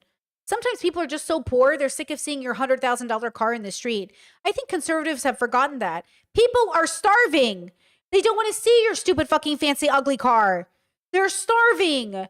People are suffering. People can't pay their rent. Daycare is $4,000 for 2 kids. You act like it's just progressives keying your cars. They could just be apolitical fucking tired fuckers who are like, fuck this rich fuck. I think people have really forgotten. You know, people don't just fall into 2 camps, progressive or conservative. People exist in the world where they don't even see themselves through that lens. And those people are also keying your cars. They're fucking tired. Very, very careful attention to that. Yeah, I completely agree. Let's just change subject slightly to this Netflix drama phenomenon, Adolescence, which is really in your wheelhouse, I think, Jordan, because it follows a 13-year-old boy who's suspected of killing a young girl. And he's been adversely influenced, affected by what he's seen online, some pretty extreme stuff, a lot of misogyny. He's portrayed as a young incel and so on. There's now a move to have this series shown in schools. It's been a huge hit in the UK and America and everywhere else. I don't know if you've seen it yet, but you've probably seen the coverage of it. What do you make of the fact, A, that it's been so successful, and B, the premise behind it, that we're basically having an epidemic at the moment of young boys in particular whose brains are getting scrambled by pretty vile stuff online? Well, look, there is a crisis of youth, both among young men and young women. And with young men, it's a consequence of the fact that they've been programmatically demoralized for 60 years, I would say. Their play preferences in schools are not favored because boys tend to be more active, as they're taught that competition is wrong by utter fools who don't. Who said that? Who? All I've ever been taught in schools is that girls also want to compete. Is that cool? Who? Where is this being taught? Isn't every kid you know in fucking football right now, in sports or in plays? Who's teaching this? What public school? Show it to me. Show it to me where there's not a school program, a theater program. Show it to me. Show me where this is literally being taught, that boys can't compete in schools. What are we talking about? Understand that peaceful competition in game-like settings is actually... Bro, have you seen the Olympics? Did you see the way we all gather for FIFA or whatever? I'm making up rules. I don't know. I'm making up names. I don't know what FIFA is. I just kind of learned the name recently. It's like a video game based off of the soccer league, football league, right? I'm figuring it out. I'm not that boy bubble. Listen, why is he saying this? This is what I'm saying. This is so intellectually dishonest. Who is teaching this? And how many people are doing it? Like, even though some parents rape their kids, we all agree not everybody's raping their children, right? So even if some schools are teaching boys not to compete, do we really think it's all schools? When half of the moms I know all take their kids to sports, what are we talking about? Why are we doing this? Why can we do this with other groups? We can't do it with every other group. If only some people act X, does that mean all people of said group act X? No, we know this. Why is he not understanding that we know this? An advanced form of cooperation that socializes aggression. They've been taught that their ambition is nothing but a manifestation of the oppressive patriarchy. They've been taught that all of their attraction towards women is to be regarded with extreme skepticism because fundamentally they're nothing but, would-be rapists. And, that all has an effect. And I've seen that, and it's been painful to see. I've been struck to the core over the last 6 years as my influence has grown to see just exactly the scope of demoralization among young people. I'll talk about men first, all around the world. And also, Pierce, hurt as well by the observation that many of these young men can be set right with not much more than some truly encouraging words. And that exaggerates the pain because the problem is deep and the solution isn't that complex. Fuck him, fuck you, and fuck all the men I've worked with. You are all a pain in the ass. The amount of labor women go through, the amount of times I have stuck my head out for a man just to have him kick it into the ground because I didn't do exactly the thing he wanted me to do. He says it's not that hard, just a simple, nice group of words. Tell that to the men who have already decided they're never going to change. And we meet enough of those men, we're tired. You know which men we're open to? The men who at least meet us halfway. We're not meeting any of these men more than halfway. If they can meet us halfway, I'll show compassion. I'm not here to dig you out of the ditch because I know you're going to pull me down you're going to pull me down too. Okay? No. And I have made an effort. I just told you multiple stories about the ways that I've helped my brothers, but I will not put my neck on the line for a person raised in a world that benefits them and sees them as good automatically for simply existing. Well, they have all questioned me, every move I've ever made. Even the brothers who have fucked up had the audacity to even criticize slightly my work or my goodness or my contribution to the world, where they are sitting there being mooches. Absolutely not. So again, patriarchy convinces men all they need is a few nice words. And when a few nice words are given, it's not enough. Y'all want to solve the loneliness epidemic? Figure it out. Okay? Chad says men got to fix the male loneliness epidemic. Obviously, stop asking us to fix your problems. We've already told you what we want. We want kindness, compassion, love, and introspection. Do that and we'll get along. Why are men out here acting? That's why I say get you a man who doesn't care about being a man. Get you a man who's deconstructed. Get you a man who has deconstructed. One of my favorite things about my partner is like we've both seen Maps of Meaning, and we can discuss Jordan Peterson's work, and we can also discuss how much men suck constantly. Like one of the greatest things of being with somebody who's deconstructed gender is like we can sit here and have good conversations and realize we're not talking about every single person who's a man or people who are born men. We're talking about people who listen to Peterson and buy into his bullshit about the fact that you're always the victim. You're always at fault. When the reality is sometimes you are just wrong and you create more victims and then you expect people to be empathetic towards you. If it only took a few words for you to be kind, you should have heard them by now. You're telling me you lived 20 years without hearing any nice words towards you? And you're the average? Jordan is making it sound like the average boy never hears a nice thing said to him once. And I just don't believe you. I don't fucking believe you. I don't believe you. I don't believe you. Because the amount of praise men get for doing absolutely fucking nothing, the amount of men who get praised for just simply wanting to hang around their own kids, y'all get prizes for the dumbest shit. Okay, I don't even want to hear it. Thank you. And also, you guys don't count it. That's the problem. Even if they get nice words, they don't count them. They refuse to hear them. They refuse to accept them. Men have to learn to accept niceness and kindness and compliments, okay? And also, it's like the patriarchy is hurting men. Deconstruct it, okay? I don't want to hear it. Shout out to people who have deconstructed their gender and realize you are wonderful, you know, man or woman or otherwise. Okay? Like, yes, Chat said, I saw a video of this man washing his daughter's hair and being praised as father of the year as if the mom doesn't do her hair daily. Fathers, oh yeah, my dad did my hair when I was a little girl. And my mom would say, isn't that so nice that I married a man who would do his daughter's hair? And I was like, well, God, I'd hope so. Fuck. Or like, oh, isn't that nice? Your dad changed diapers and cooked and cleaned and never complained. And I was like, yeah, you got lucky. Everybody else married an asshole. But the fact that my conservative mother thought my dad was such a prize because he did those things with her should tell her men suck. My mom and dad raised me thinking men suck and then have the audacity to be like, yeah, men are in a loneliness epidemic. That's your fault. My parents did a bad job of raising my brothers because my brothers do fail in some ways. Not all my brothers. A lot of my brothers are pretty good. They're pretty good boys, you know? But yeah, you got to help around the house. You have to clean. You have to change diapers. Congratulations on being a father. And yeah, my dad did do those things, right? But my mom obviously like she said to me, isn't it amazing how much your father helps? Isn't he so different than other men? And then you have the audacity to blame women for the way that men are? She says, how many brothers do you have? 8 and 9 if you count the one that is like a brother to me. 9, but 8 biological brothers. Yeah.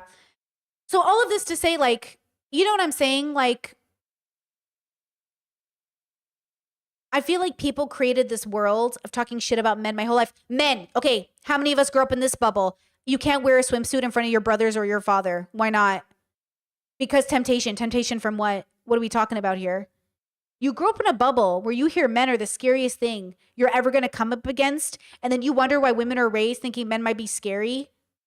Like, what are we talking? Don't you think your kids internalize that? Don't you think we hear it? You know, my best friend, she used to say, like, don't you think it's weird that you can't wear a swimsuit in front of your in front of your dad or your brothers? And I'm like, yeah, but that's just like the bubble. And even my uncles and aunties, when I would go to their house, they would let me wear a bikini or a 2-piece, and I would feel so free. And my mom would get so mad. Like, why is she wearing a 2-piece in front of her uncles? Now, to be fair, we have some incest problems in the extended family. So my mom has a reason to be afraid because these men are perverts. Now, not all the men, but it only takes one. It only takes one. And that was the fear. So she knew There was one. And if there was one, there was maybe more. And so she wanted to protect us. But the dilemma is that when you make it sound like it's all of the men you'll ever meet, then I will internalize that it's all of the men I'm going to meet. And so at that point, if it's too scary for me to be in a bikini in front of you, I shouldn't be around you, period. That's how I feel. I feel like if your kids can't be, they can't feel safe and body neutral with people, then they can't be around people in general. I don't think that's kind of how I think about it. Right? Yeah, and same chat. Okay, we have the same, yes, chat. Chat says the father and the boys can walk around the house basically in just underwear, but if the girl simply wears a crop top, yeah, solely at home. Exactly. I was like, excuse me, all my brothers are walking around fucking naked. What the fuck? They're in boxers. Why can't I be in boxers? Why can't I be in a tank top? Why can't I wear shorts that are above the knee? What the fuck? Why am I the only one being held accountable? That's patriarchy, bitch. That's misogyny, bitch. That's the bullshit, bitch. And then we got older. Like, to this day, I am 35 years old. To this day, I can't wear shorts above the knee at my parents' house. To this day. To this day, I am a grown woman. Everybody's grown. And it's still inappropriate to wear shorts above the knee in front of my father. Not, by the way, that my father cares. Do you want to hear the irony? One time I walked out. I'd always worn boys' clothes like my whole life. And I was like, I'm going to try to wear girls' clothes. So I wore a skirt and a flower top. And I felt really cute. I was like 14, 15, something like that. And the skirt was above my knees. And I came out and I said, Dad, how do I look? And my dad said, oh my gosh, Betsy, you look so beautiful. You look great. And I said, okay, good. My mom hits my dad and goes, tell her it's too short. Tell her it's too revealing. And my dad goes, oh, like my dad doesn't give a fuck what I wear. It's my mom. It's the moms. It's the women. And I know they're doing it because they want to be protective. But that's part of the problem, isn't it? Why do we have to be so paranoid and protective we're afraid of our fathers seeing us? Now, I know some fathers, okay, I get it. Not my father. And that's the problem. My dad is truly like he's not. That's why I think he's demi. He's just not like other men. He genuinely, I've never seen this man objectify anybody. He just doesn't, his brain, I'm telling you, maybe it's his autism. He doesn't do it. I see it. I can see when women pass my dad, he doesn't notice. You can tell he's thinking about something else. And I'm looking at my mom and I'm looking at her like, why are you making me feel so bad? And I realize she's doing it out of fear. But this is why I say fear is not how you make action. Okay? Fear is not how we make action. You must make action out of the right decision. And Jordan and all these people are nothing but fearful. They have good intentions, but the road to hell is paved in these good intentions. And you are ruining a whole generation of people because you won't break your generational curses. So I will break it now by not having children. Congratulations. You did not break it. I will break it by not having babies. And this is why I say I love my parents and I love my mother, but I don't really want her babysitting my children. Not that I think she'd do a bad job, but she might do a Catholic job. She might indoctrinate them with some homophobia. Okay? And that's the thing. That's the thing. So even to this day when my mom says, you should have babies, I was like, yeah, but like maybe not. Okay? I don't have a village because you didn't give me one. You gave me a village that was good enough for me, but not good enough for my kids. The village you have to offer isn't good enough for my kids. So I'm not having them. And I'm not having a kid without a village. Because it's too hard out here. It's too hard out here to have a kid without a village. You know? And that's what it is. My village is my village. It's not the greatest, but it's pretty great. But it's not the greatest. A lot of generational curses we got to end in this timeline. You know what I'm saying? Okay, let's go back to Jordan crying over how men have it so hard. And by the way, I would be very empathetic to men's struggles if they were in any way empathetic to anyone else's. And they know that. I've held enough crying men in my life. I am more than happy to be empathetic towards you. But the moment I see you not giving it back, selfishly taking, it's Ethan all over again, I won't be empathetic to men like Ethan Klein. because he ran out of good graces. And that's what all these men have done. They've run out of their good graces and they're upset nobody will love them. You can talk to your mother about it if she hasn't stopped talking to you already. And then you can talk to your therapist about it because nobody has time for that. And yes, chat, mooching. All these men are mooching and none of them are improving. And then they have the audacity to say, like, we've been beaten down. We've been beaten down and neglected. You neglected yourself. When you didn't eat this bundle of cupcakes I've been trying to serve you for years. We have been offering and offering and offering. And the moment we stop offering, they're like, nobody cares about us. Nobody cares. And I'm like, girl, we were there. You just didn't take us up on our offer. And we're done. We're going to give it to somebody else. Difficult, and you don't need that much of it. And so, and you know, I warned back in 2016 about this assault on masculinity. I said, you people, you keep pushing, you're going to find out. You think strong men are a problem. You wait till you produce weak men who. Oh, yeah, because definitely the progressives who are producing the weak men. Definitely the progressives.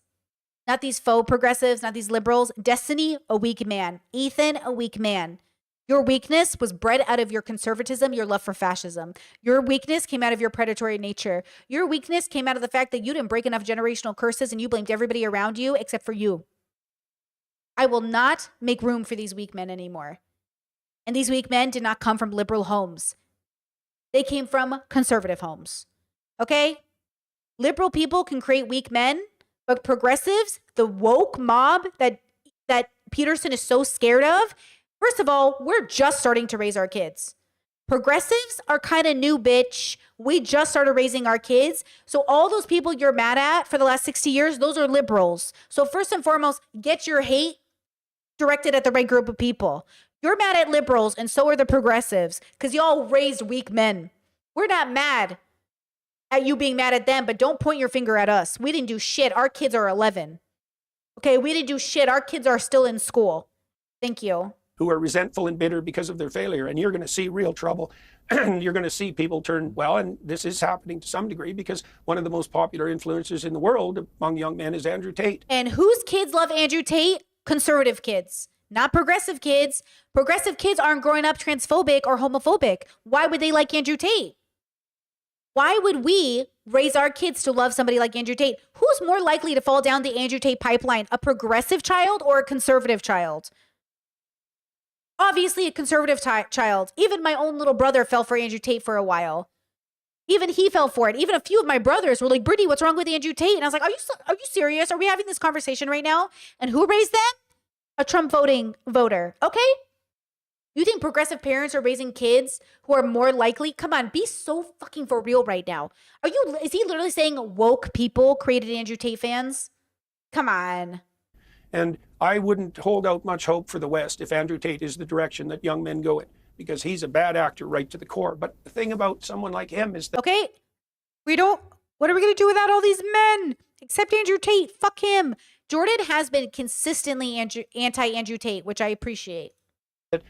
If you're weak and dependent and demoralized by your culture, let's say, and you've fallen into that isolated trap, someone blustery and successful on the surface and aggressive, you know, and dominating in the power mad way that Andrew Tate is going to look pretty damn attractive compared to your infantile dependency. And the other thing about that, Pierce, is there's some truth in it, because it's actually better to be a bit of a monster than a complete bloody lamb and, you know, a passive lamb. And this is why there's, you know, I'll give you an example. So in The Lord of the Rings, for example, when the Hobbit, Bilbo, decides that he's going to stop being, you know, hyper protected, the first thing he has to do is join this band of miscreants and become a bit of a thief.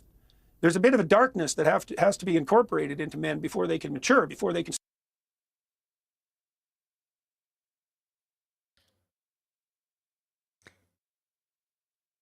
Okay, so if we're going to generalize men as all needing the right amount of evil, do they hear themselves when they talk?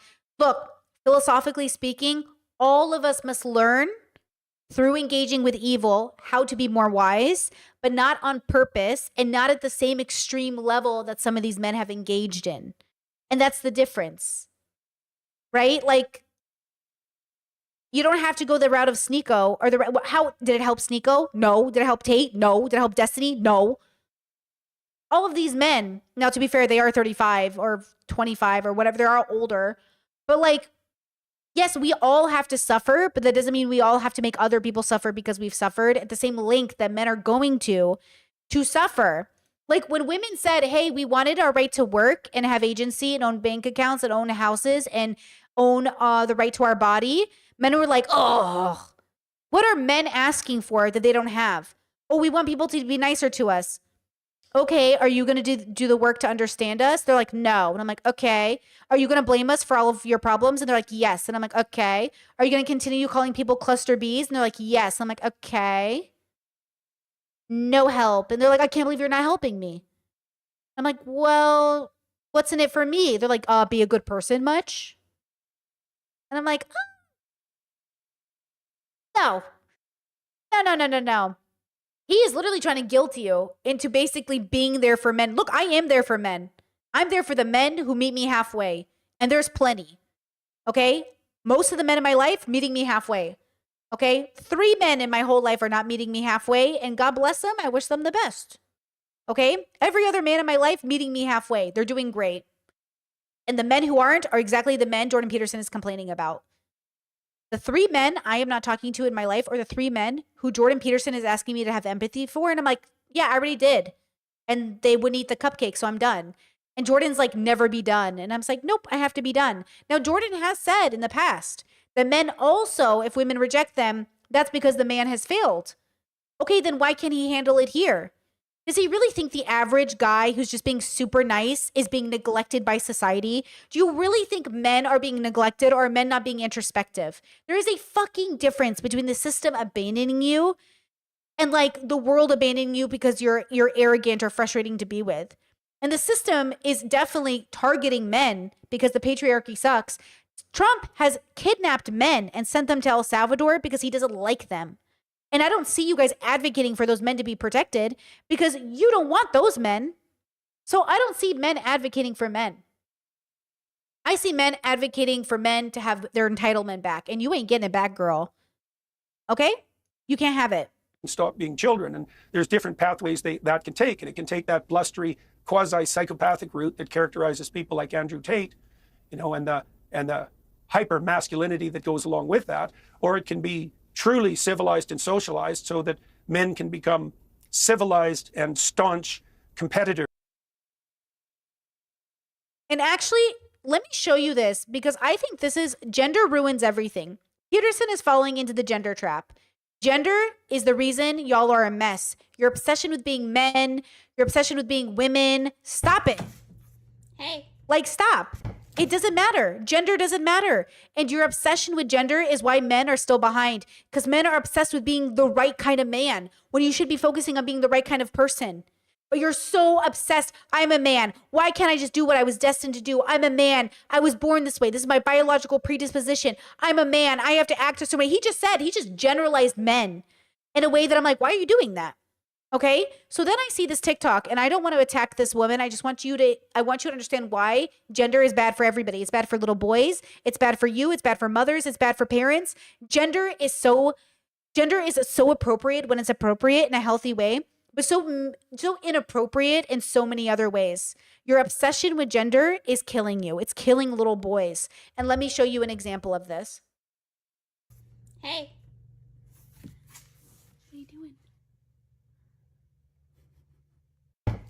What a cutie, right? What a cutie patootie. He's so cute. If they said, have a boy, they said.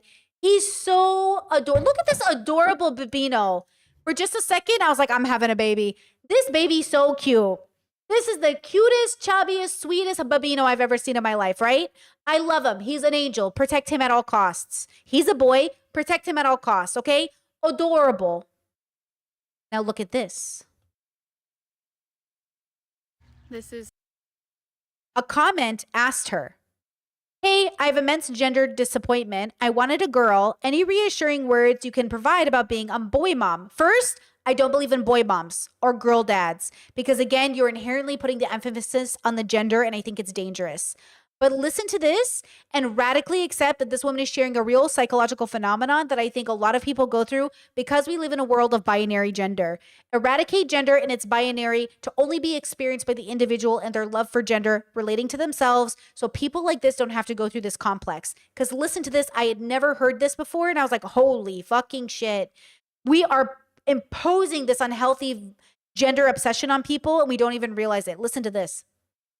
To just you. This is not to anybody else on TikTok, but when it comes to gender disappointment, I was hit so hard with that with him. I can't even explain to you how disappointed I was that I was having a boy. I wanted another girl.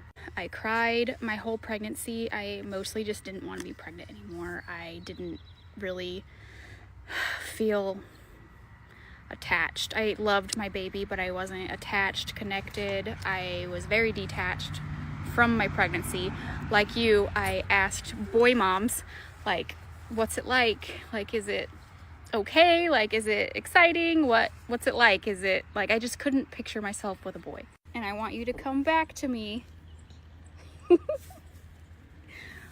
once your boy's born and you fall so madly in love with him and tell me how much you love him. Because you will, Mom. Like, he's gonna be amazing. This is not her fault. This is the brainwashing of the system. Convince us that the gender of our child says something about us and our life will be better if we have a specific gender. This is her burden given to her by her environment. She would not have had this thought had she not been raised in a bubble that convinced her she had to have this thought. That's the problem. She is a victim. She is a victim of a gender society. And that's what I am upset about. I'm upset about the idea that we are raising people to prefer the gender of their baby. There's so many baby gender reveals where the dads like throw a fit because they're not having boys.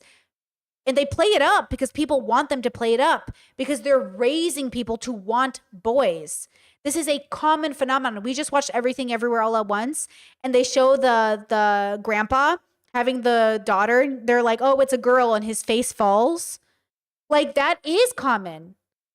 And we need to eradicate this from our vocabulary, from our lived experience. My parents, they never cared. Okay. And I believe them. I never felt like they cared about what they had. I felt like they just wanted, the baby. And I don't think they would have cared no matter how we all came out, honestly. But I think that comes from their own little bit of deconstruction, probably. Like I told you guys, my mom and dad wanted us to all own the business. Like my mom's like, you could become the CEO, Betty. But at the same time, I want you to be a stay-at-home mom. I think they were confused. I think my parents were doing their own deconstruction as we were raised. Where like literally my mom's like, I want you to be a CEO and a stay-at-home mom. I was like, how do you think I'm going to do both? She goes, I don't know if God will find a way. And I said, okay, I want to be a CEO and not a mom. And she was like, wait. And I was like, well, look, I'm happy to be CEO, but like, how do you be a CEO part-time? How am I going to be there with my kid and be part-time? So is my husband going to be stay at home? She goes, no, you can't have a stay-at-home husband. And then I was like, okay, well, which one is it? She goes, well, he has to go make the money. And I was like, but you want me to be a CEO? Like, they don't know. Like, they can't, like, the math isn't mathing. And now, of course, like, now they don't care about stay-at-home dads or whatever. And now they're like, oh, who cares? Like, as long as you feel you're fulfilling your job, right? So look, I feel for this mom. I don't think this is a bad person. I think this is humans raised in a bubble where they think the gender of their baby is going to make a difference. It's the consciousness that you give birth to. And FYI, I kind of hold the belief that you shouldn't be a parent if you're afraid of that baby coming out disabled, a pedophile, gay, a murderer. Like, it's not about the way they were born. It's about dealing with the fact that you never end your parenting. Your kids don't turn 18 and you're not a mom anymore. You're going to be a mom until you're 90 years old and you see your kid on the news and he's being arrested because he just murdered 17 people. Like, you got to be a mom even after he does that, So I don't know about you, but if something came from my body, especially, or I adopted that baby into my life, I would go visit that baby in prison because that baby is still going to be a baby to me, even if they're 45 years old. And I love them a way nobody could ever love them, but I also won't let them get away with their messiness, right? So again, gender doesn't matter like that, but people make it matter, And I think that's the problem with Jordan Peterson and his rhetoric. He's acting like men didn't and we're not complicit in the world around them. We are all complicit. Women are complicit in the patriarchy. We are complicit in our own oppression. All of us are complicit. No one is exempt. The question is, are we willing to admit it? And then the question is, okay, what do I do? How complicit have I been? And how do I work on it? I have been complicit in upholding the patriarchy by making space for really shitty men who do not meet me halfway. And I'm going to stop doing that. I make a pledge to myself, not to you, to myself, that I will wait until a man meets me halfway before opening space to him. I will wait until a non-binary person meets me halfway before opening my space to them. I will wait until a woman meets me halfway before opening my space to her. That's the pledge I make to myself. Because I have allowed people to make 10%, 25%, and I have ran the rest of the way. And I'm tired, girl. I'm 30, I'm almost 36. These legs ain't walking like they used to. Okay? So at the end of the day, I know men think they're all doing good enough, but we listen to you when you talk. We hear you when you talk. So you might think it's casual and no one's paying attention, but women hear you when you talk. And we take note, and they might not even think about it. They might not even think about what they said as being the worst thing ever, but like we hopefully are paying attention. Hopefully we're paying attention, right? But, Jordan Peterson is married to a woman who just converted to Catholicism. So talk about upholding the patriarchy.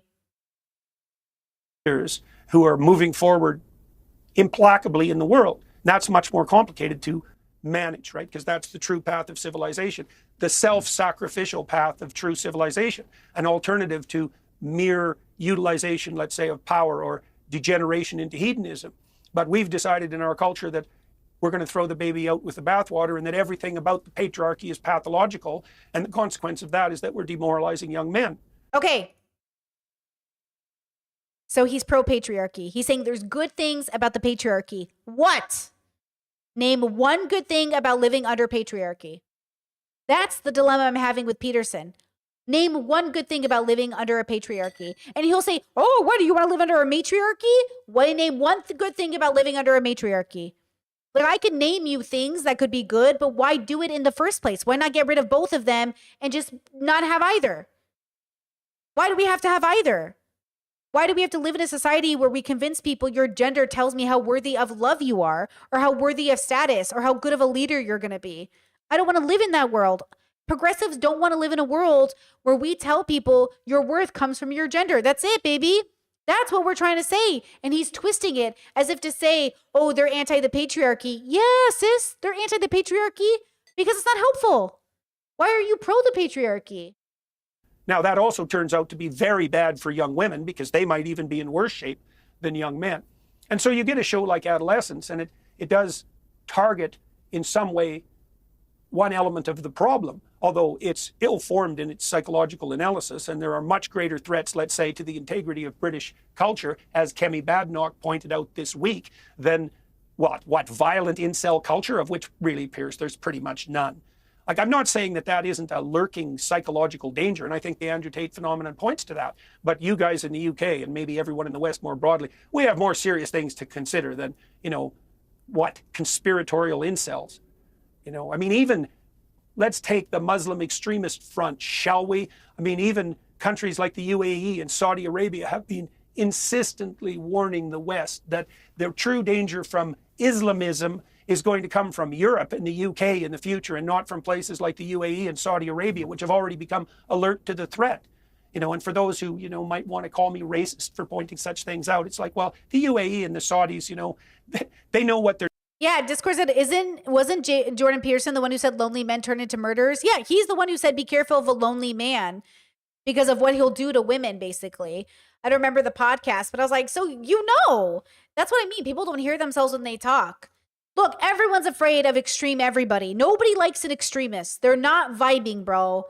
The extremist makes everything hard on everybody. The dilemma is like the extremists. What are extremist Muslims playing into, I wonder? What is the thing driving extremist Muslims? It's a P word. What's the P word I'm looking for? What is the word? I think it's called patriarchy, you dummy.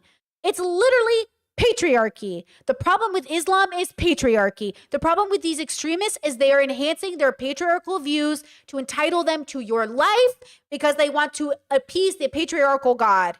Patriarchy is killing men, whether they're Muslim or Christian or Catholic or atheist or whatever. It is killing men. It's patriarchy. That's the only problem with Islam. It's patriarchal. It literally inherently believes that women are second class and men are entitled to making destruction. Men feel so empowered to be destructive because it's just a part of my nature, bro. It's a part of my nature. They're talking about when it comes to such things. And so we could dispense with that right away. And Kemi Badenoch, I would say, put her finger on the true problem, or at least one of the true problems. Keir Starmer, he's just playing that typical leftist game, you know, that it's toxic young masculinity, and particularly of the Caucasian version, which is really quite the insane. Not the whites, listen. You can't come for the whites. Ethan, they're coming for you. Hassan, watch out. They're coming for the Caucasus Mountains right now. Brittany, they're coming for you. Thanks, Jordan. I already know. People have been coming for this dick all along, bro. I know. Claim that's the thing that young people should be taught more about, because obviously they're not demoralized enough yet. So that's what I think of adolescence. Jesus, talk about putting the cart before the horse. And it's exactly what you'd expect from the progressive playbook. It's like, we're going to double down on the incels. Well, why don't you give some thought to trying to figure out why they're so bloody isolated, that why young men and women are so isolated from one another now that they don't even date, they don't drive, they don't drink. Okay, first of all, a lot of us are doing fine, but also a lot of it is the economy. I don't know why they're acting like the economy isn't cock blocking all of us. When I was in my 20s, y'all, rent was reasonable. Life was reasonable. Housing was reasonable. The cost of things were reasonable. I could party and work all day. I could date. I could go out and find people. I could afford an apartment. Like, I didn't have to make that much to afford to live my life. Genuinely. As long as I was, you know what I mean? Like, not really. I mean, to buy a house, I would have to save for 10 years minimum on minimum wage, for sure. But like, okay, now, not on minimum wage, I'm going to have to save for like 20 years. Do you know what I mean? Like, he's not understanding. Alcohol costs money. Shots used to be $10 to $15 a shot. When I would buy a round of shots for my friends, it was like $100 to $150. Who has $150 to buy shots? Nobody. Like, what are they not understanding? We can't afford to have fun. We can't afford it. We can't afford to go out on dates. Like, we can't afford it. I don't know what he's not getting. He can't afford it. The same apartments in the same area my sister and my siblings are in was like $750 when I graduated high school, and they're now $2,000 to $2,200 a month. We can't afford it. We can't afford it. We are working all day just to pay rent, and we're tired, bro. We're too tired to take a shower and have sex. I'm tired. Like, they want to keep acting like this is men versus women. This is all of us versus the economy. And on top of that, the patriarchy. And on top of that, racism. And on top of that, bigotry. Nobody wants to come home. Look at this. Hold on. I saw this video today. I don't know. This is a YouTuber I just found, so I don't know anything about them. I'm not vouching for them. I don't know who they are. But I saw this YouTube video today because I was curious. Because I used to watch Flagrant and Andrew Schulz, and I used to think, oh, Andrew Schulz is pretty good for a liberal guy. Like, oh, he's pretty good for a liberal boy, you know? And he's just gotten so fucking ugly and worse over the years. But I want you to listen to him explain why he went MAGA on trigonometry. And what do I say about trigonometry as a YouTube channel? If you go on trigonometry, you're a bigot. If you go on trigonometry, you're a bad person. If you go on trigonometry, you're fucking brain dead and they're using you for views. Get off trigonometry. If they have had you on trigonometry, beg them to take your collaboration down. Kidology, I'm talking to you. Tell them to take your collaboration down because you are literally sleeping with the devil, and he's gonna ruin your life, okay? So this guy I just found named The Bulwark. I don't know who this is.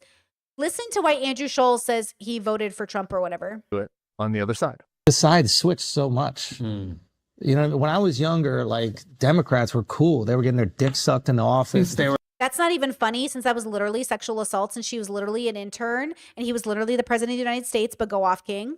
like, right? They were like, they were like supportive of like hip hop music. They said, do whatever you want. Like, we don't want to be in your bedroom. They were cool with gay people. Like, it was cool to be a Democrat. Now, conservatives got 3 baby mamas. The president got 3 baby mamas. He's getting. I know he's a comedian, but this is the dumbest shit I've ever heard in my life. This is so stupid. His wife better no more. And he just had a baby girl. He just had a baby girl. I mean, it's been like 2 years, but he's got a baby girl. And pussy left and right, right? He's cool. He's the one saying, say whatever the fuck you want. So now conservatives have become Democrats. So I don't think I've changed. I just like the dudes that get pussy and say whatever they want. So it's very, you want me to be a Democrat again? Get some pussy. Tell me to say whatever I want. I'm there. First off, you're a child. What? What is that? Do you know what I mean? Do you know what I mean? Okay. So yeah, Jordan Peterson is like, why do women want to be with men? Do you mean like Andrew Schultz? Do you mean those men? Do you know what I'm saying? What do you mean, why don't we want to be with men? I don't want to be with a man like Jordan Peterson. Ew. I don't want to be with a man like Piers Morgan. Ew. I don't want to be a man with Andrew Schultz. Ew. That's what I'm saying. Does Jordan Peterson think he's a man worth being with? Ew. Ew. And so he's sitting here like, why don't women want men? We don't want you, Jordan. We don't want you, Habibi. Listen to me. With peace and love, I can't come home to you every day. You're so fucking annoying. No, we don't want you. And if more men are like you, yeah, we don't want you.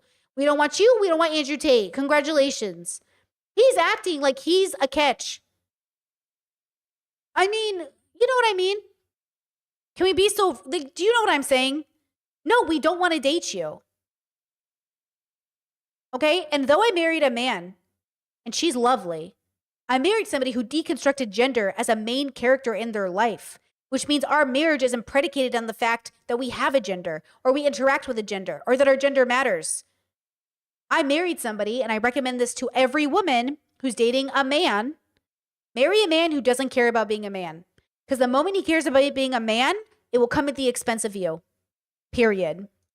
They don't go out, they don't date, they don't marry. Why is that? Well, how about 60 years of radically demoralizing, quasi-feminist, dimwit, hedonistic, leftist propaganda shoveled at them. Did we already see this? From grade 1 all the way through university. And of course, they're going to turn to figures like Andrew Tate in their desperation. But, you know, you might as well do a causal analysis and try to figure out why they're so bloody demoralized to begin with. And I would say I actually know something about that because I think I've talked to more That's why I was so upset. I was watching Not So Erudite and Tom Foolery talk because I was trying to catch up to see, like, have they changed? I wanted to kill myself. Now, to be fair to Tom Foolery, he pushed back on this. But Kyla was like, I think Peterson wouldn't have gone the direction he went in if we were nicer to him. And Tom Foolery's like, no, I think Peterson would have done it anyways. And Kyla's like, no, I think if we were nicer to him and we didn't go for him for the pronoun thing, like, he would have been more liberal. And Tom's like, I don't think so. So shout out to Tom for actually, like, standing up because, like, obviously not Kyla. The fact that Kyla just dealt with Destiny and the whole thing, and she's still, and I get it, it's hard to catch up on it. The fact that she still literally looks at Jordan Peterson with, like, if only the liberals were nice to him, if only the progressives were mean to Jordan Peterson. Oh, I'm sorry. Did I bully the PhD old man? Oh, I'm sorry. Did I bully the man who bullies people for a living and gets on Twitter and says, sorry, not beautiful? These men want to fucking call you names and go at you on Twitter, and God forbid you call them, you know what I'm saying? Like, I'm so sick of it. I'm so sick of trying to meet all these men where they're at when they're all being irrational. They're all being so fucking irrational. And what's actually happening, we're actually seeing people get fucking unalived and kidnapped and taken, and a whole genocide happening, which Jordan Peterson is in favor of. Jordan Peterson is in favor of genociding the Palestinians according to his own Twitter. So explain it to me how I'm supposed to have empathy for a person who's killing Palestinians. How dare you ask us to be empathetic towards men when these men are advocating for the genocide of Palestinians? No. I'm busy. I'm busy giving empathy to other people. No. Moralized young people in the last 10 years than anybody on the planet. And I've watched and seen what works. And more Oh, true, Maiden. Jordan is telling us that coddling men is actually ruining them, so he resents the kindness, to be honest. Actually, all toxic men do resent kindness for women. Yes, they fucking do. Yes, they fucking do. So he's saying we should meet men where they're at and we should be nicer to them, which is i.e. cuddling them, but coddling them is also ruining them. Yeah, they have to do the work. All these fucking BoJack Horsemans, and they want us to keep doing the labor. No, do it yourself. You have the status, you have the ability, do it. I can't believe you have the audacity to talk about how mean women are and how stupid women are, but you want us to do all the fucking labor. I'm so sick of you. Moralization is not the answer, you know, and there's something remarkable about what And if you're too stupid to hear the difference between people actually saying men who are like this and this men, not all men. Not all men. I don't know how many times I have to hold your hand to say it. Not all men. A lot of us married really good men. Not all men. But a lot of y'all. And a lot of y'all are crying about things that were your own damn fault. You stubbed your own goddamn knee and you want me to kiss it better. Girl, kiss it yourself. Okay? Kiss it yourself. And I'm sick of it and I'm tired. And I don't get paid enough to care. Okay? You don't pay me enough to care about your feelings this much or even pretend to. No! I would have cared for your feelings for free if you could care about your feelings an ounce of the amount you're asking me to do it. No! well socialized masculinity. You know, one of the things I learned, for example, when I was writing my last book, one of the things I analyzed was the symbolic use of the figure of the shepherd in the biblical corpus, right? Because the shepherd figures large both in the Old Testament and in the New. And the reason for that is because the shepherd is a very good symbol of well-socialized, ordinary masculinity. So shepherds in the ancient Middle East had to live by their own wits, right, in the wilderness. And so they were tough guys, and they had to keep the wolves and the lions at bay with pretty primitive weapons. Ugh, men love fantasizing about how they are warriors and protectors. Y'all can't even wear condoms. So don't talk to me about protection. We have Shay Shay Club over here, 54 years old, fucking 19-year-olds. Okay? Don't talk to me about being a protector. Exemplified in the story of Moses and in the story of David, for example. But at the same time, they had to protect the most vulnerable, right? And lamb is a pretty good example of, you know, something vulnerable and edible, especially by monsters. And so the model for masculinity, the biblical model for masculinity, at least in part, is tough enough to keep the bloody wolves and the lions. See the fantasy they have? This is the other stuff. Marry a man who doesn't have the fantasy of being a protector. So you can marry a man who has the fantasy of being, if anything at all, what you need him to be. I think this is what men forget. I've dated a lot of men who were like, I want to be this. I was like, okay, but do we need that on the team? Like, we're a team. I don't need you to be this. Like, I want to be the breadwinner. Well, I don't need a breadwinner. I am a breadwinner. I need other things in a relationship. They're like, yeah, but I'm the man. I was like, okay, but I don't need a breadwinner. I already have one of those. It's me. So I need another thing for my partner. They're like, well, but I'm the man. And I'm like, oh, okay. Well, then it sounds like we're not compatible. I can't believe you think we're not compatible. And it's like, well, I didn't need a breadwinner, and that's the only thing you are willing to do. So thank you for your application. Denied. But men can't do it. They're like, but I did the thing. I did the thing I was supposed to do. I got money. And I was like, okay, I don't need your money. And then they go, this is the reason life sucks, because women don't need our money anymore. What else can I do? I don't know. You want to clean up the table? You want to change some diapers? They're like, oh, no, I don't want to do that. And I'm like, okay, but that's what we need. And they're like, I don't want to do that. And it's like, and then they go, women don't understand how hard we slave. We work on these construction sites. We join the military. We make all this money. We're the breadwinner. We sacrifice all of these things, and you're not even grateful. Yeah, I don't want to date somebody like that. I don't want to be with somebody like that. I don't want to be with somebody who like self-flagellates and goes, do you see how much I work for you? How much I suffer for you? Suffer wisely or not at all. You know what I'm saying? Like, be with somebody who knows how to suffer wisely, not with somebody who makes problems in their life so they can talk about how much they suffer. I swear men do these things so they can brag about how much they suffer. Okay. And not men, all men, just some of the men like he's talking about. Look at Jordan himself. Jordan created his own suffering and keeps blaming everybody for it. What were you so mad about when it came to pronouns? What were you so fucking mad about? Ethan Klein, you're making your own problem and then complaining about it. And then when shit follows and actual problems happen to you, you're like the boy who cried wolf. Well, now I don't care because you cried wolf too many times. You cried wolf. And because you cried wolf, I don't care about your now suffering. And yeah, you're about to get eat. No, sorry, you're about to get ate. You're about to get eaten by this wolf you've been screaming about that wasn't real in the beginning and now is real and now I don't give a fuck. Sorry, bitch. Psycho life and all that stuff. Y'all love evolutionary biology. Sounds like you're the weakest link. Bye, bitch. Bye, bitch. Y'all love evolutionary psychology when it comes to your right to fuck a 9-year-old. Well, here's some evolutionary psychology for you. Get 8, bitch. At bay and what would you say, resourceful enough to survive on your own and then devoted to caring for the most vulnerable. You know, and that's a pretty damn good model. And it's certainly exemplified, well, of course, by the figure of Christ. Excuse me, Chet says women don't want soy boys though. Just because you're into that doesn't mean everyone else is. Step outside your bubble, girl. What do you think Jordan is? What do you think Piers is? These are soy boys. Andrew Scholes, who looks like he can't fucking throw a punch, except that a pussy. Let's be so fucking for real. Okay, he looks like a fisting king at most. Okay, what are you talking about? You're all femboys. You're all femboys. You guys just don't want to admit it. You're all femboys, bro.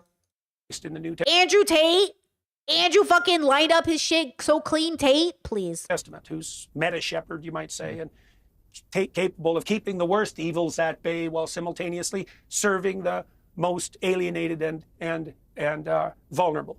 And that's the right model for masculinity. And if you don't think that exists, well, you're definitely part of the problem and not part of the solution. And maybe you're a woman who's been damaged by men who've entered into your life who are radically immature or mad users of power. And that's really sad. And there's plenty of that too. But that doesn't mean that at its core, there's something pathological about masculinity. And it certainly doesn't mean... First of all, I love masculinity. I live in my masculine constantly. There's nothing wrong with masculinity and everybody knows it. But if you think masculinity means raping and pillaging, then yeah, we have a problem, girl. Because that's what he's saying. Whether he likes it or not, the types of ways you are engaging in masculinity is off-putting to modern women. So get on board or get off the train. But also, get over it.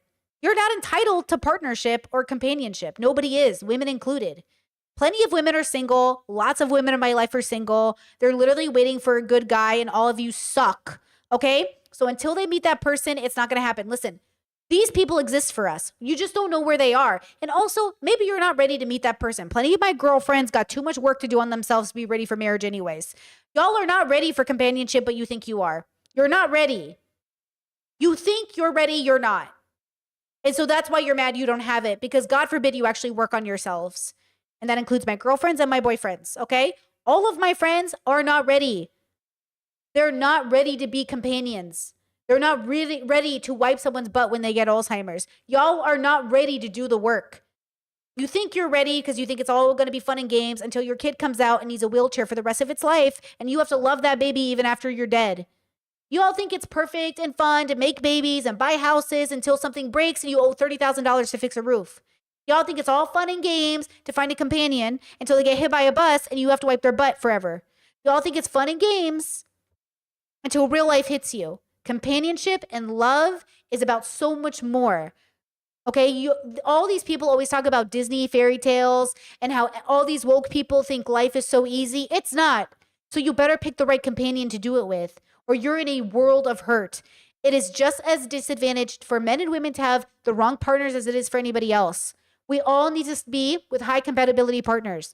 People that will love us for who we are, not our gender, not our skin color, not our orientation, not anything but us. Whatever that looks like in your life, we need to love people for who they are, not for being men and not for being women, for being a good person, whoever that is. And you should not settle. You should hold out until you're with your high compatibility partner, because everything else is a waste. It's a lesson to learn, girl. It's a lesson. It's not your life partner. That the radical leftist proclivity to describe everything as an oppressive patriarchy and to make men weak is doing anything other than hurting young people right to the core. And Starmer's posturing with regards to adolescence is only going to make that worse. It's bad psychology, and it's not only that, it's also oriented not to help young people, but to make Mr. Starmer feel a hell of a lot more secure. And look, for the chat that's saying women love toxic men, great. Toxic women can be with toxic men. Leave me out of it. When women want to stop being toxic and dating these toxic men, Praise be. But Jordan Peterson isn't mad at toxic women for choosing toxic men. He's mad at healthy women for not choosing toxic men. He doesn't know it though. He doesn't know it. Toxic people gonna be toxic. I can't save you, girl. Good luck. But when you're done being toxic, come over. Okay? But the women Jordan Peterson is mad at are not toxic women. It's healthy women who are regulated, who are not picking toxic men, and he's mad about it. Okay? Period. Period. He said, oh, I wonder why these incels are the way they are. And he's about to blame women for it. Don't blame me because you're an incel. Go to therapy. Self-evaluate. Fall in love. Actually like a person. You know, what did Myron Gaines say? No man would be with a woman if she didn't have a pussy. And that's the truth. Myron Gaines says men are only with women for their literal vaginas. Okay? Don't blame me for Myron Gaines, girl. He did that all on his own. In the idiot presumptions of his dimwit progressivism. So, and that's really the fundamental aim. It's like, how can we show we're right? And if we have to burn some young people on the pyre to make sure that our moral presuppositions can remain intact and our faith in our idiocy remains unchallenged, then we might as well teach kids using a Netflix series on adolescence.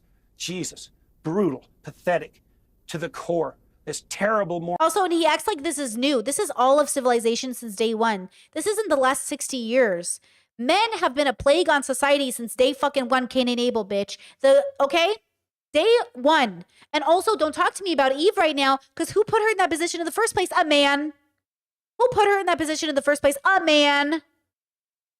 Okay? So don't even come to me about Eve. Men have been an issue in every biblical sense since the day fucking one. God is a man, because every time I call her, people get mad about it. So you know he has a gender, even though you say he doesn't have a gender. Because when I refer to God as a girl, everybody be up in arms. So a man created the world. Fuck. What an idiot. Okay. Created people that were flawed. What an idiot. Okay. And then on top of that, had a man in the garden who was a pussy, Adam. And then Eve, who was curious and interested. God forbid a woman have hobbies. God forbid a woman like fruit. Okay. And then she sits here and eats an apple. God forbid she cares about her teeth and her bone structure. Okay. Has some health. Has some of that vitamin. Okay. And then what happened? She gives birth to Cain and Abel. And Cain kills Abel. Great. And then from there on, we're all just fucked. So don't blame women. Okay. Don't blame women. When men are obviously the problem in your own stories. Now, do I think men are the problem outside of your stories? No. But you tell me legacy story. You keep referencing the Bible. The Bible is full of the shittiest men who have ever existed. And Jesus, at most, in a literal sense, is a cult leader and a scammer running an MLM, convincing a bunch of teenage boys and men in their 20s to follow him because he's the Lord. At best, he's a metaphor for the goodness of life and how to unconditionally love people. But in every literal sense, he's just a man who convinced a bunch of boys to follow him. You know what I'm saying? Like, and Peter died hung to a cross upside down. Okay? I'm sick of it. I'm sick of all these people feeling entitled to things that were never meant for them. We evolved over millions of years to get to this point. You need to all sit down and relax and meditate. Sick of men crying over men's problems. You know how many men, Brittany, please help me. Brittany, please help me. Every single cupcake I give them, they're like, no, that's not it. No, that's not it. No, that's all y'all are BoJack Horseman, and I'm over caring. I'm over caring. Okay? Moral posturing. You know, that's, I think the most pathological element of our age. You know, how can we garner as much undeserved moral credit as we possibly can? Well, we'll stand up against toxic masculinity and my Discord just sent me a text or a tweet by Joel Webbarn, who's just like the biggest, just the horriblest person ever. He said the young men are waking up. Women will have to learn to have women will learn to have a quiet and gentle spirit, or they will learn to be alone. Great, sounds great, bitch. Fuck off. That's like men know. You know why men are afraid of women being independent? Because they know we don't need them. Period. Like, period. We don't need them. We've never needed you. Every statistic shows, every single study on men and women dynamic show, women literally do great. We're good. Thanks. Bye. You know what we need? We need a best fucking friend. We need a companion. We need a good person. You know what I mean? We need a good fucking person, regardless of gender. If you would like to show up, we'll marry you. I married him. Okay? I married a good fucking man. And she's the best thing that ever happened to me in regards to love. In regards to everything else, I'm good, bro. I was good before I met her. I'm good after. And that's the problem. I married an independent spirit. I married the rebel. I married a person who can laugh about Jordan Peterson with me. I married a person, you know what I'm saying? Like, you all need to get over it. Wait. Oh, I'll watch that later, Discord. I want to see. And we'll worship the planet. You know, God, it's so appalling. Oh, and by the way, had my partner and I not found each other, we also would have been vibing. Because we don't believe people need to be partnered. We believe people need to be good people and good parts of society and vibing. Okay? So just FYI, my partner and I also married somebody who didn't value marriage as a necessity. They valued marriage as a special thing you get if you're lucky to come across that person. That's why we were both single and vibing and had our own apartments and our own jobs and we're doing our own thing when we met. And then when we met, we're like, you good? You're good. Oh, you chilling? You're chilling? Cool. And then we're like, you want to do life together? We're like, high five. Dab. You know what I'm saying? You know, and then married. Because we weren't banking on the fact that if we didn't get married, something was off about us. Nothing was wrong with not being married. Everything is wrong with marrying the wrong person. So destructive. And the evidence is also in, Piers. It's like, look at Germany, for God's sake. What a mess. And you guys in the UK, you're not much better. And we're walking down the same road in Canada. So Western Europe as a whole, you know. I've gone through Eastern Europe many times now, talked to many Eastern Europeans there, and they're appalled at what's happening in the West. And they're I'm literally living in Croatia right now and we're vibing. I'm married into a very liberal family and we're appalled about what's happening in America. We're appalled at you. Thank you. rightly so. It's all part of the same mess that Starmer's still pushing. You know, a race to the bottom. Christ. Yeah. Yeah. Jordan, I'm always struck by how emotional you get when you talk specifically, and this has happened a few times when I talk to you, I think when your mind takes you specific. Chad says, so those hyper successful OF models didn't need all those simping men. Well, if you mean under capitalism, obviously, just like Walmart needs all these men to go to their snack section or gun section and buy from them. I have an OnlyFans too. I need paying customers who like what they see. It's not about men. I have a great OnlyFans audience. My audience is so fucking respectful. My audience is full of all genders, fucking respectful, fucking vibing, love nude art, sex positive, deconstructed, love the work I do, love the work I create. Because not all OnlyFans models are just people who need simping men. Some people are just literally creatives. Now, the OnlyFans models who do the 1%, who are very, very famous, they need men who are interested in them as a product. And as a product, they should be getting the bag from any customer that's willing to spend their money on them, much like any other business under capitalism. Okay? So OnlyFans models are running businesses and you are the paying base. If the paying base happens to be men at large, then they run that the same way Walmart will run it, the same way any other store or business runs it, period. There's different kinds of OnlyFans models. Business ones that are capitalistic run, and artists. I'm a creative type, but I'm still making a bag. But I'm also like, you know, it's not my full-time job. It's something I do when I feel creative. Then the girls who hustle and get to 1%, get to 0.5%, they're running a business. And their job is to see you as a client, as a number on a sheet. You're not a person. You're a paying customer. Just like Starbucks. They see you like a Starbucks customer coming in for a latte. And they're going to give you as many pumps of sugar as you want, but you got to be the one to request it. They didn't ask you to sign up. You know you can't find OnlyFans through a random, like you got to find their Instagram first. You have to go through like 4 different things before you pay for OnlyFans. So you know you came here of your own volition. You're the one who walked up to the Starbucks. Starbucks is just trying to give you what you want. That's what these models are doing. They're just giving you what you want. And God forbid a man have a hobby. Specifically to young men who've come and told you what they've been. Okay, you said I hate misogyny so much, that's why I vote out all the Muslims. You're trying to bait me into being anti-Islam. I don't need to be anti-Islam to be anti-patriarchy. Be religious if you want to be religious. I just don't understand upholding a religion that's patriarchal. So I'm going to ban you for being Islamophobic in my chat because Muslim people deserve to be as protected as any other religious group. I'm not a fan of their misogyny, but I'm also not a fan of getting rid of all Muslims. Like I'm not a fan of getting rid of all people. All people are misogynists under patriarchy, even women. We have to deconstruct our own internalized misogyny. I've had to do it. You'll have to do it. All people suffer from misogyny under patriarchy. All genders, all religions, all people. Period. Going through.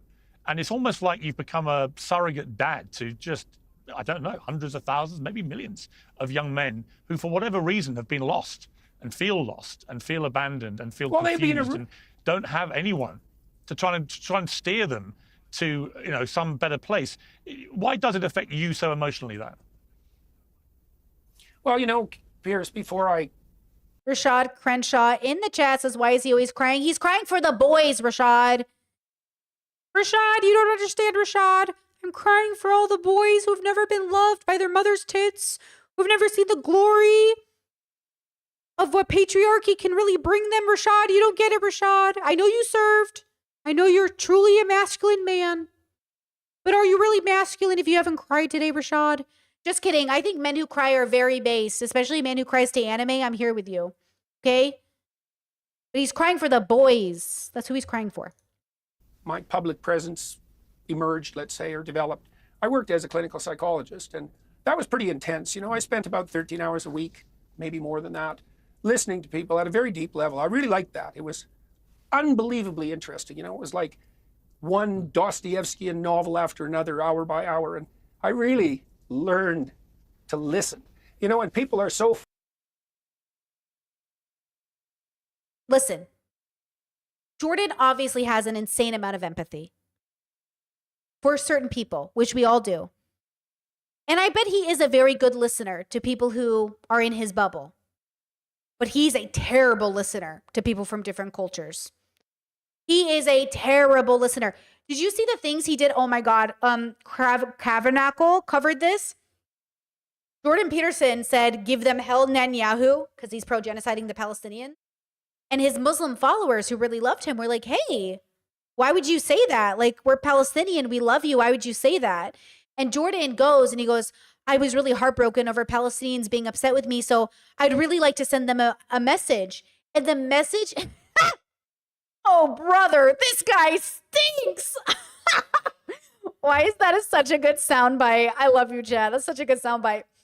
So Jordan Peterson tries to tell his Palestinian followers, he starts to send them like a heartfelt message. And the heartfelt message is literally, God forbid you should love a Jew, but maybe if you could love a Jew, you could love each other. And we want you to get along. And you have more in common with the Jews than you do these woke feminists who claim to defend you. He's just like, if you could learn to love a Jew, maybe we could make peace. And I was like,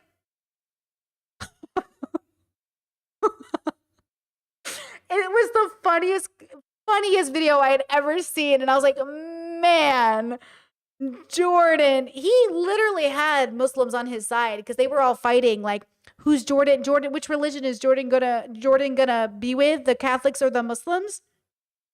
And then he literally, oh my God, if you could learn to love a Jew. Look, we love Jews, bro. We just don't like Zionists because that is a choice. Being a Jew is not a choice. Being a Zionist is. Remember that, kids. You're born a Jew. You're not born a Zionist. Okay? There's a difference.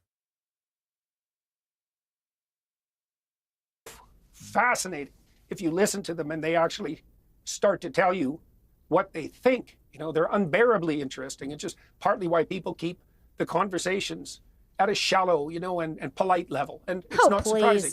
But I like to go deeper than that. Okay, well, then do it with somebody. Do it with someone for real. Somebody on an opposing side. You know?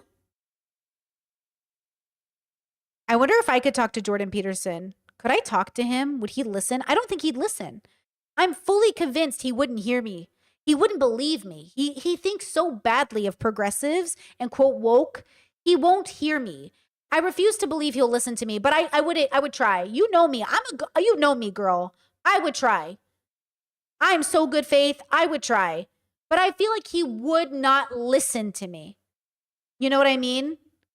I feel like it'd be impossible. Oh, Chad says, no, girl, you'd answer his DM. Hold on, let's think about this. See, am I falling back into my trap of meeting men halfway there? Could Jordan meet me halfway there? I don't think he could. This Jordan, I couldn't imagine it.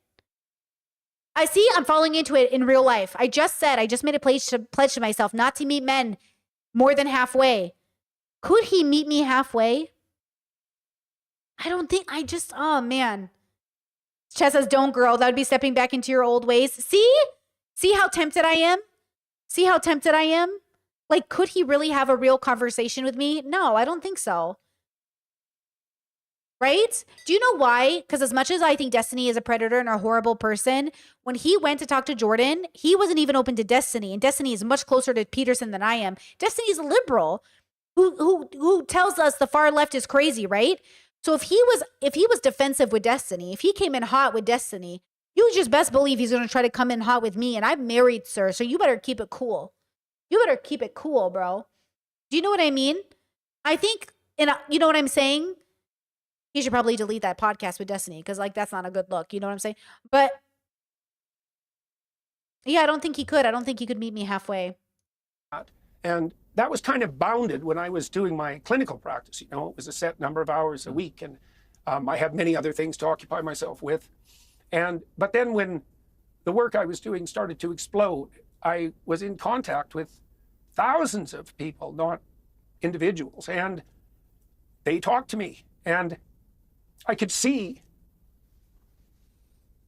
this demoralization, you know, and it's part of fatherlessness, broadly speaking, and sometimes specifically. And I could see the pathway to rectifying that. Like, the pathway to rectifying that, as far as I've been able to understand, and I've understood this more deeply. Okay. Let's be very open-minded. He said the pathway to rectifying that. Let's see what his suggestion is. Okay? You know mine, deconstruct gender, deconstruct self. Remember that we're all here on a shared planet. We're not entitled to a good life, but we can definitely have one. You know, all of that.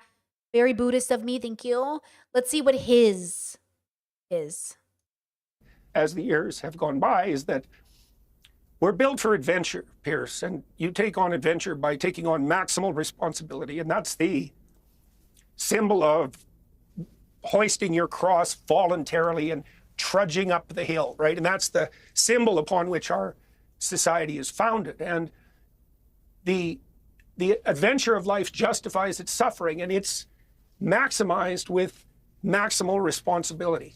And it's maximized with truth, because if you tell the truth, what should happen as a consequence of the truth makes itself manifest in the world.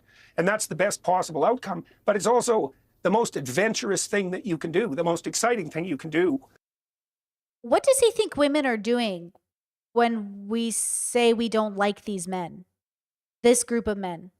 What does he think we're lying about how uncomfortable we are? He's blaming women in the last 60 years. Does he think we're lying when we say, hey, we're suffering under patriarchy? What does he think we're doing? We are telling our truth and you are shitting all over it. And we're saying, okay, we won't date you. And they're like, why won't you date us? Now you're shitting all over us. And I'm like, okay. Like, what does he think people are doing? Everyone is telling their truth. The question is, who within the construct of your truth, you still have to deconstruct your own truth. So all of us have to deconstruct our own truth and make sure that it's true and not just like surface level true, which is why I encourage my audience to say, okay, yes, racism. Yes, misogyny. Yes, patriarchy. We all agree, right? Yes. Okay, now let's learn to exist outside of these constructs as a way to free ourselves from the limit of these constructs, because you do exist outside of it. Does Jordan know he exists outside of it? Because I don't think so. Chat says, or Maiden says, this is what I was like right after coming out of my addiction. My emotions just leaked out of me at every turn. I think he has things going on that are affecting his mind sincerely. I mean, I agree with you. I do think that as well. I think that as well. Right? Like, yeah, I do think that. And my heart goes out to him in that regard. I think I'm really empathetic with that. I wish he would wait before he became a public figure and talk to millions of people and influence millions of people in a direction that could be very dangerous for women and femme people and trans people alike. I wish he would wait until those emotions were done leaking as much, because he is possibly setting a precedent for allowing bigotry to be normalized by the people he supports and uplifts. Hurt people all the time, right? hands down. There's nothing that compares to it. That pathway of maximal responsibility, voluntary responsibility. So whose job is that? Whose job is it to make these men responsible? Because it sure as fuck isn't women. It is the system, but the system is patriarchal. The system is killing men. Trump and Elon and all these people are making it so hard to live our lives. Did you see what Trump is doing? Trump is giving $5,000 to people who give birth to children, make it to term. And then he wants to give women who have 6 kids or more, possibly, they're talking about it, a medal of honor, basically. Ooh, congratulations on having 6 kids or more. Thanks for the 5K, bro. This is 1 month of childcare. Thanks. Give men work that helps them pay their bills and they will be less cranky. Give women money that can pay their bills and support their kids, they'll be less cranky. Men are working 60 hours a week and they're not making enough money to pay rent. Don't you think that all fucking connects? Don't they understand? People get fucking cranky when they can't pay their bills, bro. We're overwhelmed. And then you keep telling these 25-year-old boys they should all be millionaires by 25. No one's going to be a millionaire. Just try to fucking pay your bills. Like he wants them to go on an adventure of utmost responsibility. Okay, we'll start then. Women are doing it. We're doing it. We are literally doing it. We're doing it. We're doing our responsibility. What are you doing? Do it. And then we can talk. And truth. And I understand that deeply at a religious level. I understand that that's the symbolic word. Thank you, Egon. I see you in chat. Saying, I love that everyone is so polite and respectful and willing to chat. I haven't seen anything quite like that on YouTube. That's because we're mostly a girl audience mixed in with very introspective boys. That's what I think it is. I'm 70% girlies, 30% boys. And the boys who like Britney, they're introspective. That's what I've decided. I think boys who can tolerate me and listen to me are boys who are very confident. Because you would have to be very sure of yourself in a very humble and beautiful way to because then you would get triggered by everything I said otherwise, like Jordan does. Jordan hears me speak and he's like, Brittany, no, Brittany, oh, am I crying again? You know, tears are great lube. Anyways, Brittany, no. World on which Sorry, I'm mocking Peterson because everything he says literally hurts people for a living and he's literally getting rich off of it. And I don't care that I'm punching down on a crying man because he's literally a millionaire wearing thousands of dollars worth of suit material on his body while advocating for the genocide of Palestinians. I'm going to punch down on Jordan Peterson. And I do consider punching down because I think he's obviously, there's something going on there. our productive and peaceful culture was properly founded.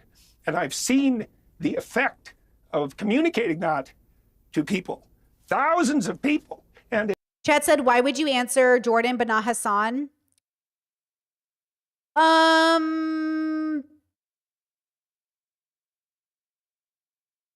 don't know that I would answer Jordan Peterson's DM for the record, right? I don't know if I would, but I'm slightly more open to it because he's like so many degrees removed. And God, can you imagine the look on my parents' face if I showed up on Jordan Peterson's channel? If I said my mom would have a heart attack, my mom would literally have a heart attack. I don't know. I'm trying to think if it would actually be better. It probably wouldn't though, right? Engage it literally. If are we being serious? It would probably be bad for me either way. I would get harassed. I would get stalked. I would get so much flack for talking to either of them from boys, right? Like ultimately it would be very bad for me to talk to either of them because of their audiences. Not because of who they are. Like sometimes I wish I could talk to Peterson in private or Hassan in private, never talk about it on air. But the consequences I can't. And so the consequence is their audience. And I think both of their audiences would be a danger to me. I do. Because they're always a danger to everybody. I can see it. I see the way people react.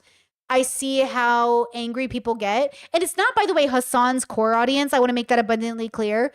It's not Hassan's core audience that would be a threat. It's Hassan's haters who watch him. Do you get the difference? It's not Hassan's. I want to make that abundantly clear. It's not Hassan's progressive audience. That's the problem. It's the amount of haters who keep Hassan's stream popular, because that's a big part of it, who will watch me interact with Hassan and then come for me. Because you have to imagine a lot of Destiny fans are watching Hassan.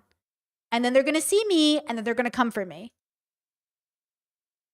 You know what I mean? So yeah, like that's why I wouldn't talk to probably either of them. But maybe there's a part of me that thinks I love philosophy. And Jordan Peterson, without a doubt, is a philosophy lover.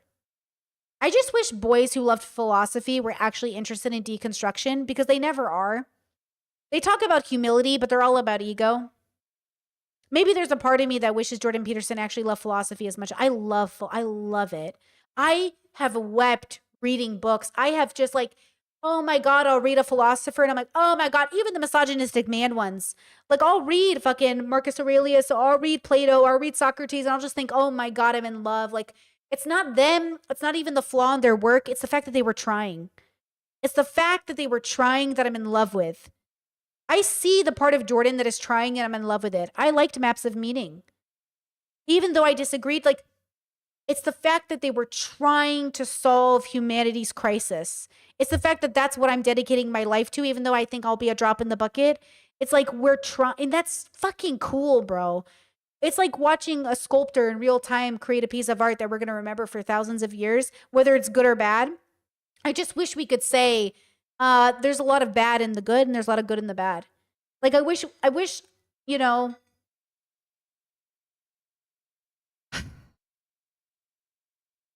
yeah, I wish people were serious. I keep using that word. I know that's the wrong word because Jordan is obviously so serious in quotation marks, but I wish he was more curious, like genuinely interested in solving the problem. I think he thinks he is, but I just don't think so. I don't think he's genuinely serious about solving the problem. No, I wish I could contend with somebody who was serious about solving the problem. But they're not. You're not serious. I can tell you're not fucking serious. Yeah. It's a great privilege to serve that role, but it's also overwhelming. You know, I think it is one of the things that made me, I was ill for quite a long time. And I think that that was part of the reason, just seeing this, like this malaise so deep. And it's also so easily addressed in a sense. You know, it's that paradoxical combination of depth of suffering and ease of. I think that's true. You know, Chad said Maps of Meaning was one of the first beginnings of my deep introspection journey. Since it was the first time I felt like someone was putting words into the things I observed but didn't pay attention to. Old Jordan was curious. I agree with you. I think old Jordan Peterson was curious, but he lost it. I think he lost his curiosity and he became so fearful. He's so paranoid. This is all like fear to me. This looks like fear. And I'm not afraid. Look, first, I'm not afraid of the world ending because I know it's inevitable. I'm not afraid of you know, humans being human because I know that they will be, whether I stop them or can't stop them or think I can stop them. They're going to do it. Jordan thinks he can stop it. He's attached to the idea that he can prevent it. You cannot prevent it. You can simply slow it down and change course, but it will always be inevitable that humans will hurt each other. The question is, you know, are you really looking to harm reduce, or are you still living that fantasy dream of ending it all? Jordan is living in a fantasy of solving a problem that is solved by radically accepting you cannot solve the problem. First, you must first accept you cannot solve the problem. The problem of making everybody get along and no racism and utopia and no harm and no foul and no, you know, all of it. Never going to happen. First, you accept that. Then we talk about what to do now. What do we do now? And I think there's so much to do once you accept that. You know? Rectification, you know, and I kind of understood what the conservatives have done wrong all along, you know. They tend to moralize in a finger-wagging way. You know, you should do this. You should. And Jordan doesn't do that. And there's truth in that. You know, that imposition of mature structure on immature hedonism and disunion and disorientation. But it's much better. The irony of me saying hedonism is the worst thing that came out of philosophy bubbles, and Jordan saying all these woke progressives are hedonists. This is why I'm saying he's not serious. Plenty of conservatives engage in hedonism. You just don't want to admit it. To talk to young people about morality like, and truth what do as an you intention. think fucking Trump is? Trump is hedonism personified. What do you think Trump fucking has been his whole fucking life? He's a womanizer and a philanderer. He's all about Epstein Island and partying with friends. What do you think Trump is if not hedonism? Trump is hedonistic in the White House. He's like, can we do that? Can I have that? Oh, can I have that? Can I have it? Oh, give it to me. Give it to me. I want it. Nobody's serious. Y'all are so fucking not serious. Than as a moral burden, as something that enlightens and offers opportunity, which it absolutely 100% does. I've had so many young men come to me, I don't know how many, but there's thousands of them, like it's continual, who say, you know, I was completely disoriented and lost 5 years ago. You know, I started putting my world in order a little bit, making my bed, you know, in that cliched way. At least it's a gesture in the right. Hey, my partner and I have a rule. We always make the bed.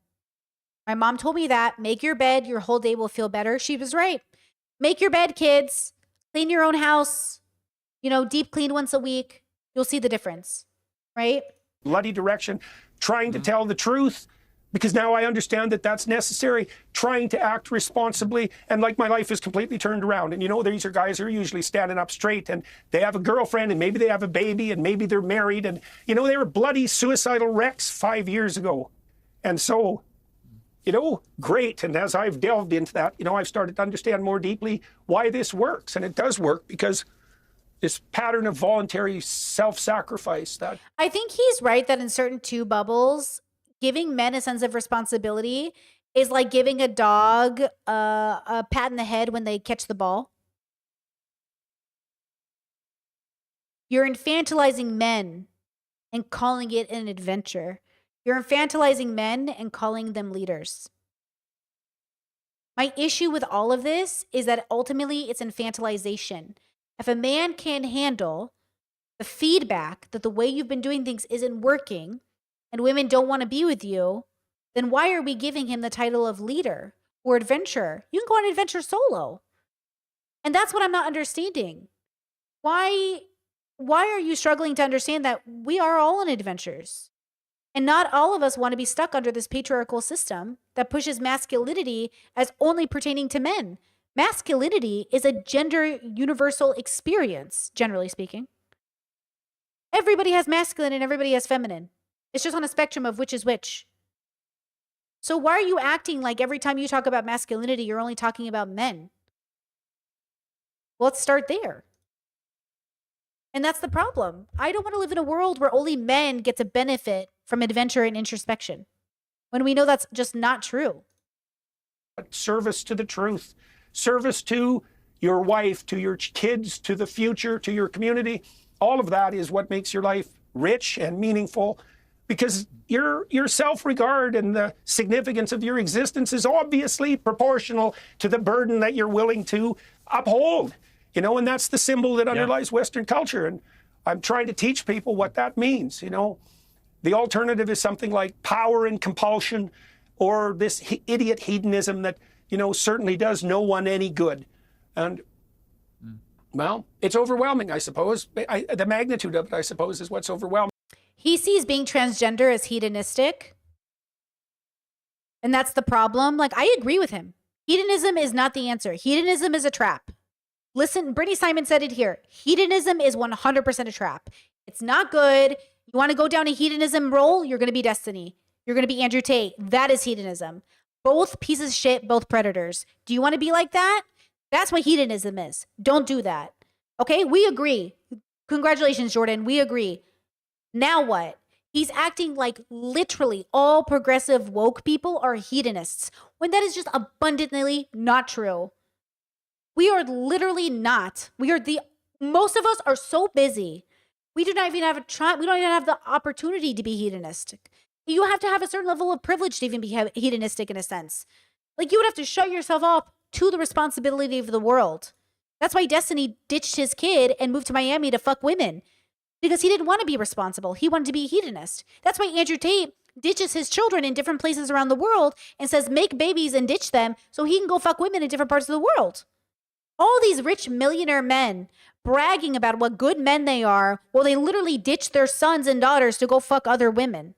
What are we talking about here?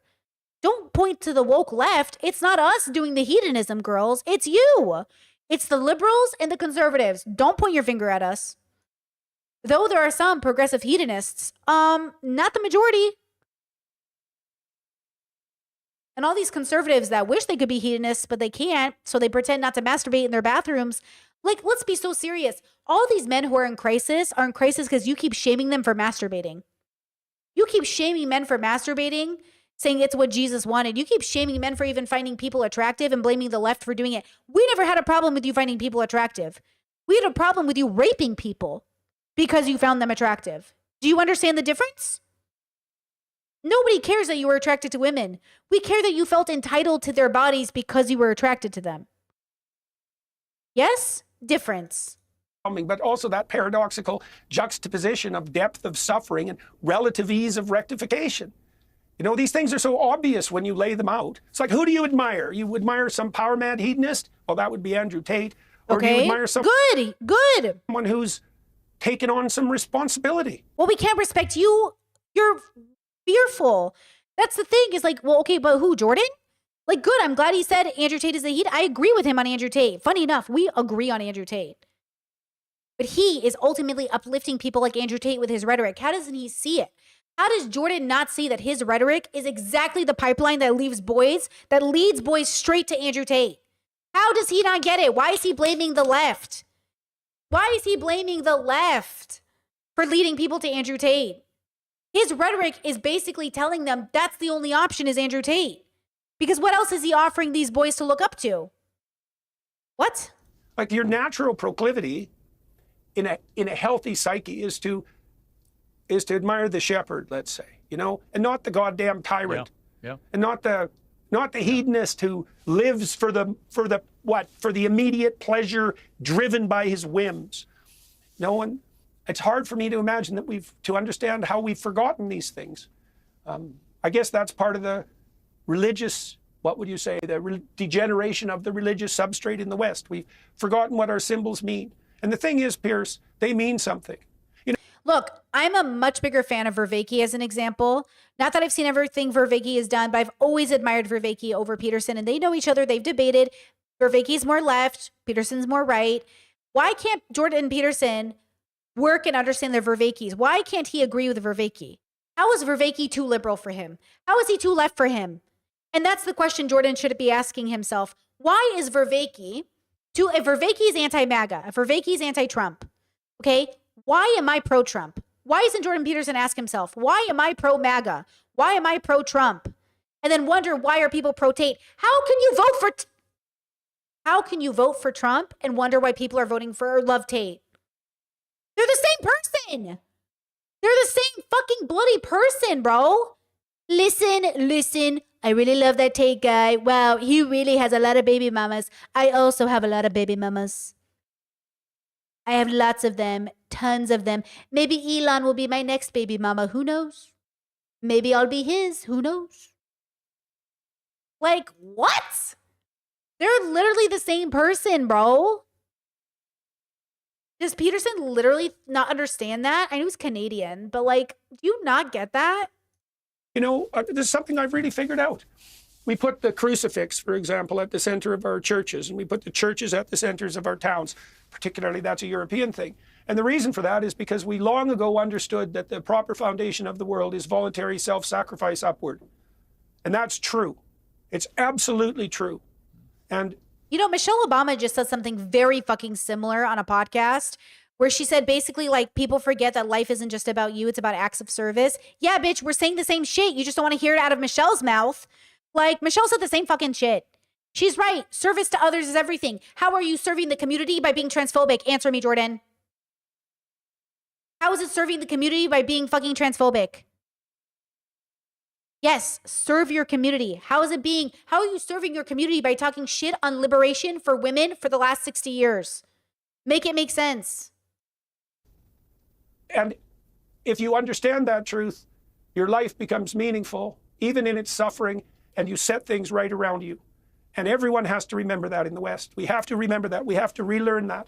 We're going to be weak in the face of Islamism, for example. We're going to be weak in the face of progressivism. Oh my God. Muslims and progressives, that's the big bad bear. That's the big bad bear. I'm all alone. There's no one here beside me. My troubles are all gay and trans, and we're hijabis. That was pretty good. Off the cuff? That was pretty good, bro. Shrek 7. Make sure you feature that song. Thank you. And nihilism and despair. And we are already. And it's because we've forgotten the deepest things, not only the deepest things that we knew, but the very things that the best countries in the world have been founded on. And you might say, well, what do you mean by best? It's like, how about the countries that the miserable and oppressed flee to voluntarily? How's that a definition for best? And if you For the fucking record, all of those Muslims would love to live in their countries, but y'all keep fucking bombing them. And there's famines. And the West is literally making it unlivable. So they have to migrate. All of those people want to go back home. And you are keeping them from their homes, you pieces of fucking Western shit. I love you with peace and love, peace and love, peace and love, peace and love. They all want to go home. These refugees don't want to live where you live. They want to go home. They don't believe it, though. These fucking white people will not admit that these refugees want to go back home. They want to go back home. You just literally bombed and decimated their homes. You fucking selfish pieces of shit. I fucking cannot believe his head is so far up his ass. These fucking people want to go home, you dummies. You'll make it unlivable for them so they become refugees. They're not immigrants. They're refugees. They're not trying to leave their place and be somewhere else. They're trying to literally escape what you've created. They wouldn't have been there if you didn't make it. You are literally the reason they have to flee. I'm gonna literally mold until I am bald. What? That's why they don't believe Palestinians were so happy to come home. They were kissing the ground of Palestine. They were so happy to come home. They don't want to live with you. They want to be in Palestine, happy. You are driving them out of their countries. I am so amazed at somebody so smart being so stupid every day. I'm so shocked every day. God, I'm a fucking idiot, but I'm not even that goddamn stupid. You're so fucking dumb. They don't want to leave, bro. you think that those countries existed independent of their Judeo-Christian foundation, you don't know anything. You don't know anything, and you're a danger. So, Okay, listen to that again. best. And if you think that those countries existed independent of their Judeo-Christian foundation, you don't know anything. You don't know anything, and you're a danger. So, yeah. So that's what I've been touring around saying, Jordan, for like 8 years. Yeah, well, I was going to say, I wanted to end by mentioning two things, which really, in a way, you've kind of talked about without actually specifying them. One is your tour, where you've been doing a lot of this very emotive talking, very heartrending talking. The tour comes to Europe in May and the UK June 12th to the 19th. And you've also had the Peterson Academy, which goes from strength to strength. But both of these things, it seems to me, if you are a young man confused about life and your purpose and what it means to be a man and your masculinity, and you are being bombarded with all this negativity all the time, and you're watching adolescents and thinking, is that how everybody views young men? They could do a lot worse. In fact, I would urge them to go and watch your show and to sign up to your academy, because at the very least, what they would be getting is No, this is a whole ad for his fucking academy of bullshit. Absolutely not. Men create problems and blame other people for them. I'm convinced. This is why Black communities have been saying white people create problems and blame everybody else for it. Y'all made this problem and you're literally pointing at the victims. They don't want to be you. They don't want to be where you are. They're literally happy. And the few people, the few millions of people that want to immigrate, like my parents from Iraq to America, they can do that. Great. But most of my family still lives in Iraq. Okay, a lot of my family literally still lives there because they don't want to come here. Just because you think everybody wants to come to America doesn't mean they do. Why do I still have relatives living there? Why do people still talk about how beautiful Iraq was? Why do they talk about how beautiful Iraq was before the fucking you-know-who came over and ruined everything? Not Muslims. America. It's fucking ruined everything, bro. And look, it's not just America, it's men. Men who are taught that they have the right and entitlement to take everything over. Men who think they can come in and ruin your villages and rape your women. And men leading up into way back when men. Okay? I'm saying not men who are born men, men who continue to uplift the patriarchy and feel entitled to people's bodies. I'm exhausted. Okay? Human's gonna human though. Hey girls, human's gonna human though. Okay? Make sure if you're gonna bond with a person who's deconstructed their gender enough to love you for who you are and not because you were assigned male or female at birth. They love you for who you are, who you really are. And that includes, yes, people who are attracted to same-sex orientation. Make sure they love you for who you are, not just because you're a man and you're a gay man, not just because you're a woman and you're a lesbian. That counts, guys. When I say that, I'm not discounting lesbianism. If you're a lesbian, make sure the woman who's falling in love with you loves you not just because you're a woman, but because of who you are. Do you know what I'm saying when I say that? Do you know what I'm saying? You know, lesbians are just human as much as anybody else. You can end up with a woman who's just so eager to fulfill that I married a woman that she will marry you, not because of who you are, but because simply you fulfill this, I married a woman, I did it. I'm a real lesbian now. Marry a person who will fall in love with your consciousness and love you through everything life throws at you, because though the marriage won't be hard if you find your high compatibility partner, life will. Life will be hard. So make sure you have somebody who's with you for you, not because of the body you inhabit. Okay, girls, if you weren't here at the beginning of the stream, I had a big announcement. I'll see you Monday for stream, and I'll see you Monday for the podcast. Okay, podcast for everybody, stream for members. Mondays, member streams only. I was trying to find a way to give back to the members. I know there's BoJack and other things, but I wanted to give you something consistent you could look forward to. And this is what I decided on. I decided on weekly Monday streams for members. So pod will go up for the public, okay? And Monday stream. I will see you then. Same time, same place, same vibes, Mondays. Okay? Tier 1 or 2. Great question. And congratulations, all tiers. So everybody can join. Tier 2 is for like pre-recorded content, like BoJack and stuff. But I figured the stream should just be for every member. Right? Everybody should be here. So every kind of member gets the streams. But stream 2 is for like pre-recorded content. You know? All tiers matter. The chat, cute. Okay, girls, with that said, let's listen to some Samantha Dragonati on our way out. And I will see you Monday. Oh, wait, actually, I will see you Sunday for the Discord. Discord 101, great for new people, open discussions. Come join us and movie watch Heretic. A diabolical Mr. Reed ensnares 2 young missionaries in his terrifying game of cat and mouse when they knock on the wrong door and are forced to prove their faith. Requested by the Discord. Apparently it's good. We should deconstruct. Come join us on the Discord on Sunday. Every Sunday, Discord event. Monday pod. I'll see you then. Katie, welcome to memberships. Thank you for being here. I appreciate it. Okay, Samantha Dragonati. Here we go. Which song? Which song? This one. Hey, see you Sunday, Monday.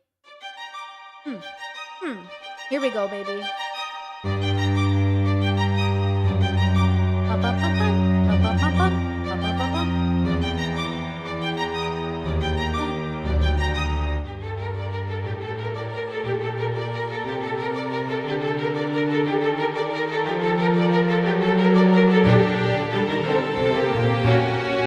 Made it with a super chat. Thank you so much, girly. I see you. Thank you so much. See you guys Monday.